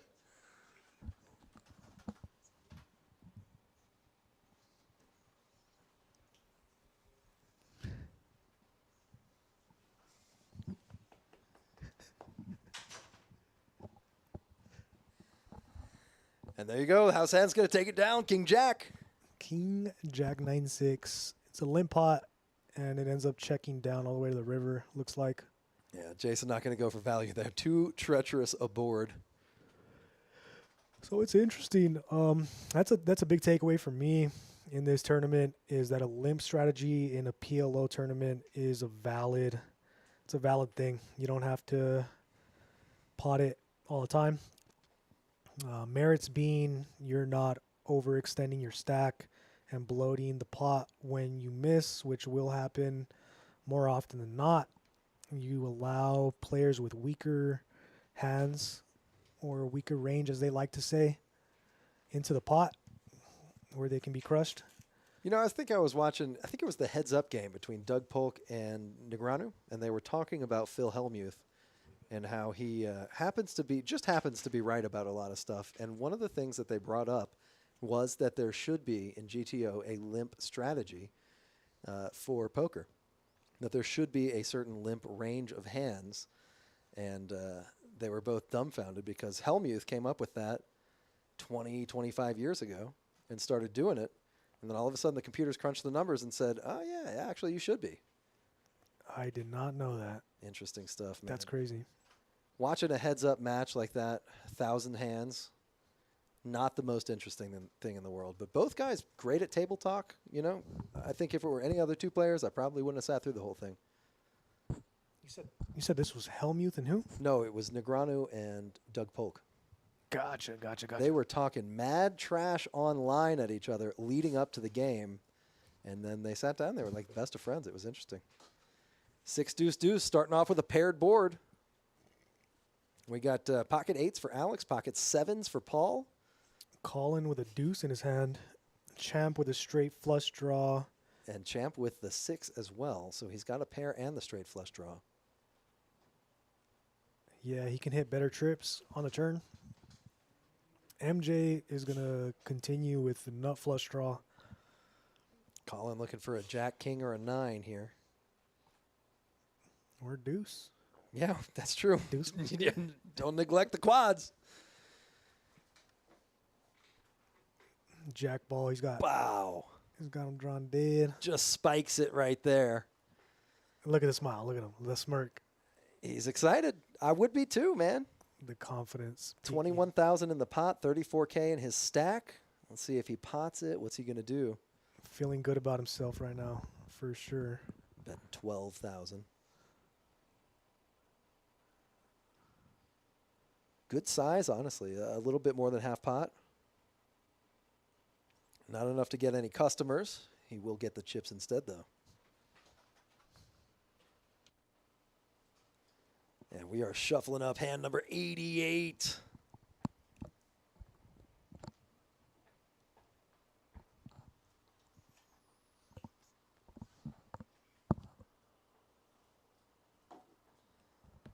Now in seat number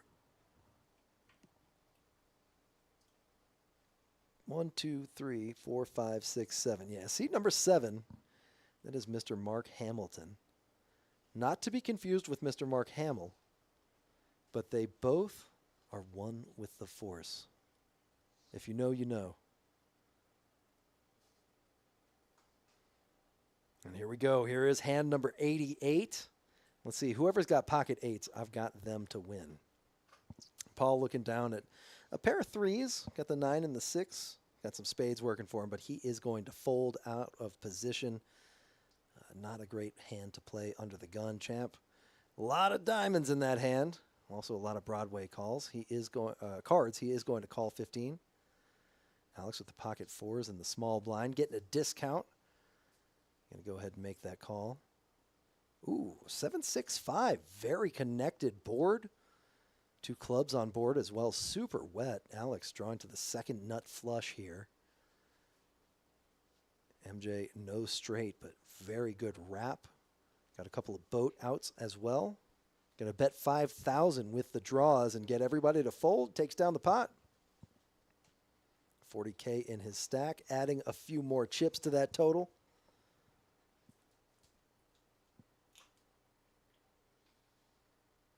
And we are on to hand number 89 just like that. No pocket 8s on that one.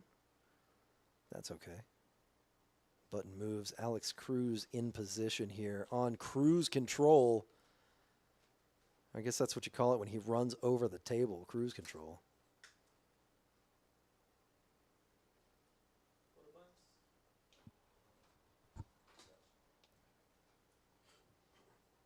Curiosity Corner. Wishing he was here. We are at Kojak's in Midland. I'm a little bit biased, but this is the best poker club this side of the Mississippi. This side of the Nile. I thought you were local. Where are you from? Curiosity. Sit on my left. Got Nassim join us for a bit. I'm gonna make a guest Appearance. for a little commentary. About Pete. Talk louder, you said. All right. What's up, Say ladies what's and up. gentlemen? What's going on? Do we still have some North Korean viewers in the chat? We did not have anyone. They left. Oh no! Back to the concentration camp. Korea. Hurry up. Get to work. All right, get me up to speed. Who's Who's being the aggressor at the table? It's honestly been pretty passive. A lot of limping going on. Um, now that registration is closed, people have tightened up quite a bit. There's not as much gambling, not as much getting involved with speculative hands. Everyone is pretty short right now. Of course, yeah. People are getting down to not many bigs, and Man, what do you think about that gutter? Oh, that was when nasty. when Kenzie said that I was ahead, I was like, well, when he called, I was like, all right, I'm dead. But he protected me from Slate's hand. Slate actually played it incorrect. Slate was supposed to jam, and Kenzie can fold, and then I get lucky on the river with trips. But Slate folding that, or Slate just calling, let Kenzie in, and he was able to make a move. Yeah, that was a crazy hand. With Ace King there, I guess he just wasn't too confident. The fact that he had Ace King 4-4, maybe if he had like Ace King, XX, Yeah. it'd be a lot better spot. So I don't blame him for it. But But that's the that was crazy crazy. thing with PLO. When you're not heads up, you're always worried about the guy behind you. 100%. Nassim here has a lot more experience than he appears to. Guy's played. He's a young man, but he has battled online at pretty high stakes and has a wealth of knowledge in the PLO streets for sure. And he is a certified sicko, so Or we got Colin with the glad to check have mark. him here. Colin with the queen high flush. MJ with the jack high flush. Oh, this is gonna be a little cooler action. Yeah, I don't know MJ. if MJ is gonna be able to get away from this. Depends how he plays it. Oh, he went all in, and Now he's thinking about it. Does he call? He snaps. Huh? Colin snaps him off. You know, Colin likes to go by Meacham, right? Does he? Yeah, that's his nickname. So Meacham. he's Colin Jr. Colin Jr. But he goes by Meacham. I think that's his middle name. Gotcha. But yeah, that just with MJ being the aggressor, Colin sneakily checked that on the turn, and MJ couldn't get away. Yeah, I like it.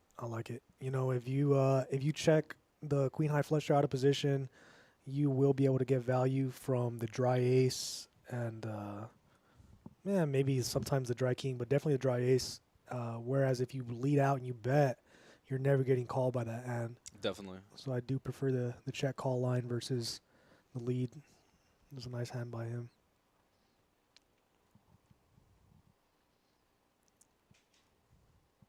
Mark is champ, I guess, Reese. He's got the ownership equity.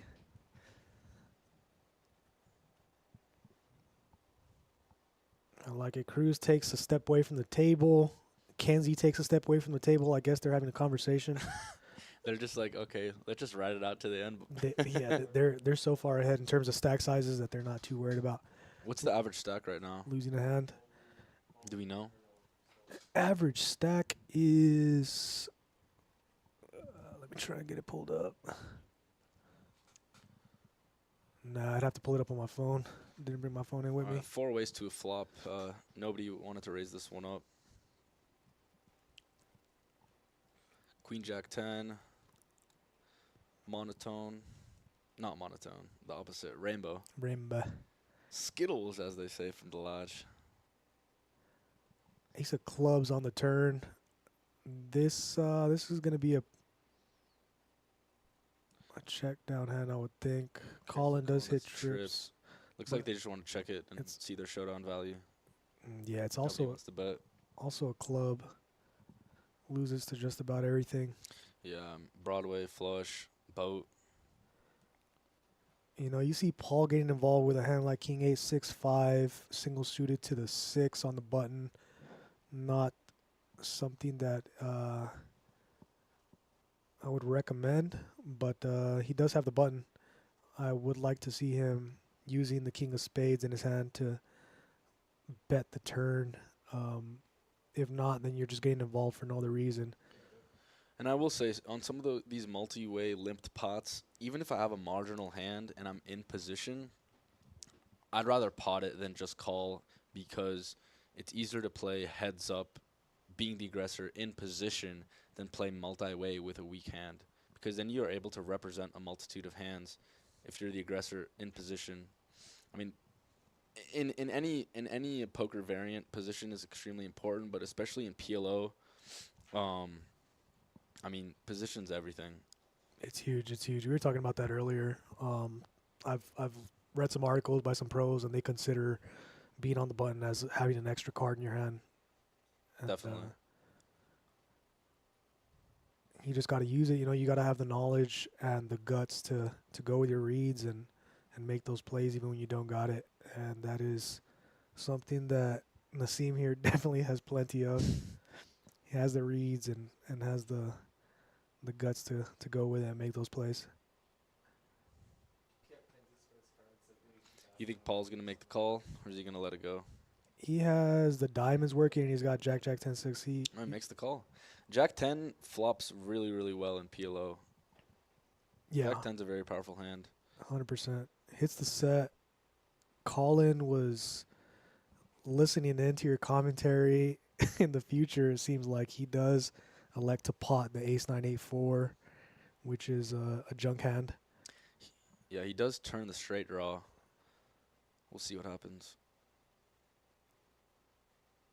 Paul decides to check flop and turn with a set, and then goes ahead and bets the river when the straight comes in. Not ideal for sure, but he bets and takes it down.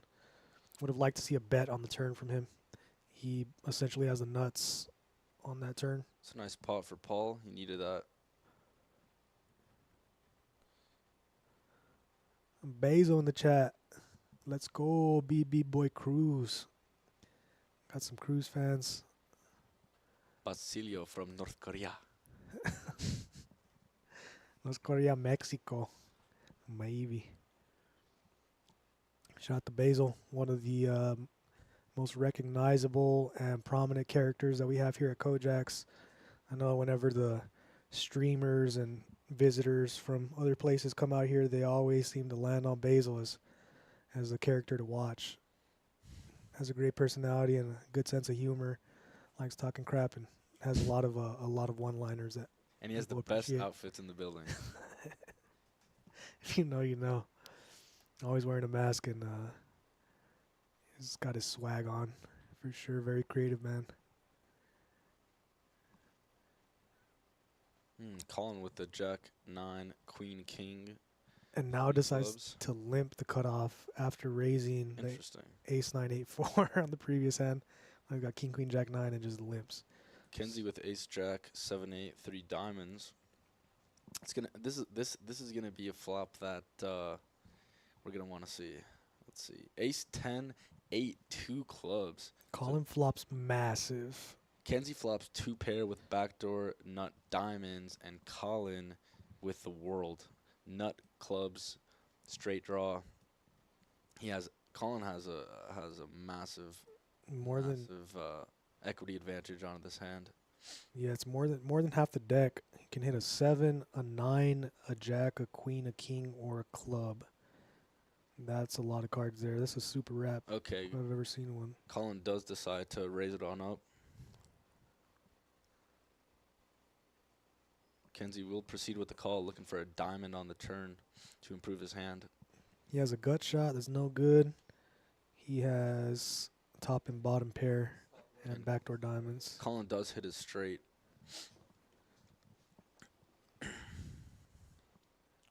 Kenzie leads out with the jack in his hand. Very interesting.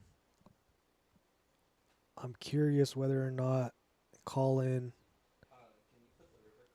is going to be putting all the chips in. I think he has enough of a hand here that he could even consider calling. Yeah, if I prefer just calling and trapping a little bit, because when you're putting it all in, then Kenzie can just get away from this hand really easily. If Kenzie is bluffing like he is doing so with the jack, you want to let him continue, especially when you're in position, when you already have a stronghold over this hand and you can only improve. I mean, Kenzie's just drawing to an ace or an 8, so it's very slim that he's going to be catching that and beating you on the river. But when you already have it locked up like this in this scenario, I do prefer the call and letting an aggressive player blast off on the river.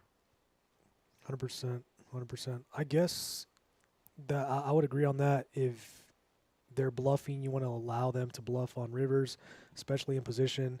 Now, if he does have queen jack without the clubs, you could be free rolling him, and so potting it here does make some sense in order to target the free roll so that when the club comes in on the river, he can't get away from it. That is true as well.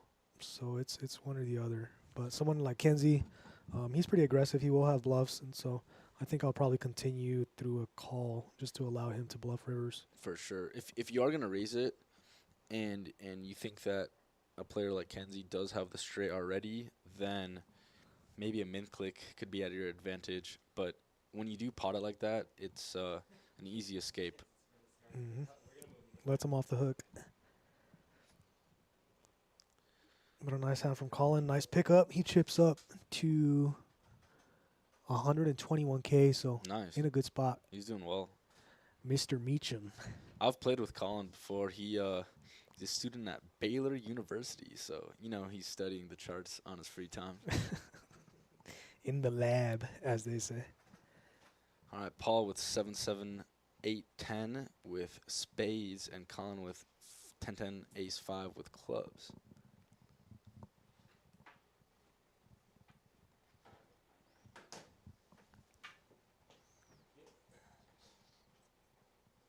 It's going to be a limp pot here. I don't think Alex is going to be raising up the ace 10 3 deuce. 6 ways to a flop. Wow. See what happens. It's very interesting, especially in tournament PLO.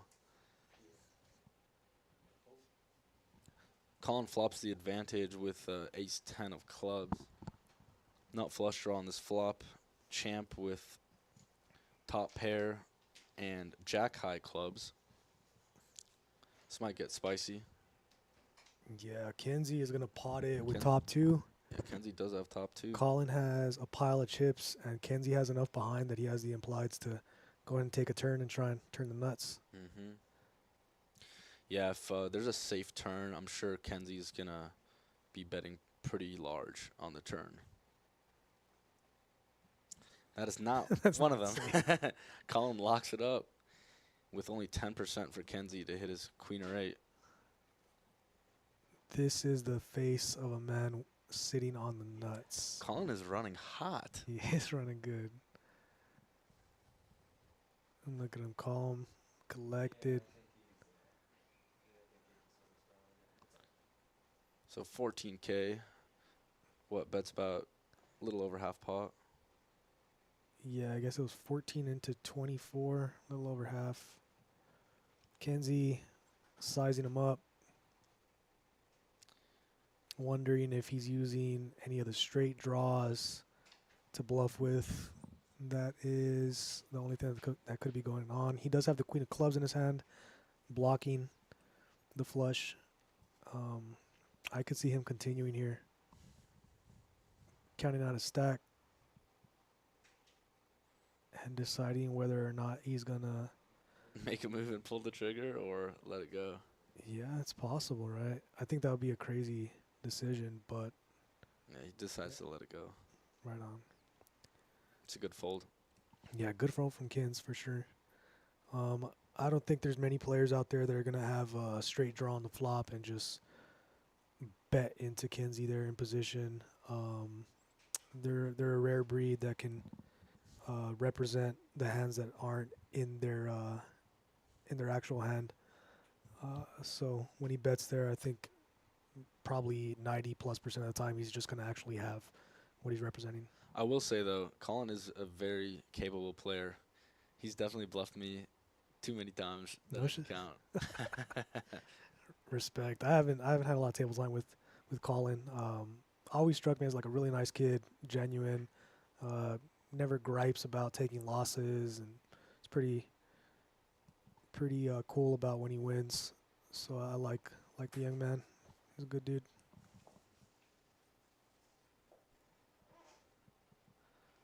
Yeah, Basil, you're welcome, brother.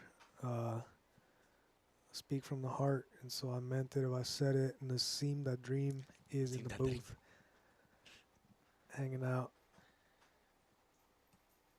talking a little poker and hanging out.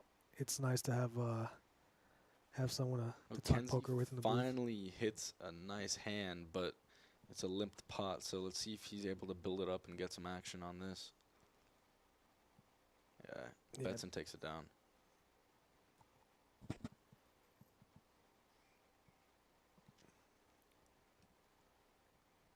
Cruz not looking to get involved even with the overpair versus someone with as many chips as Kenzie. Problem is you call the flop there even if you're in position. What is your decision going to look like on various turns? Unless you hit a queen, the rest of the deck is going to be uncomfortable for you. So he goes ahead and lays it down on the flop and avoids that spot on the turn. Doesn't want to gamble and speculate when there's so much poker left to be played.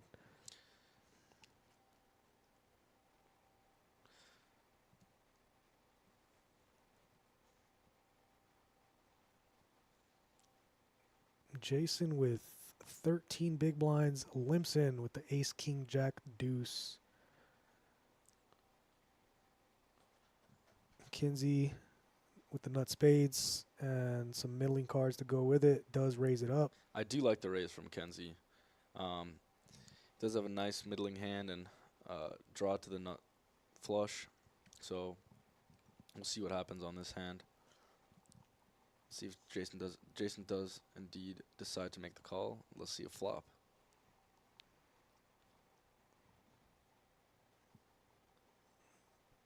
And what is the plan for Jason? I guess flop top two. Ooh, flopping top two. Kenzie with top pair, nowhere. and backdoor straight draw, backdoor flush draw. He's just going to send it. It might be too big for Kenzie to continue. If it was a smaller bet, I definitely would want to peel one and continue. But Kenzie might just decide to send it all in and gamble. But doesn't look like it's going to happen. Nice job, Jason, taking it down. Shows him what he's betting with.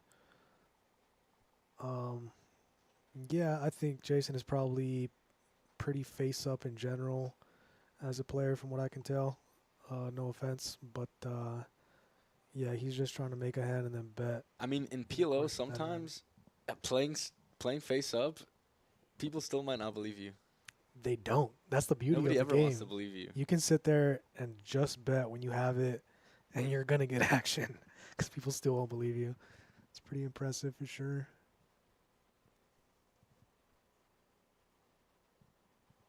You want to make a guest appearance? I might have to ask him to clock me out over there. This is kind of fun.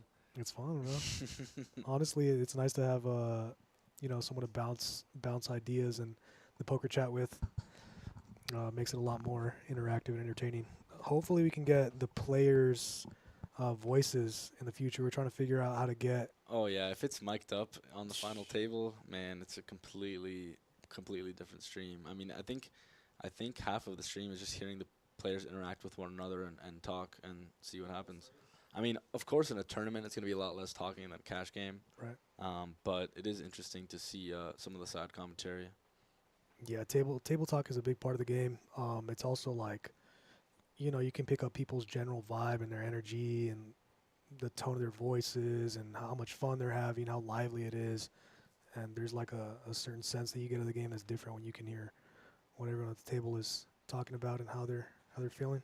King, queen, deuce, flop, rainbow. Looks like they check it 3 ways to a turn. Colin might use the pocket tens to bet with. No, does not want to use the blockers there. And It's a good and bad river. I mean, obviously, the nuts were on the turn. It didn't look like anybody wanted to be the aggressor, so I don't think Jorge is worried about Jack 10 when he hits his set. I know that y'all have the debate on George versus Jorge, but I always call him Jorge. it is Jorge technically. If he spoke oh wow, more Champ Spanish, does make the call with ace queen and sees the bad news. Jorge taking down a much needed pot, finally building some momentum. That's a very, very nice pot. Almost doubles his chip stack. yeah, that was a nice bet.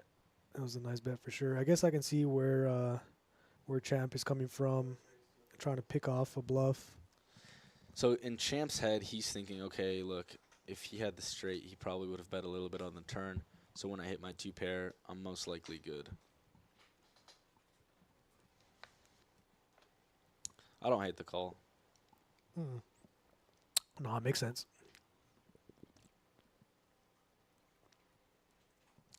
It's going to be like Reese. Nah, no offense, brother. No offense.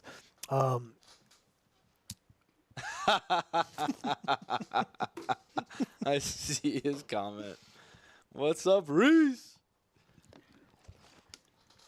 I think what it is that we think differently about the game. Nassim and me have talked poker for a couple years now, and so we're operating on very similar wavelengths, and we have very compatible understandings of the game. And so, yeah, it's basically like just an exploration, really. I don't claim to be. It's ever evolving game. It is. And It there's is, it never is. one right way to do things. There's always different variations, different stipulations based off of player dynamics, chip sizes, if it's a tournament, if it's a cash game, what stage you are in the tournament, what the mood the player's in that day, what the mood the other player's in that day. I mean, there's so many micro variations that there's no 2 games that can be said are the same from one day to the next. I mean, it's always different, which is so incredible. I mean, it always keeps the mind working.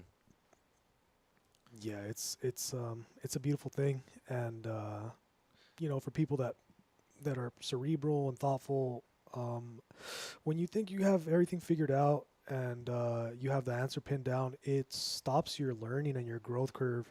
And so, you know, when people ask me if I'm any good at anything for any reason, I never try and tell people how good I am or anything like that. In my head, I'm always, you know, I try and maintain a beginner mindset, and it's always an exploration. You know, you can teach me something, whether you know more than me or not. And so, yeah, I like exploring people's opinions and what people think and stuff. And, you know, none of us have it all figured out, whether it be in life or in poker. And so, Kenzie did get lucky on this hand. Nobody has hearts, but Jason with 2 pair, king 4, with backdoor straight draw opportunities, but Kenzie with the big O hand, ace 5, 3 deuce, unsuited. I'm curious. Ooh, Okay. well, Jason hits his boat right on the turn. Kenzie's going to be able to do the Look same at that. thing That's on such a this. strange play from him. Wow. Why would he not check S- and let Kenzie bet? I mean, king 4 is so strong on this board. He shouldn't really have anything to be afraid of. I mean, you want to let the guy draw at his hearts. You want to let him draw at his straight draws. There's nothing to protect from, really, and that is his thinking. I'm sure is like, hey, I hit my boat. I think I it was don't more wanna a get beat. excitement bet. But did you see him jump? He jumped out of his seat and threw the chips. It was an excitement bet. He said, "No way, my 4." I have full house. I'm all in. I mean, when you're facing an aggressive player such as myself, such as Kenzie, such as Braxton, I mean, you want to let us do the work. I mean, obviously, we have the capability to get away once we realize that the board is not in our favor, especially in PLO. But yeah, you need to be sneaky against an aggressive player. You want to check and let them fire. Wow, Kenzie he gets does the call decide out to of make the him. call, and he is drawing DEAD. GG, sir. Wow. I guess I see what the call does make some sense. You know, if Jason just has the bear ace king, he might have been calling on the flop to wait for a turn that isn't a heart and then put all the chips in. So he might not only have king 4 here. He might have, you know, ace king, king 5, and all that sort of stuff. So I guess it makes some sense. Just rivers quads. Wow. Jason with a nice double up. Much needed. Haven't seen him play much, but I'm not. He does always tell me that PLO is his game. He loves PLO. Really. However, when I'm on the opposite side of the table and he's dealing, I always have to help him with the pot. So, I don't know how much of. so I always like to give him a hard time when that's the case. Bro, there's just levels, you know, to anything, and you're a really sharp dude well educated. Take care of your mind and your body and your health. So you know you're gonna be firing on cylinders that a lot of other people just will not, and that's it is what it is. I will say though, I need to go back to my routine because I played the tournament yesterday and today, and I did not cash, and I also did not go on my daily run before because I was kind of tired. So I think that's correlation. I need to get some rest and go on my run so I could cash tomorrow because got a big day with the high roller. It's gonna be some fierce competition. I mean that prize pool, I have a feeling is gonna get right around 50,000, if not more. I think it'll hit that. I really do. So it's gonna be spicy. So Spicy and a whole lot of fun. wow, Jason flops the world open ender nut flush draw, and he proceeds with a check. So it seems like Jason likes to bet when he has made his hand, and not on a draw. I'm curious. This hand is gonna tell us a lot about Jason's strategy. If he check raises on this flop versus check calling, it's gonna tell us everything that we needed to know with a hand this big. In my estimation, he's only gonna be calling Wow, because just calls. he's not. Oh, he does raise. He does Okay. raise. Good for him. Perfect. That's the right play. All right. Love it. So Kenzie with Jack 4 deuce. So with He's got a top wrap. pair Top pair and a wrap. and a wrap. Yeah, ace 4 deuce. So he can hit any ace, any 4. Oh, 6-4. Drills it.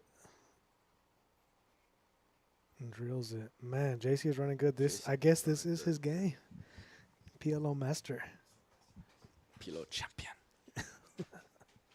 Yeah, I mean, with that flop in that hand, with nut, spades, open ender, I mean, Yeah, get all the money out of your pocket and put it on the table.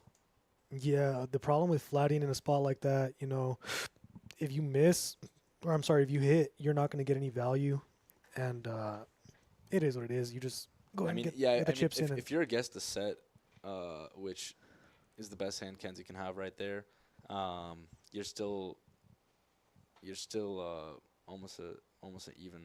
Right, I think you're like flip. 30 some odd % or something like that. That's the crazy part about Pilo. I mean, equities run so close to one another that even if you think that you're putting it in slim, somehow you end up hitting that miracle card. Sammy, what's works up? both Thanks ways. for tuning in, brother. Samuel. I got Nasim that Dream in here with me. Couple of legends. Got 30 people tuned in. Thank you all for hanging out with us here on the stream. We really appreciate you choosing to spend your time with us. Who's Check out these dudes. Survival Brian? Brian Arnold. Brian Arnold. Oh, okay. Oh yeah, Survival Brian. He likes I can't remember that computer game that he always talks about. The survival, something about survival. Yeah, it's zombie. some zombie game. Some zombie game, some bullshit. I used to play it at some point. Did you really? Yeah, I think it was like something Z or something like that. Can't remember. Colin with Rockets, double suited, and Cruz with Kings, Two kings. with his clubs being dominated. Daisy, that's what it is. 10-4 deuce, rainbow flop. Very, very safe flop for Colin. He can go ahead and bet this without any fear. And Cruz may continue with an overpair and backdoor clubs, not knowing that his clubs are dead. Can hit a king, can hit a queen. I need, let's go. Strategic lay down there. So, yeah, you see the difference. He's just set mining for a king, try and play a big pot with a fellow big stack. And when he misses, he's not trying to battle and get overly involved with a mediocre hand in an iffy spot. Something definitely to take note of. I think in that spot I would probably continue pretty often, but duly noted. Cruz is a much better player than I am, so appreciate the knowledge that he's sharing with us.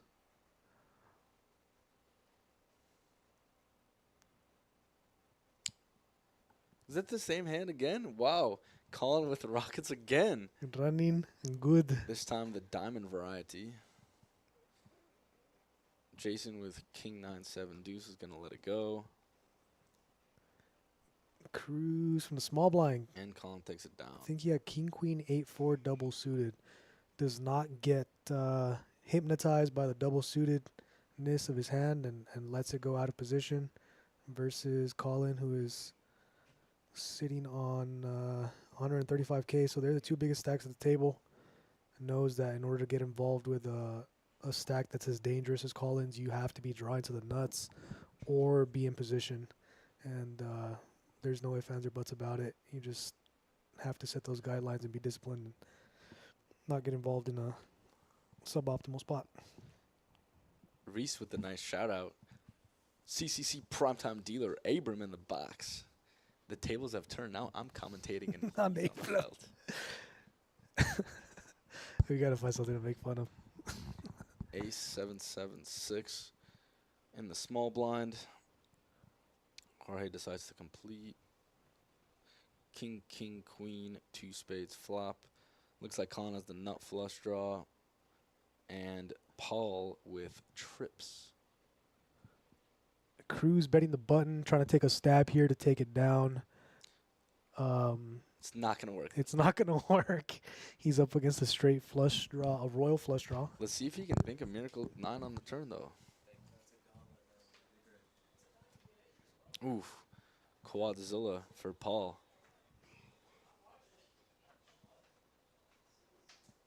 Paul with a sneaky check, and Alex will continue Just a on small- the scary, small scary stab. king. I mean, it is very unlikely for somebody to have quads, even in PLO. So he does decide to bet his button. His Or his- boat. Yes, sir. And he gets a call Wow. from pocket eights. Obviously, a two quad. spot. Paul just calls. He When just Paul's in the calls. hand, you better watch out. Oh my God. Let's see if Paul decides to lead or decides to check again.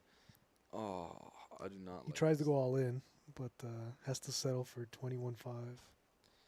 See, the thing is, when you do lead like this, it caps everybody and allows you to get away. Even with the nut flush that Colin did hit on the river, he can easily get away because when you are potting on the river into 2 people, you're representing a great amount of strength. So when you're already calling 2 streets, I would prefer a call rather than a pot, unless you're putting somebody else on a boat when you have quads, which they both did, but they're not calling.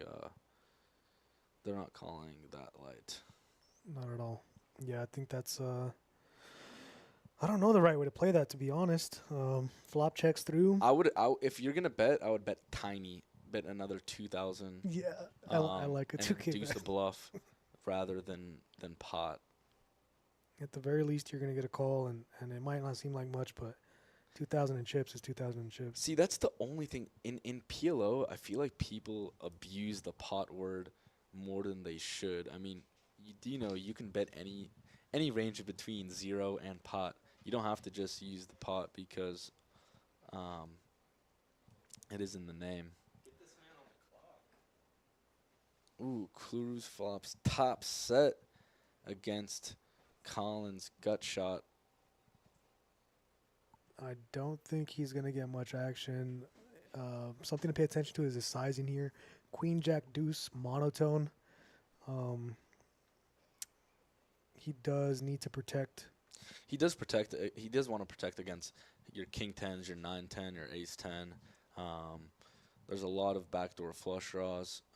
There hands that do call you will have a lot of interactivity with that board, 100%. but he does bet and take it down. Bets 11K into 15K. So what is that, like 3/4 pot or something like that? Mm-hmm.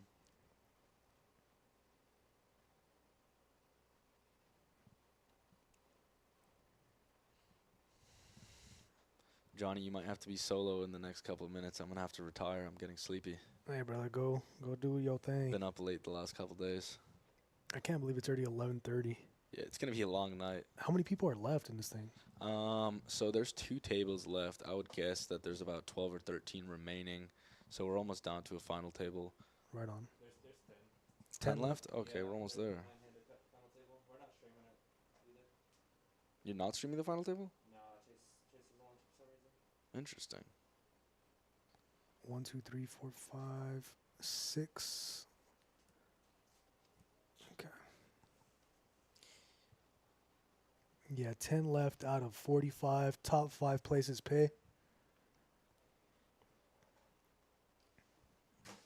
Jack 4-4 flop. Paul with pocket kings on the button versus George. George with ace king deuce deuce. Miracle deuce of. There's no, the deuce of hearts is already there. Paul is taking it pretty slow in general in this tournament. He does pick up the hearts as well as having the pocket kings in his hand. The overpair decides to check that back. Hey, so do you know it is the battle of the lucky hats though? Cruz with the howler head, and Jorge with Flecha Azul.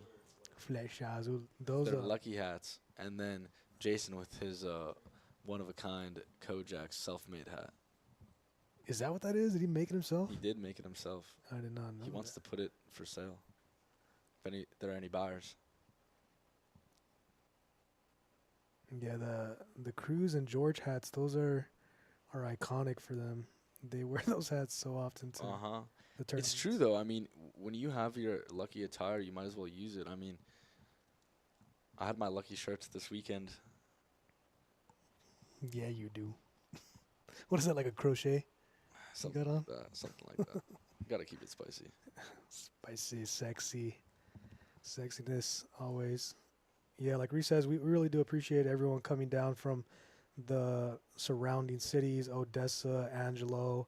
Hopefully we can get some guys from Lubbock. We have the beautiful Destiny here in the booth with us.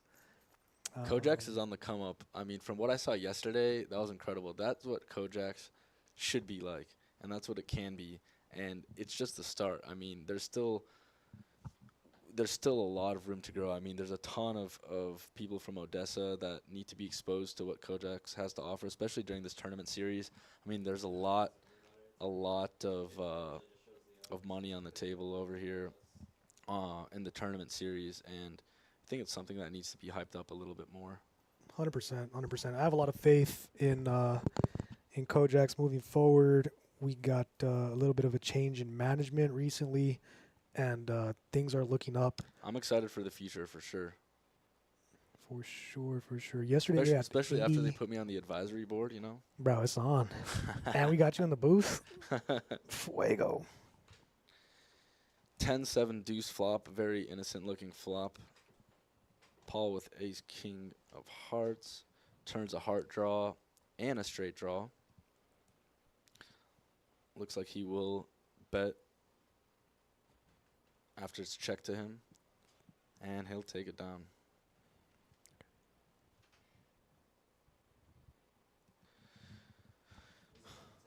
All right, flip the camera so I can say bye, and then All right, we're gonna I'll let get you do it. a send off for our man Nassim here. Peace. Shout out It to was fun. my boy here for stopping in. Really Hopefully appreciate you. tomorrow you guys will see me on the final table of the high roller. Wish me some luck. Got second in our mini main this weekend. Sunday was day 2. We had a lot of people that tuned in and that watched after the fact. So no stranger for any of us. And as you can see, you know, the man knows what he's talking about. Plenty of knowledge. No And stranger it's for not danger. no stranger to danger. He lives in the danger zone. So we appreciate him coming in. Thanks for tuning And, in, y'all. He's going to get back to the felt and go crush some souls out there. Appreciate you, bro. See you, dog. It's your turn, mademoiselle. Oh, yeah. No. I'll take your seatbelt. No. Gotta mute that. Okay. All right, guys. It's just going to be me closing out the rest of the stream. We're going to be playing down to a final table, and I believe that we will be signing off after that, trying to get prepared for tomorrow's high roller and the Big O event that's going to be coming on Thursday.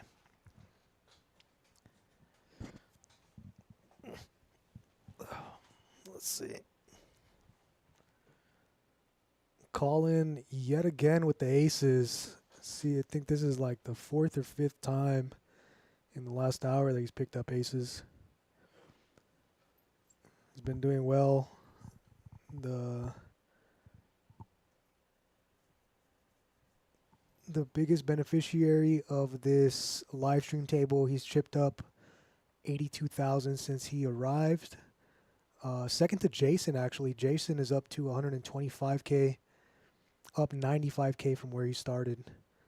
So those guys are running the best right now. George turns the royal flush draw as well as the straight. He also has trips.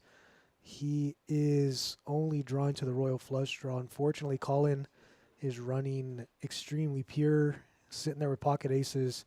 George is forced to continue. It looks like he is actually raising it. He pots it. He check pots with trips and the straight draw. Snap calls, and he's drawing to 1 out. He needs the king of hearts and the king of hearts only in order to survive. Good English, good vibes. Yeah, so he's gonna be hurting here. If he can hit this card, that would be sick. But I believe that will be the end of George's tournament. He played very well for someone who doesn't play a lot of PLO, and I hope to see more of him moving forward. Reese says that Destiny is ordered on the mic. Well, guys, we're gonna get the beautiful Destiny here involved in our little live stream.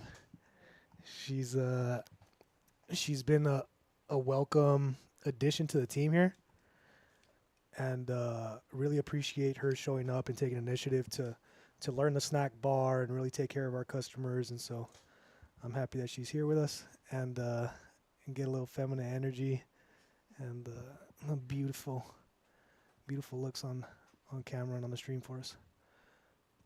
I'm gonna mute her and get it going. Say hi. Hi. Met Destiny a couple days ago. Sweet girl, and she is a dealer down in San Angelo at the River League. Reese has shown her a lot, as well as some of the other guys in the area that have a lot of experience, and she's come along really nicely as a dealer in a short amount of time. Very impressive for sure. So yeah, good to see that we have some up and coming talent here in the poker streets that we can look forward to. All right, Reese. I hope this was enough for you because I'm done. That's the end of the stream, guys. We're gonna take a break. I'm glad she hopped on for us. That is gonna be in the ether forever. And all right, guys, I'm gonna get us on a break, try and see if we're gonna be going to a final table or not. But thank you for tuning in. We really appreciate you guys, and I'll be back possibly.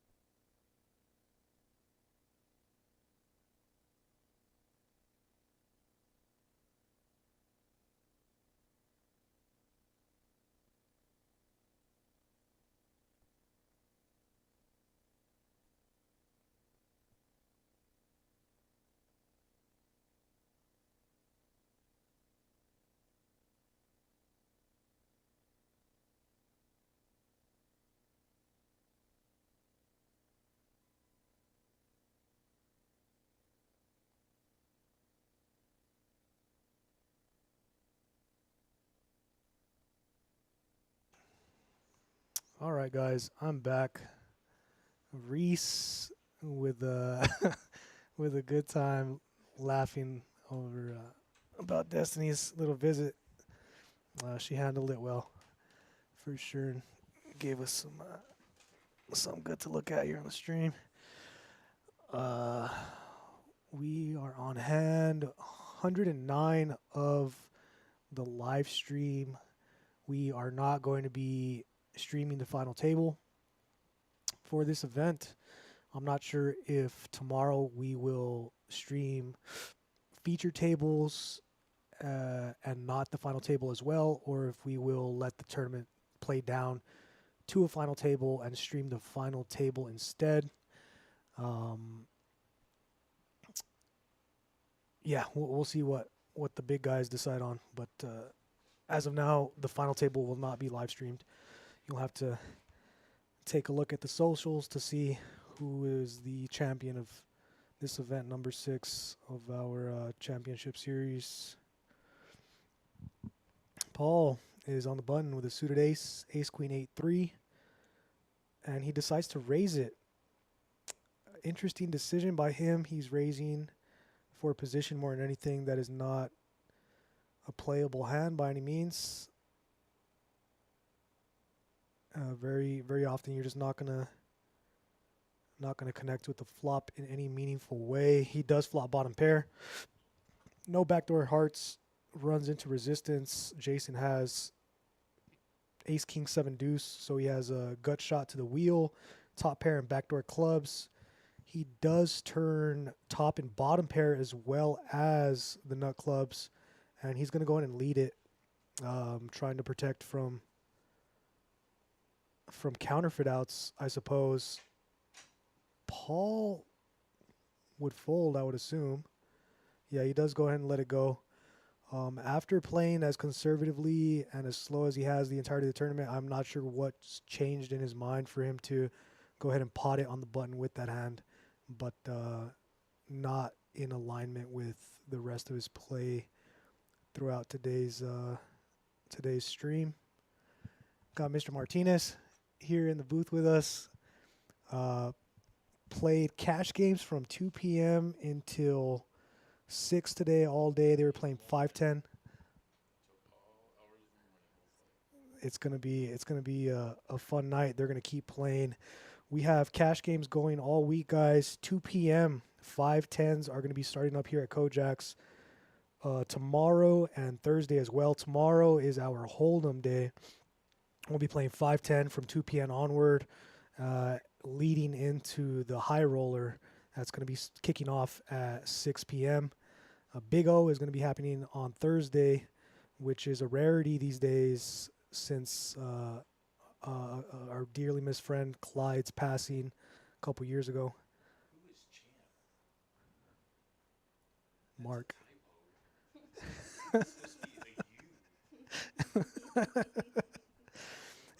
Mike saying that Champ's name is misspelled. They incorrectly input an A instead of a U. It's really odd. Really odd.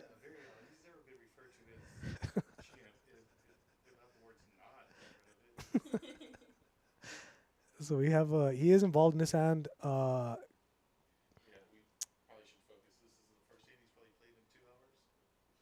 Yeah, he actually ran good pretty well early.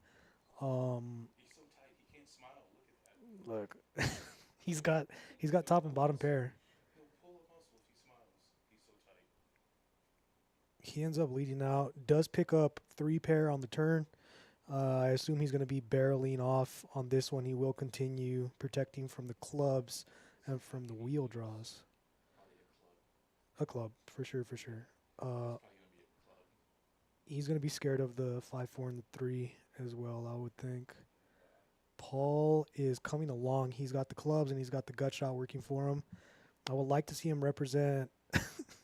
He doesn't have to represent anything. He is going to turn an innocuous 7.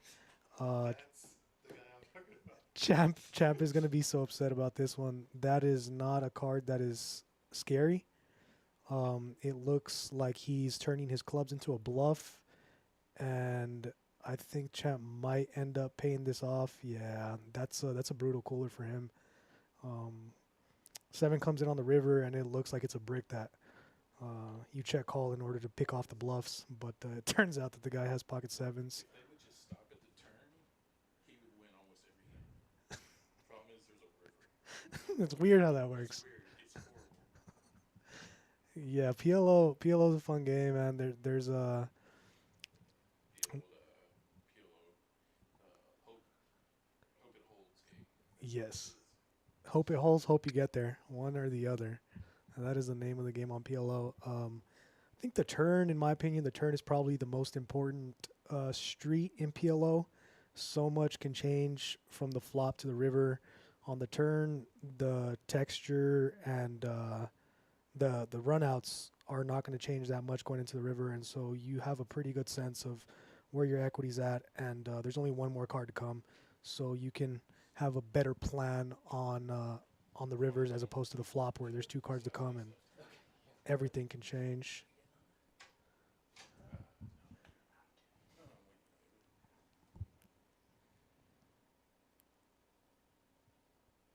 Cruz in the big blind here. And got Paul with pocket 10s, a weak pair of pocket 10s. Not too sure if he's going to be continuing. He does decide to limp in the pot. Jason folds his button. Champ is going to go ahead and complete. And Cruz decides to check back the Ace King Jack 6 Sneaky. single suit. A lot of players would get excited about that hand, but that is not actually a hand worth inflating the pot with. 6-8 of clubs is the guess for the mystery hand, or 5-7.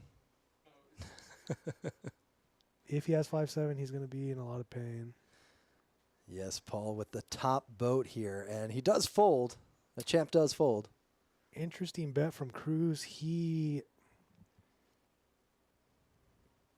it's just basically a stab. He knows that Paul is not going to be continuing very wide. It's hard to connect with that flop meaningfully, and if they don't have a flush, they're going to fold. Of course, Paul does have a boat, and so he runs into it. But very often, if they have, say, a pair, they hit the 10 and they pair up with the 10, they're going to fold that pretty often. Come back later. When champ is in blinds, that way I see put me in the pot.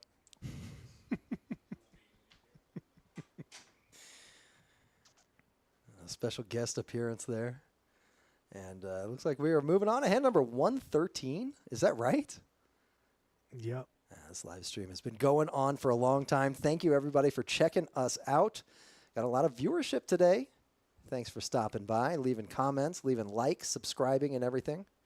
Don't forget about our high roller tomorrow.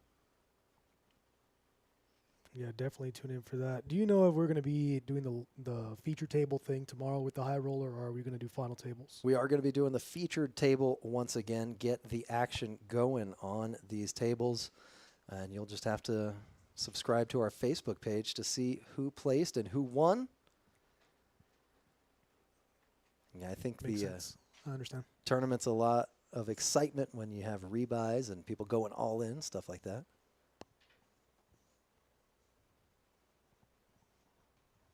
Okay. So tomorrow we'll be dude, what if we streamed the cash game, the 510? That's something to think about. That is certainly something to think about. And we may pull some strings and make it happen. Let's see Yeah, what we that- can do. that'll Let's see be a what lot we of can get fun. done. I saw some of those cash games that were going on when I first got here, around 5 or 6, and those would be fun to watch. I think that's something that a lot of people will tune into. Give people a look behind the curtain of what the big games here in Midland, Odessa look like. That's very true. We run a lot of 1-2 on this live stream, but we are host to many, many different stakes levels in-house. And Jason with the pair of 10s. Got a 4 dangler here. Yeah, you know, I think that's a good idea, Johnny. I think that's a good idea. We'll see what we can do. I wouldn't hate it, that's for sure. And Paul has got that 8, but not the worst low card to have with a bunch of Broadway cards here. 2 spades on the flop, lots of spades. Jason and Colin both holding flush draws. Of course, Jason's higher flush draw. Paul holding the blocker, though, to the nut flush. Let's see if that plays a part. 5,000 to call for Paul, matching Champ's bet. And he lays it down. Oh, when the flush comes through. Flush with a redraw to the royal flush. Jason decides to check it this time. He's been potting it when he hits his cards. I like the changing gears. There might be more to his game than I estimated. I think if he had the no, he sends it. Respect. Yeah, check raise after a quick chip check for his opponent. And it looks like It's an odd maneuver from Champ. You know, he decides to get involved with the 9877. I respect it. He's trying to make something happen when he didn't really have the hand, but that looks like it's gonna cripple him quite a bit. well, like you pointed out, Jason usually pots it when he's got the cards. This time he snuck up on Champ, and Champ took the bait. Yep, that's a good look. That's a good look. I think I may have underestimated Mr. Christie here. It seems like Champ did the same. At least you didn't get stung. Yeah, I didn't get hurt by it, but interesting, man. That guy has some moves. He's got gears. The man has gear. You really like that one, huh? Love it. That's been the expression for the past maybe 3 weeks now, in case anybody wants to jump on the cool train, start saying it. Got gears. I had a conversation with a Chase a couple weeks back and was really hammering down the fact that you have got to have gears in the game of poker and game of life for that Game of matter. life. But yeah, here Hey, what's the difference between poker and life? Honestly, I guess a lot. No, you know, I think even the game of business is similar. In my opinion, the reality that we live in is fractal in nature, and so the microcosm is a direct reflection of the macro. Man, we're getting deep. And so you know, poker or any other games that people play, it directly reflects on bigger games and larger stages. I absolutely agree with you. And Colin here with the 6 card straight and a pair of 4s. Gonna bet out and not get a caller. Makes us straight with the Charlie. That's right. Charlie's looking on this, smiling. I'm sure he's He is watching. smiling right now. I hope he went. Did he go home? Mm-hmm. Yeah, he works his butt off, man. I don't know many people that work harder than Charlie and Reese and Michael here. That's true. Yeah, I don't know how they do it. They keep showing up day after day for years at a time and do not have a an off button. It seems like. It's crazy. I don't understand. I don't understand how they do it. But, you know, at the same time, I am not going to question it. I am grateful. 100%. And Jason now with the Charlie, along with the Jack 10. I don't expect him to play it, even with the discount here. Calling 3,000 to call. Yeah, gonna raise it up. That's gonna get Jason out.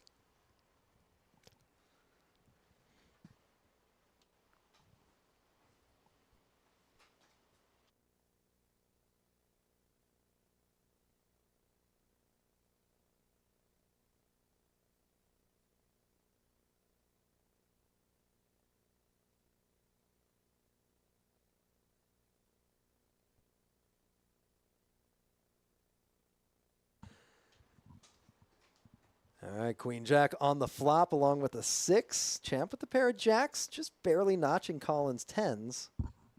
Now, who do you favor in this spot here? I mean, Colin obviously under in equity, but he's got the pocket pair.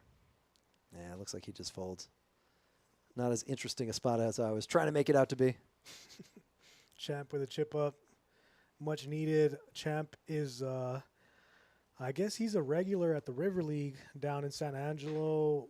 one of the close friends of both Reese and Michael, the owners here at Kojaks, CCC, and the wider network that they've built over the last 6 or 7 years.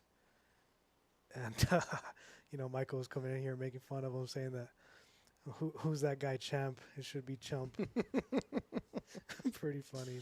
Well, Reese earlier pointed out he's got bonus equity for being friends with Champ. Yeah. I said that backwards. I meant Champ has bonus equity because he's friends with Reese. Yes, for sure.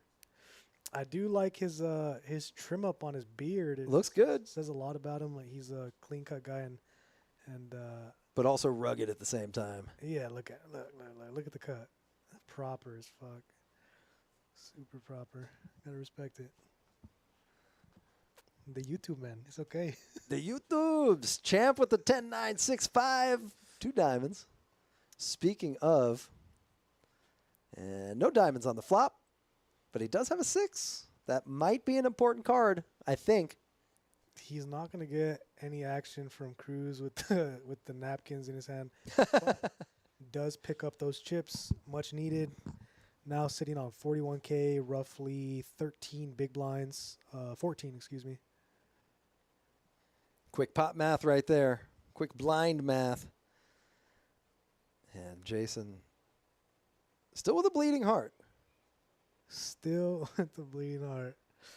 I do like his hat, though. He had that custom made with our logo on top of it. That red king is the same one you'll find on all of our merch, everywhere in between. I like the color scheme. Like the hat a lot. Man, now that I think about it, I'm going to have to make myself a custom hat. I think so. The one you're wearing is pretty cool, too. I think It's that came from alright. our merch store. It did. But I like to have a patented, iconic West Texas Johnny Blaze. All right. I'm thinking we bring back, you remember the pants that say Juicy across the back? Ooh, I think we bring those that's all back. right. Say- That's my style. Say Kojaks on them. And you wear those.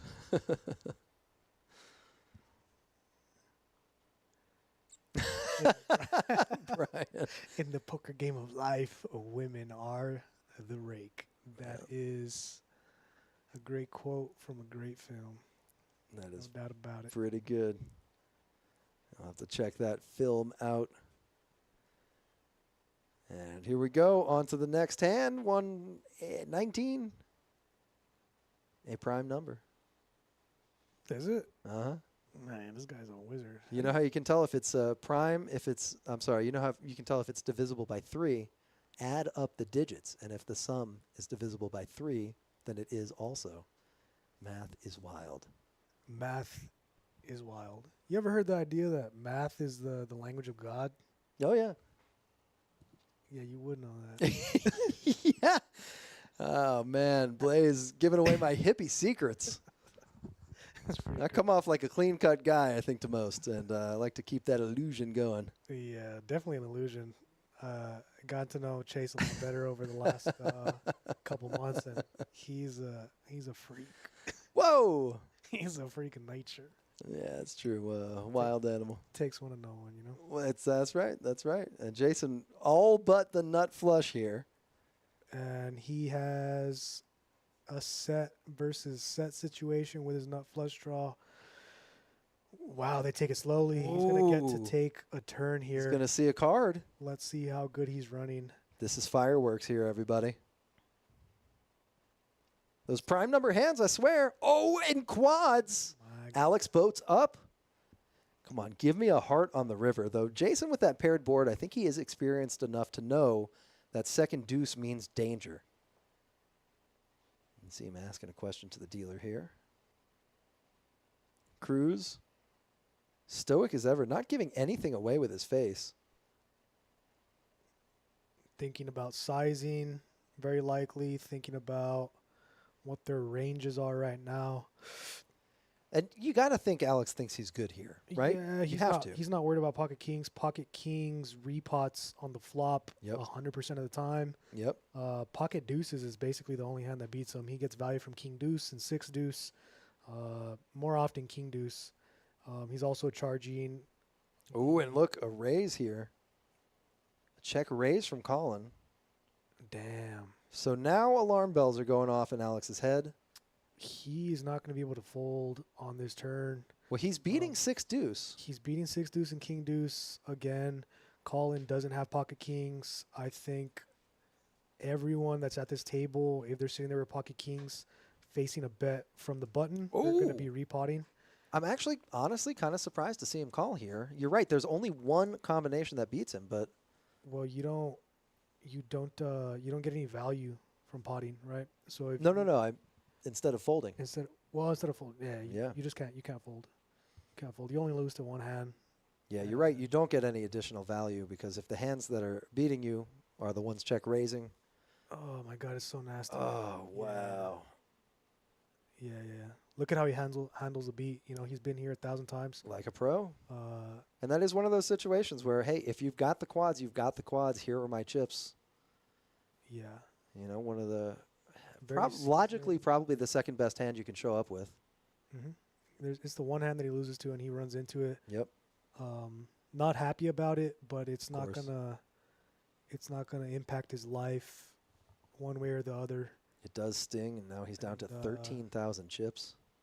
He kind of grimaces about it a little bit, looks at him, accepts it, and all he's gonna do is count up his big blinds and go from there. There's nothing else to do, you know. But yeah, pretty sick hand. Very sick hand. Very sick. And look, Alex counting up his chips. It was a prime number. Look at that. I'm telling you, life is a fractal. Those prime numbers reveal themselves in unusual ways. Also interesting to note, if it was a king instead of a deuce on that turn, those underboats are not the same as an overboat. Very true. And so he would have been able to get away from it. I mean, of course, he would have been winning, you know. But yeah, those little details matter a lot in poker. It might not look much to the untrained eye, but king turn is infinitely different from a deuce turn. And yeah, ultimate cooler there. Middle set versus bottom set, and bottom set. Quads up, literally one outer. And it looks like, did Alex fold already? I think he may have chosen a better spot Colin is running like God right now. If you with remember, the aces. if you remember earlier, he's had aces a bunch of times that have held up. He hit the ace on the turn versus George to stack him. George flops him nearly dead. I think he only had the ace on the turn, and he drills it.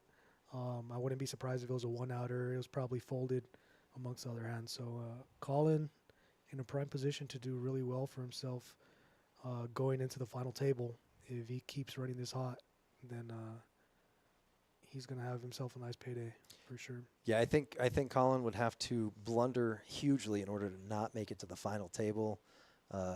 And got a great shot at making it into the money as well.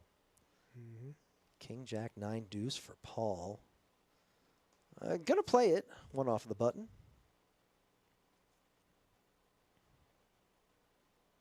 He's got the house hand. Paul, that's why he played it. He's got the co-jack. And a lot of hearts, actually, already. 8 of them accounted for. Oh, it looks like we are moving to the final table here after this hand. It's going to be the end of it, guys. It's been a pleasure. Yes, indeed. Top 2 for Paul and Champ with the open-ender backdoor flush draw. Queen 10, 5, 4. Ooh, Champ gets there.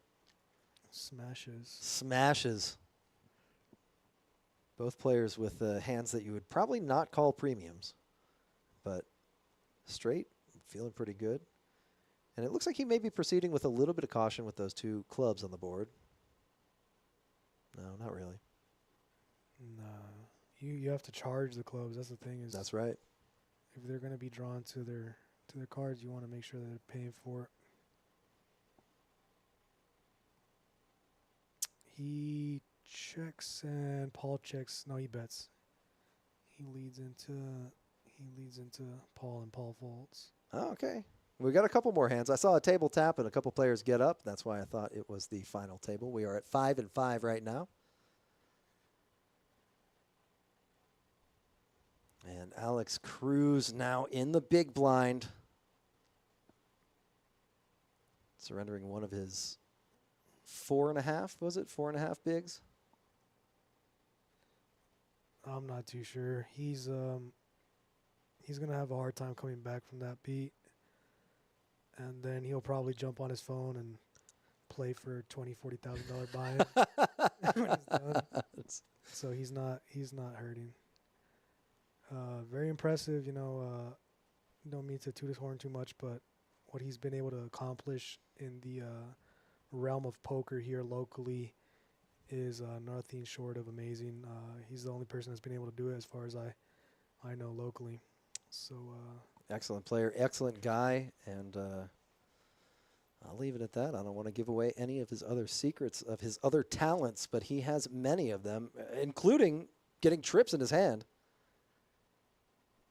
This is not the hand you want to see when you are as short stacked as Alex is. 3 9s, certainly folding and looking for a better spot. I'll watch a 9 come out on the flop. Nope, he's safe. But there is a queen instead for Jason. Jason with a set right here. Champ, I don't think enough value to continue, though he is drawing to the nut flush. And he does.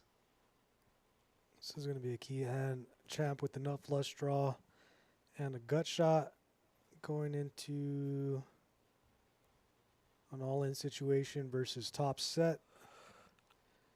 Hand played itself. They bump fists and let The cards fall as they may. Always a lot of camaraderie here at Kojaks. Always a lot of sportsmanship as well. 100%. Oh, and the ace, no help really. It's the end The of it. board pairs. Jason makes a boat. Jason happy about it. That's going to be the end of our stream, guys. Yep, that'll do it.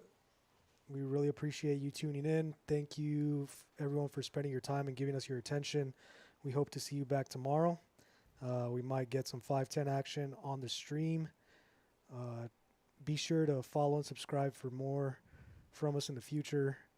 And That's right. Yeah, the High Let's get Roller into- Championship tomorrow. It's going to be a no-limit hold'em game. $1,200 buy-in with a $20K guarantee.